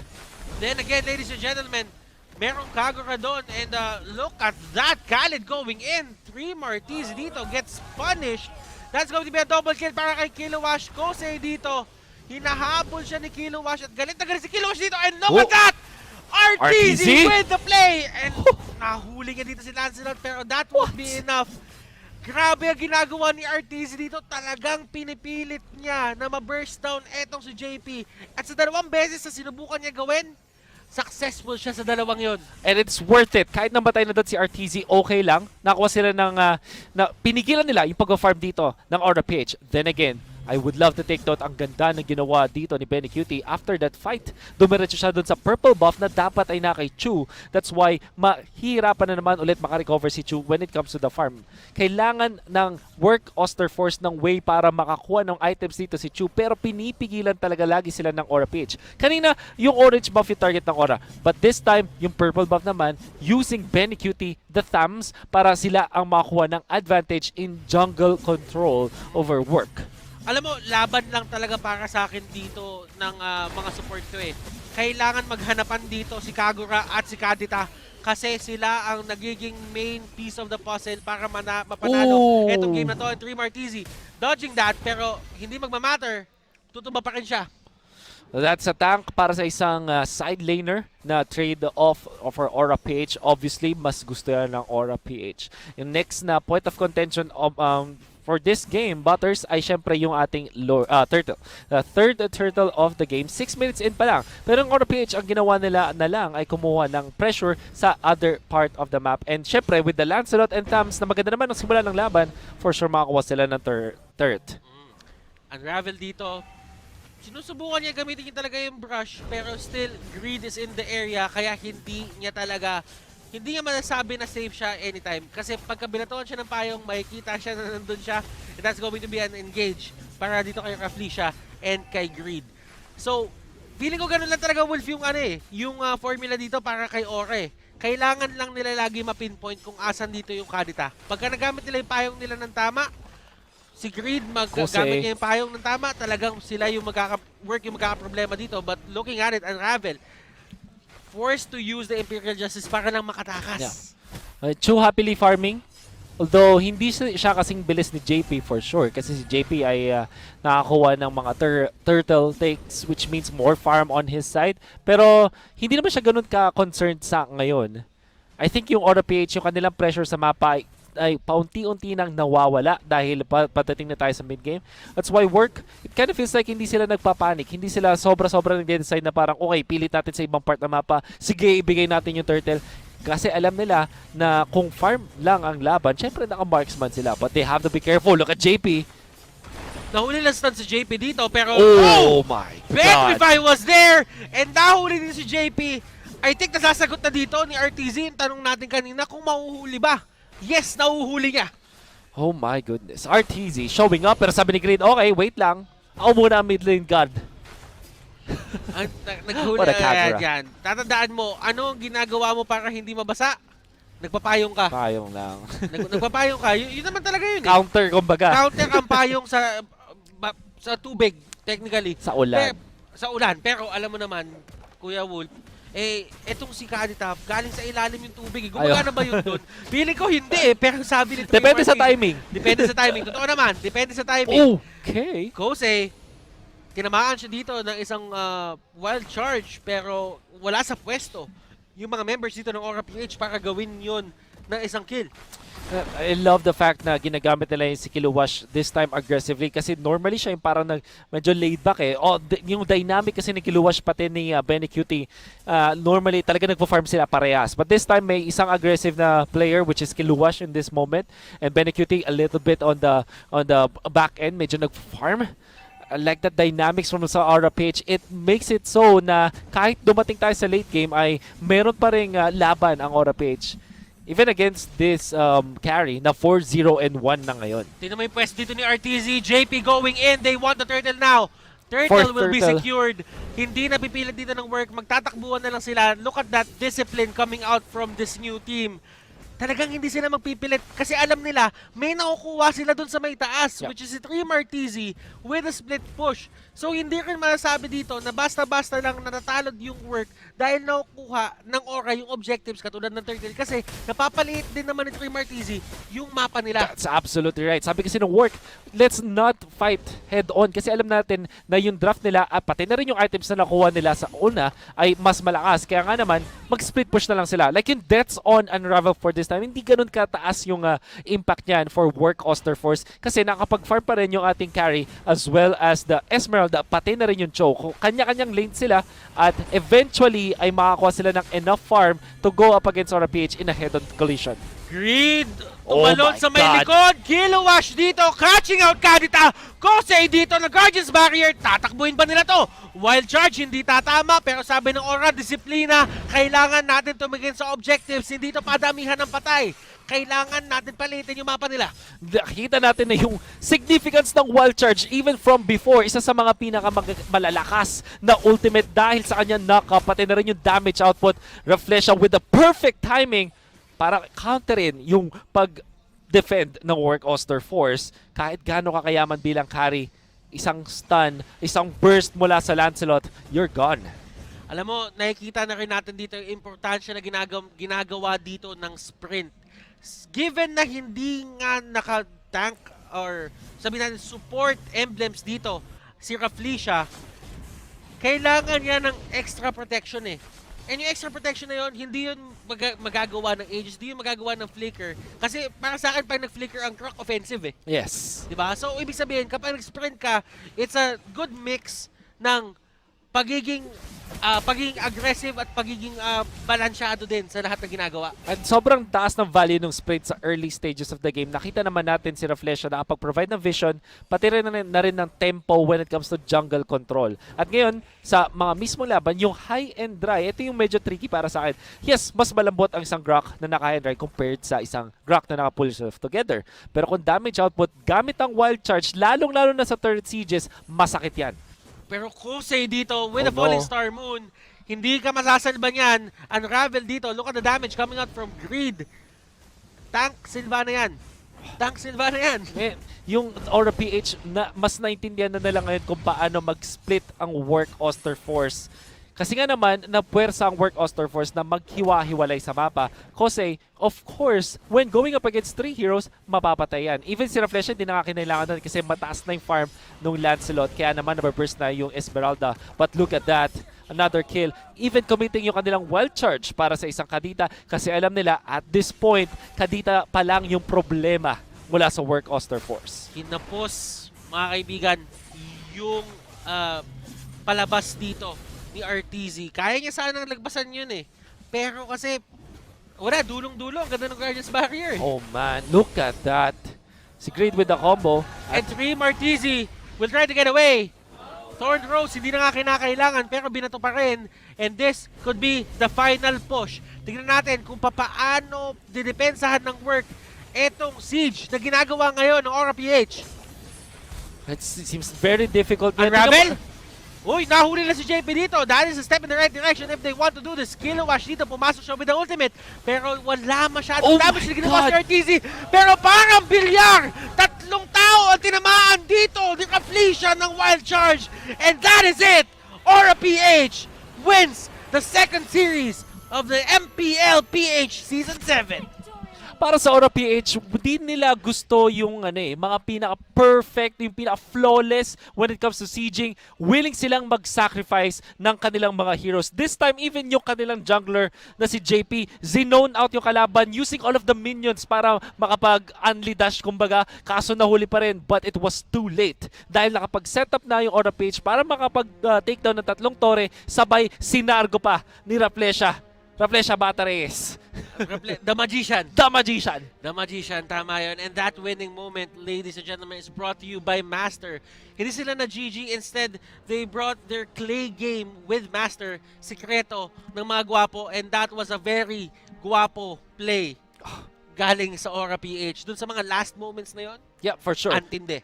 So many things that happen. Gustong-gusto ko yung mga pag-connecta nila para may trap silang sineset para mas maganda yung kanilang pag-pick off. At hindi lang yan, pati dun sa pinakahuling push, kinamit nila lahat ng abilities nila. Okay lang kahit mamatay si JP, pero pag nagulo niya na yung kalaban at bumapatay na yung Lord ng Torre, pati si Thams nakapag-push na, it doesn't matter anymore as long as they get the victory. Literal kasi na parang na-ruler. Ang hirap sabihin kapag wala kang R. Pero na-ruler. Oo. Talagang sukat na sukat. Walang labis, walang kulang. Pero alam mo kung sino ang walang labis at walang kulang kapag nag-a-analyze. Siyempre, ang ating resident analyst na si Midnight. And Midnight, ano pa nga ba ang masasabi mo tungkol doon sa series na yon? Thank you so much, casters. Grabe, ang masasabi ko lang dito is si Rafflesia pinulis yung Work Oster Force. And syempre, alongside his teammates, secured an easy victory on Game 3 and won the entire series. Once again, my name is Midnight, your analyst for today. And the following post-game stats na makikita natin dito is brought to us by Smart, the official tournament telco partner of MPL. Free to game grade with Smart free games for all. And as I was saying earlier, si Grok dito, no, si Rafflesia, pinulis lang talaga yung Work Oster Force. Sabi niya rito, oy, curfew na, papalalagyan ko ng pader. Tapos pagagalitan lang ni Greet, no, papalalagyan ng payong and easy pickups. Pero pinaka-importanting aspect ng game dito ni Rafflesia is the early game. Kung makikita nyo, no, game 2, hindi natin nabanggit. Pero very key, a very important factor yung kanyang emblem. Naka-high and dry yung Grok natin. What he does on the early game is just continuously poke the heroes of Work Oster Force. Ngayon, makikita natin dito yung score niya dito, no? 0, 3, and 10. Considering na 14 kills lang ang Aura PH, he has 10 out of 14. So medyo mataas yung kanyang kill participation dito. And again, ang trabaho lang naman ni Rafflesia is to tank damage and poke enemy heroes. And that propelled Aura PH to the mid-game timing that they were looking for. Although may mga magaganda ring plays naman ang Work Oster Force. Pero syempre, iba pa rin talaga yung danila ni Rafflesia for Aura PH. Once again, these stats were brought to us by Smart, the official tournament telco partner of MPL. Free to game grade with Smart Free Games for All. Ang ganda ng mga movements dito ng mga players, no? Gwapong-gwapo and napaka-pogi. Mukhang kailangan natin alamin yung sikreto ni Rafflesia. Pero makikita natin in a few moments yung highlights dito ng ating game. Of course, brought to us by Head and Shoulders. Put your game face on and finally say goodbye to those awkward #itchagg moments thanks to the Head and Shoulders. 100% dandruff-free and itch-free. Now, mas mabango pa. Tingnan natin yung mga mababangong moments dito ng Aura PH. It started with an overfarm on the top lane or yung pag-cut ng minion wave directly going inside the enemy jungle para makapag-invade ng jungle boss. Makikita nyo naman dito yung gameplay ng Aura PH, no? Ang ginagawa nila is naghihiwa-hiwalay sila. There's one hero on the other side of the map and there's 3 or 4 heroes on the opposite side of the map. Pero syempre, hindi rin naman nagkulang ng poking moments dito si RTZ, one of the most consistent players dito on the side of Work Oster Force with a beautiful catch on the Lancelot. Actually, maraming pang moments yan dito rin si RTZ, no? He was able to bait out Rafflesia and JP and got the kill on the Lancelot. Unfortunately, that wasn't enough. Greed was there to secure the kill and paulit-ulit natin makikita si Rafflesia na nang mamamalang. Trim RTZ had his moments with a very beautiful kick there onto the Grok. Napakabilis ng kanyang daliri. Sticker na lang ang kulang. And Aura PH really didn't stop there. Okay, sabi nila, kailangan natin mag-reset, no? Paulit-ulit na tayo na pick off ni Kadita, pati na rin ni Cho. Let's just group up. Iwan natin again si Very Cutie on the bottom lane and let's move as 4 heroes onto the top lane. Rafflesia again just checking all those checkpoints that needs to be checked. Dahil nga checkpoint yun, kailangan mo i-check yun. And ito yung sinasabi ng mga casts natin kanina. Just go in with the ultimate of the Grok and secure the victory here for Aura PH. And Work Oster Force, they didn't have enough solution against that, and Aura PH just easily got the victory against Work Oster Force here on the back of a Grok on Rafflesia. Of course, MVP of that game brought to us by Smart, the official tournament telco partner of MPL. Break through your own limits, rise above, and be free to game great with free games for all. One of the greatest Grok players in MPL-PH history, Rafflesia, propelled Aura PH into the victory here for game number 3. KDA niya 0-3-10, net worth of 7,662, damage dealt 25,000. Very important yan, 25,000 damage dealt on a Grok. Really does show that Rafflesia knew what he was doing. Poke lang talaga and control the fights. Just allow the early game to cook up for your team, and Aura PH easily got the victory here against Work Oster Force. That's the last game of the day. Once again, guys, my name is Midnight. Thank you for tuning into the analyst portion, and I'll throw you back to the casters. Maraming salamat, Midnight, and what a series, what a game number 3. Nakikita mo naman na talagang may mga sariling identity na etong mga teams natin papasok dito sa MPL-PH Season 7. It's only day 1. It's only day 1. You know what? Very important game for sure para sa Work Oster Force at nagpakitang-kita sila. Gusto ko yung laban na pinakita dito ng Work Oster Force, and they're not gonna go down without a fight. Aura PH naman, a very important series for them. Yung huling series nila last season was not what you expected from them. Knowing na sila yung back-to-back defending champions, getting 0-3 in their last 2 series of MPL Season 6. Sobrang crucial na manalo sila dito sa series na to dahil ang kanilang kalaban ay bago sa eksena, bago dito sa MPL, at hindi lang yan, meron silang gustong improve with their new lineup. And ladies and gentlemen, what a performance coming out from both teams, especially para sa akin, Work Oster Force. Si RTZ just showed us one hell of a Kadita game. Kinulang, pero still, it's only day 1. Kanina pa natin sinasabi yan, pero totoo naman, just get your points and mag-perform ka lang ng maayos, mag-perform ka lang ng consistent, and you can get that loss back. Absolutely. And, I think for Work Oster Force, just shrug it off. It's just your first series. Nagpakitang gilas naman kayo at medyo na-acclimate na kayo sa laban. You will still have a great future ahead of you, and I'm excited to see more of Work Oster Force. And that is it for us at the Caster's Desk. Ako si Butters, kasama ko si Wolf, and we will throw it back to our panelists, Mara, Manjin, and Leo. Anong meron dyan? Ngayon, oras naman para imbitahan natin ang ating mga manonood na sumali sa ating mythical raffle draw. Aba, may chance kayong subukan ng inyong galing sa inyong knowledge when it comes to Mobile Legends, heroes, and teams. Kung sa tingin nyo kaya nyong sagutin yung mga napakasimpleng tanong at makakuha ng mga puntos, scan lang ang QR code na makikita nyo sa inyong mga screens para manalo ng mga papremyo. Pwede kayong manalo ng skins or diamonds. Now, this MPL Philippines Season 7 is presented by Smart, the official tournament telco partner of MPL. Free to game great games with Smart, free games for all. Ayan na! Yung mythical raffle draw, iscan nyo lang yan. Mapupunta kayo sa 4 na tanong at kung kayo ay ang isa sa 10 na mapipili, well, pwede kayong manalo ng great prizes. Again, skin, diamonds, maraming pwedeng gawin dyan. Hindi lang yan, kung swerte kayo, meron din tayong lucky draw. Tignan nyo yung ID number nyo sa Mobile Legends. Pagtugmayan dito sa number nito, kung last 2 digits nyo, 09, 04, or 00, pwede kayong isa sa 3,000 na pwedeng manalo ng mga in-game gifts. Iscan lamang yan. Fill up the form for your chance to win. Alright. Nasaksihan natin ang mga matitinik na labanan ngayon. Tingnan natin ang ating match results for today. Ang Exit 2-0, nasungkit nila ang panalo. Grabe yung pinakita nila sa susunod na laban naman. Etong Aura 2-1. Natalo sila nung first game pero bumawi sa game 2 and 3. Ngayon gusto ko munang tanungin ang ating mga mahuhusay na casters dito, Manjin, Faldas, and Leo. Ano ba yung mga pinakang magandang ginawa ng dalawang koponan kung paano nila nakuha ang first win nila for this season? Manjin. Para sa akin sa game number 1, Kelra and Kiel. Tapos dito sa game number 2, Bane ni Cutie.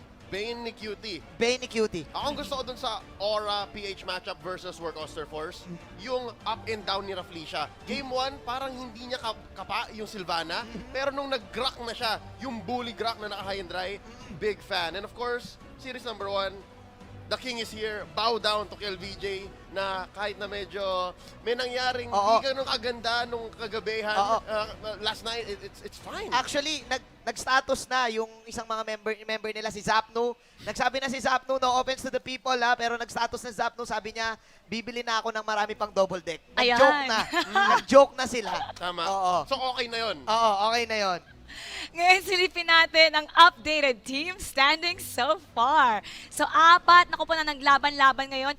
Ang nangunguna ngayon, Exe. Kasi ang gandang pinakita nila, 2-0. Meron pa rin tayong mga 6 na koponan yet to be seen. Kaya dapat subaybayan natin ang mga susunod na araw para makita natin kung sino nga ba ang mga magpapakitang gilas ngayon. And alam ko, excited kayo makita yung mga 6 na teams to see how they will start this season. Subukan natin yan. Ngayon naman, para sa ating mga manonood, alam ko marami tayong nasaksihan ng magagandang plays, kaya oras na to take a look at the top 5 plays of the day. For top 5, nandito of course ang team ng Execration versus Omega. I think ito ata yung game number 1 na nagpo-push na dito, na nakapag-late game. Actually, si Kiel BJ, kung titignan mo siya sa mid. Game number 2 yata ito, wherein, ayan, napakaganda ng mga huli ni Chakno, di ba? Circling Eagle, tapos nakapusin ng Tempest of Blades ni Kiel BJ. Ling is back. Ling is back. Para naman sa game 3. Nako, eto na yung Bane ni Cutie. Nakakambak sana ang side ng team ng Aura.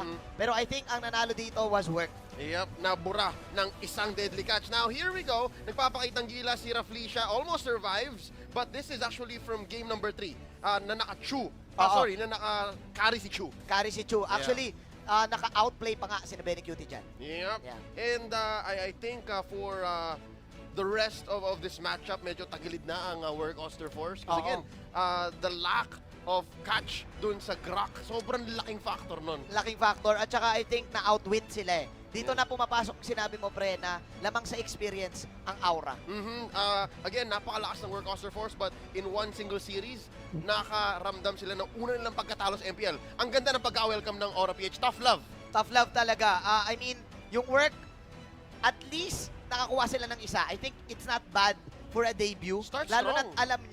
alam nyo na bago kayo sa liga. Tapos nakaisa kayo sa two-time champions. Yeah, it's a good statement wherein, di ba ang dami nagsabi, maliit ang hero pool ng Oo. World Coaster Force. Kasi labas sila ng Digi.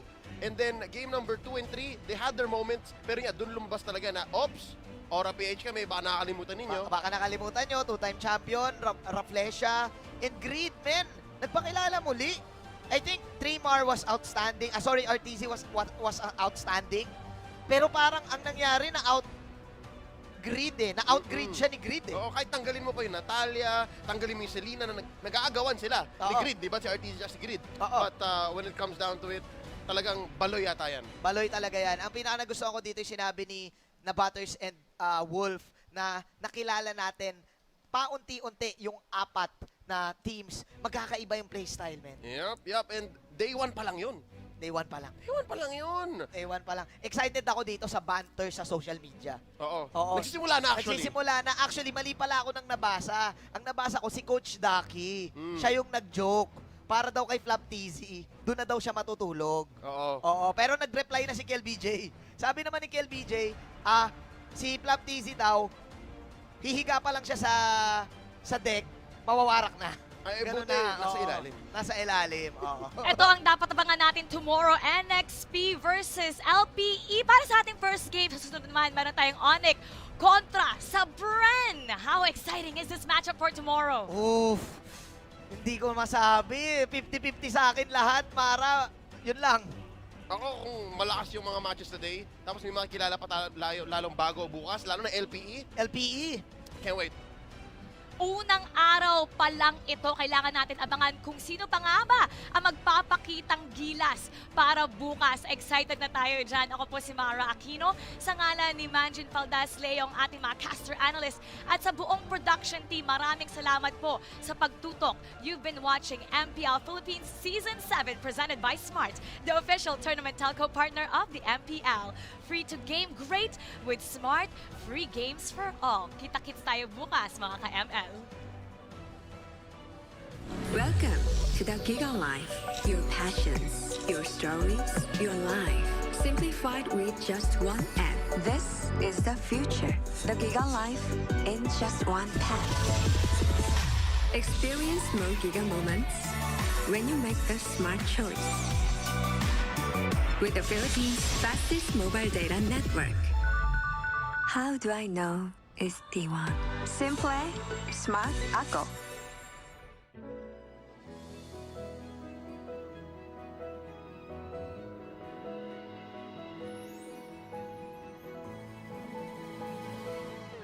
Moment na sana, pero hassle ang kati. Yung kati na yan, dahil sa dandruff yan. You need Head and Shoulders. Unlike beauty shampoos, tanggal ang dandruff that causes kati. No more hassle sa moment. Goodbye na sa kati dahil 100% dandruff When you free look ka. inside a JanSport backpack, you see a story that started in 1967. Since then, our mission has expanded to helping protect our environment for future generations to enjoy. It's a work in progress, but just this season, we've used the equivalent of 13 million bottles worth of recycled polyester in our most popular backpacks. When you look inside a JanSport pack, you see our commitment to this brilliant blue planet we call home. And we're just getting started.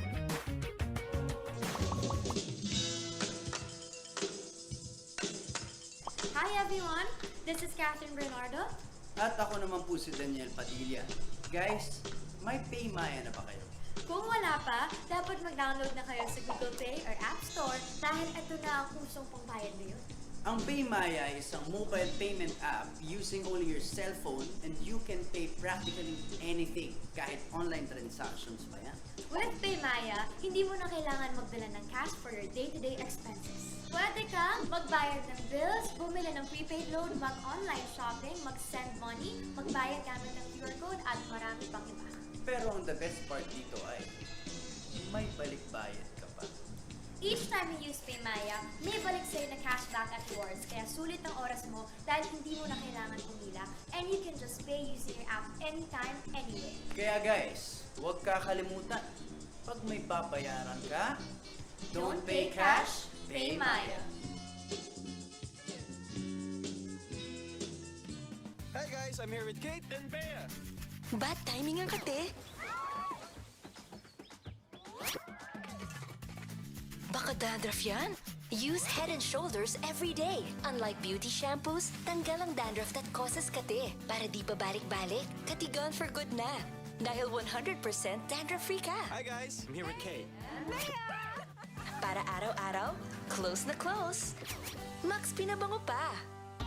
What do you do when what you desire is beyond reach? You use power that breaks barriers.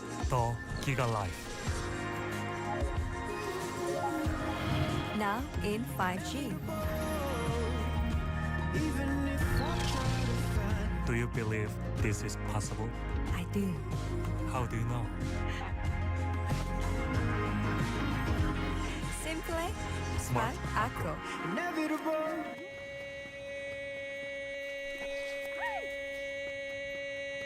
Express your online business.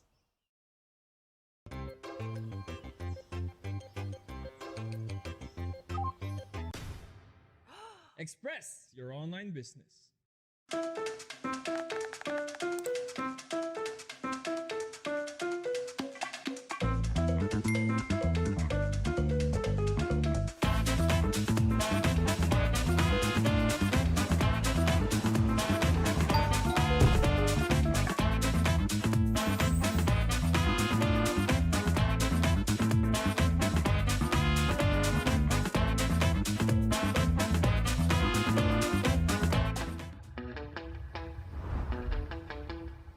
Are you keeping it real? I'm calling shotgun, wanna see my baby run. Oh, what's the word on the sea? We're kicking up the dust, you know what I mean. We got a good thing going. We got a good thing going on.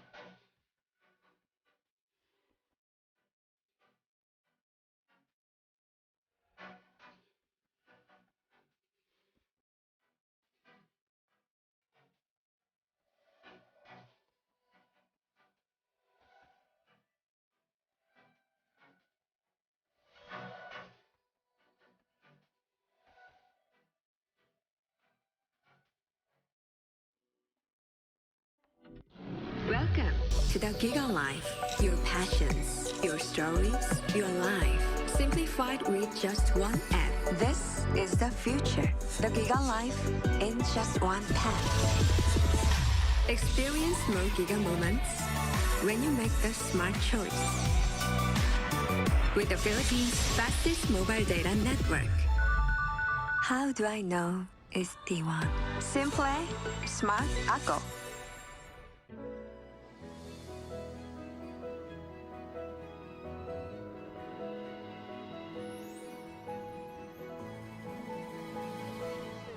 Moment na sana, pero hassle ang kate. Yung kati na yan, dahil sa dandruff yan. You need Head and Shoulders. Unlike beauty shampoos, tanggal ang dandruff that causes kate. No more hassle sa moment. Goodbye na sa kate, dahil 100% dandruff-free When you look ka. inside